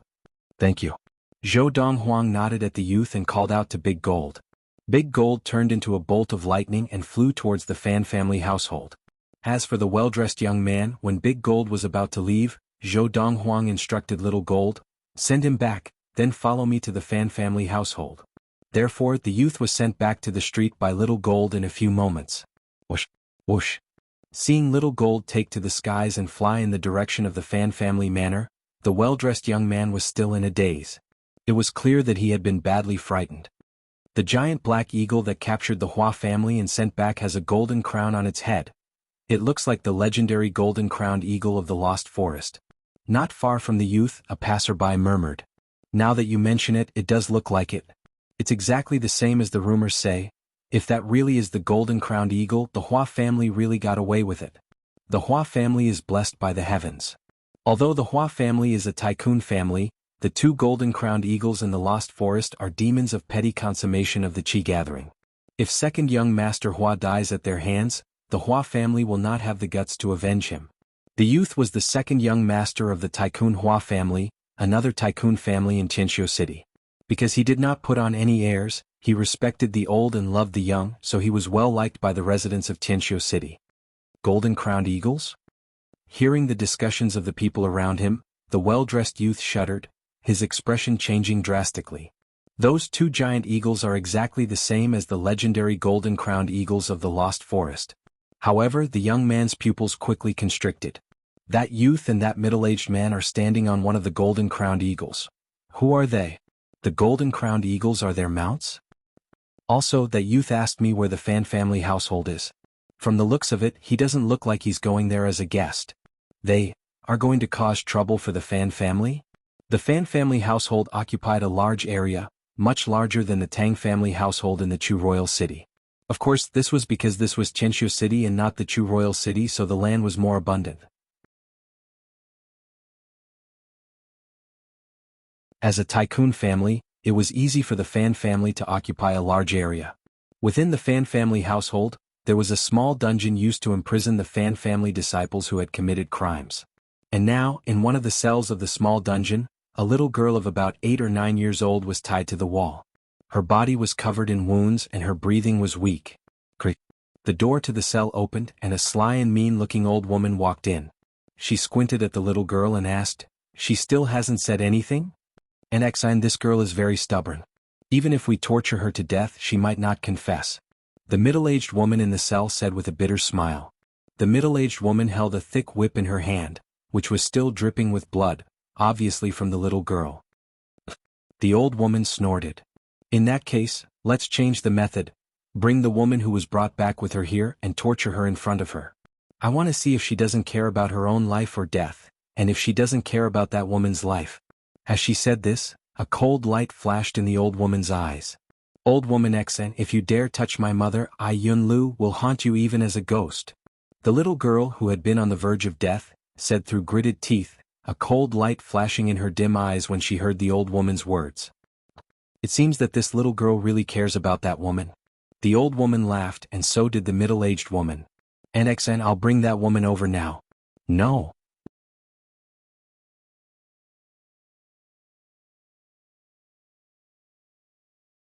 Chapter 110. In the sky above the Fan family household. A youth dressed in snow-white robes stood atop the golden-crowned eagle, his hands clasped behind his back as he overlooked the entire Fan family household, his expression impassive. "Little Gold, tear down the Fan family household for me." The youth's gaze swept over the buildings beneath his feet as he spoke calmly to the other golden-crowned eagle. "Yes, young master." Little Gold's eyes lit up as he heard the youth's order, and he immediately swooped down towards the largest building. Boom. Kaboom. The golden-crowned eagle turned into a bolt of black lightning, and the buildings collapsed wherever it passed. Not a single building could withstand its impact. A petty consummation demon was like a petty consummation adept. Their chi could explode with the strength of 9 bulls and 1 tiger. The strength of 9 bulls and 1 tiger was more than 9,000 jin. Furthermore, as a demon, Little Gold had physical strength that far exceeded the limits of a human's muscles. In terms of explosive power, no petty consummation adept could compare to Little Gold. Even Zhou Donghuang, who was now a petty consummation adept, could not compare to Little Gold in terms of pure strength. The reason why he was able to suppress Little Gold in all aspects, and even suppress Little Gold and Big Gold's combined attack, was because he had used human martial arts techniques. Human martial arts techniques were enough to make up for the difference in physical strength between humans and demons.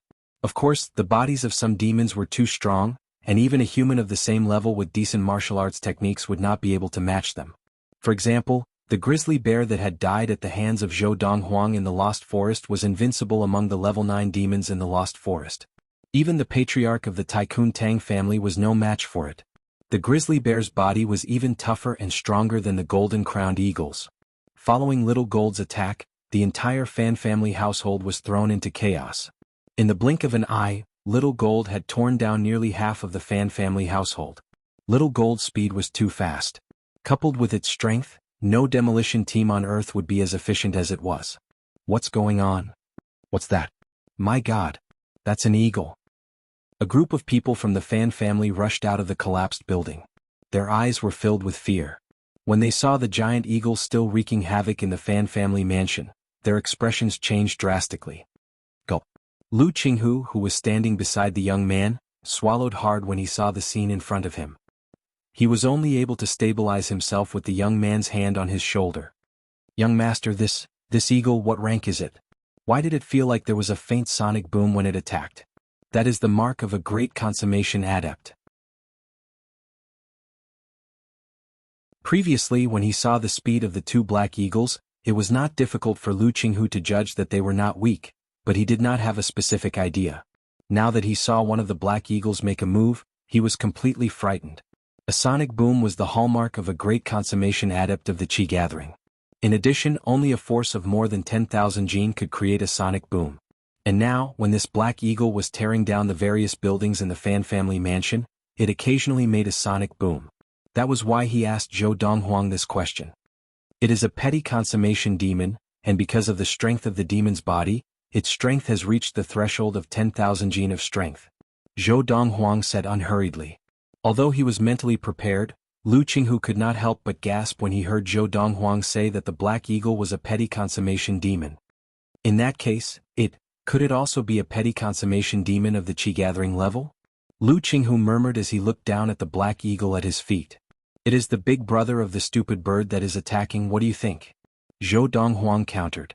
Lu Qinghu was dumbstruck. 2 petty consummation demons and flying demons at that, had actually been subdued by this young Master Donghuang? How long had it been? This young Master Donghuang had already grown to this stage? Young Master Donghuang, have you already attained great consummation of the Qi gathering? Lu Qinghu asked Zhou Donghuang in a trembling voice, swallowing hard again. Great consummation of the Qi gathering? Zhou Donghuang shook his head. Just a little more. In another half a year I should be able to attain it. Zhou Donghuang said this casually, but it shocked Lu Qinghu so much that his heart trembled. When he looked at the youth again, there was a sense of unfamiliarity in his eyes, as if this was the first day he had met the youth. Boom. Kaboom. Soon, all the buildings in the Fan family mansion that were of any height were torn down by Little Gold. There was a series of loud noises and dust filled the air. Young master, can you let me do such things in the future? Little Gold is having fun over there and I'm just here watching. I'm bored. Big Gold said unhappily to the youth on its back as it watched Big Gold fly out from the cloud of dust. There will be opportunities in the future. Zhou Donghuang said lightly. Young master, I did well, didn't I? Little Gold asked Zhou Donghuang excitedly after it returned, taking the initiative to ask for credit. So. Zhou Donghuang said half-heartedly. You call this SOSO? Little Gold's eyes widened, clearly unconvinced. What? Do you have a problem with that? Zhou Donghuang looked at Little Gold calmly, and Little Gold hurriedly looked away in fear, shaking its head. No. Definitely not. At this critical moment, Little Gold thought of the Qi gathering elixir. If it angered this youth and he was not given the elixir, would it not be a huge loss? Why did it leave the lost forest and follow this young man to fool around? Was it not for the chi-gathering elixir? Otherwise, why would it come out when it was so carefree and unfettered in the lost forest? About a quarter of an hour later, the dust that shrouded the entire Fan family mansion finally dissipated. At this time, Zhou Donghuang let Big Gold descend, lowering its altitude and appearing before the eyes of many of the Fan family members. Little Gold followed suit and descended. In a moment, a few sharp-eyed disciples of the Fan family saw Big Gold and Little Gold first. Look over there. Just now it was those two black eagles who attacked. That's right. It was them. Where did they come from? Why did they attack the Fan family mansion? The disciples of the Fan family clearly thought that the ones who had just attacked were the two black eagles in front of them. For a moment, their frightened gazes were filled with resentment. Young master, what are they talking about? Big Gold asked Zhou Donghuang curiously when he noticed the Fan family disciples looking at him. They are saying that it was you and Little Gold who demolished the Fan family mansion together. Zhou Donghuang smiled. What? Hearing Zhou Donghuang's translation, Big Gold was furious. I didn't even do anything and they say I did? Young master, if you want to kill them later, let me do it. I, Big Gold, have never felt so humiliated in my life. Only Little Gold felt good. I didn't even feel good and they dare say I did? I can't take this anymore. I can't. Just now, seeing that Little Gold had been able to demolish the Fan family mansion, Big Gold had been very envious and wanted to join in the demolition. However, its young master was on its back, so it did not dare to act rashly. But now, even though it had not done anything, the Fan family was saying that it had. How could it take this lying down? Golden-crowned eagles. Those look like golden-crowned eagles. Suddenly, a shocked exclamation came from the Fan family crowd, drowning out the voices of most of the people present. After a moment, more and more people, through careful observation of the two black eagles circling low in the air, realized that these two eagles looked exactly like the two legendary golden-crowned eagles of the Lost Forest. That's right. These are the golden-crowned eagles. My God. Why would the golden-crowned eagles come to the Fan family mansion? No wonder I heard a sonic boom when these two black eagles destroyed the Fan family mansion. So these two black eagles are the two golden-crowned eagles of the Lost Forest, the overlords of the Lost Forest, demons of the petty consummation level of the Chi Gathering. After confirming that the two black eagles circling low in the air were the two petty consummation golden-crowned eagles of the Lost Forest, the eyes and faces of the Fan family members were filled with fear. Why would the golden-crowned eagles destroy the Fan family mansion? Did you see that? There are two people standing on the back of the golden-crowned eagle with the deeper golden crown on its head. A youth and a middle-aged man. There really are people. I thought I was seeing things. My God. Who are they? Using golden-crowned eagles as mounts, even the king of the Chu royal household, who controls the entire western ridge of the Chu king, does not have the ability to tame these two golden-crowned eagles? When the group of Fan family members saw Zhou Donghuang and Lu Qinghu, they were naturally scared out of their wits. At the same time, they realized that the two golden-crowned eagles must have something to do with these two people. Patriarch. Patriarch. More and more Fan family members gathered, and soon, with a wave of greetings, a middle-aged man dressed in a silver robe with gold trim strode over from afar. This middle-aged man was of medium build, and his features were ordinary, but his eyes were bright and full of expression, as if he were the finishing touch. Behind the middle-aged man were two old men. One of the old men was an old woman. Patriarch of the Tycoon Fan family, Fan Qing, greets the two sirs. The middle-aged man in the lead came to where the two golden-crowned eagles were circling and bowed to the two people on the eagles' backs. Although his eyes were filled with rage, he did not dare to vent the anger in his heart in the face of the two golden-crowned eagles.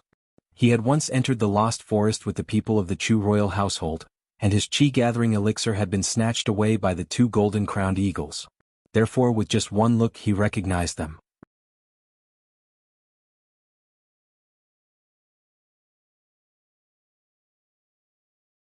Chapter 111. I wonder, how has the Fan family offended you too? Although the two men before him were unfamiliar faces, as the patriarch of a tycoon family, Fan Qing did not dare to be disrespectful and asked in a low voice. What a joke. The two men before him had come riding the golden-crowned eagles of the Lost Forest. How could they be ordinary people? Even the emperor of the Yunyang imperial court might not have the ability to make these two golden-crowned eagles his mount, much less his brother-in-law and the king of the Chu royal family.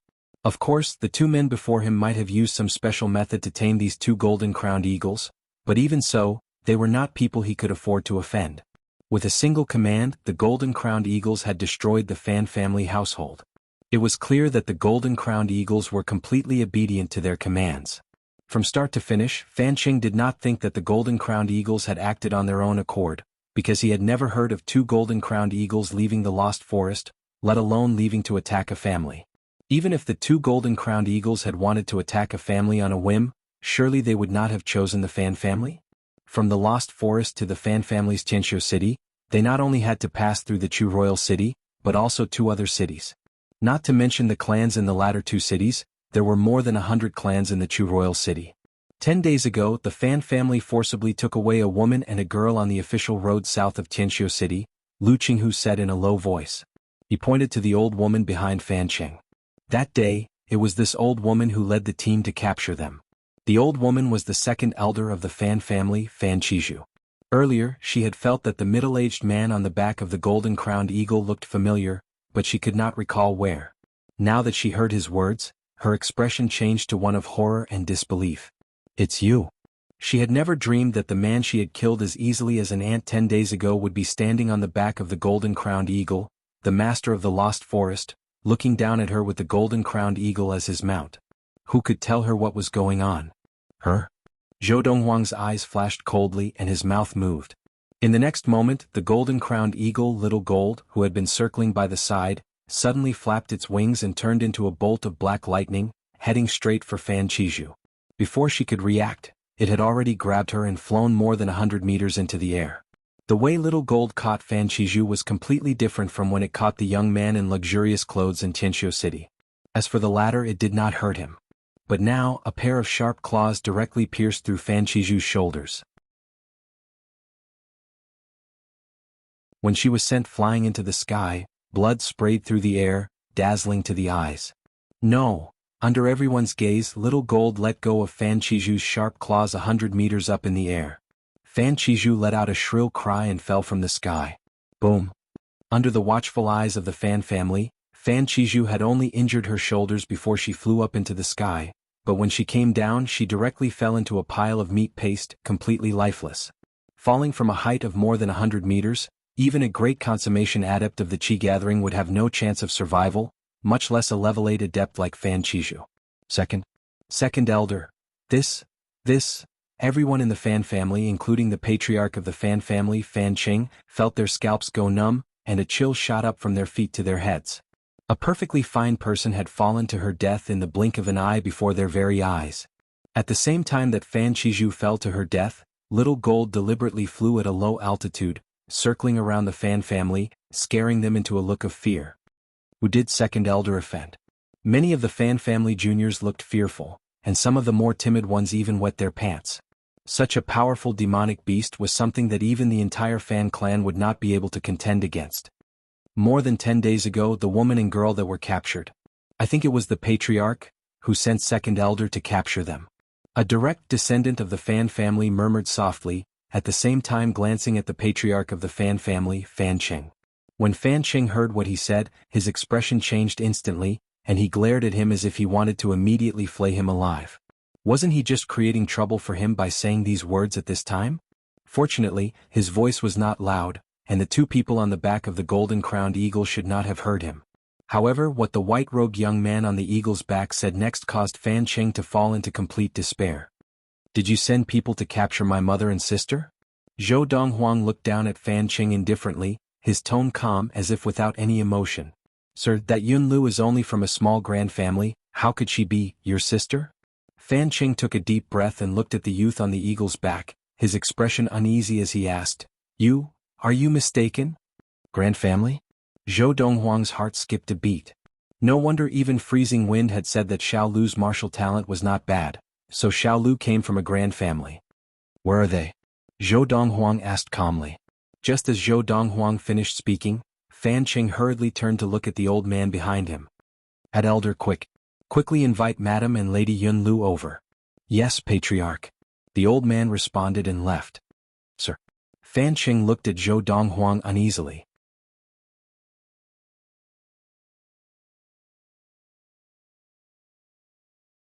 Big gold, little gold, kill everyone who is in this mansion. Leave the leader for last.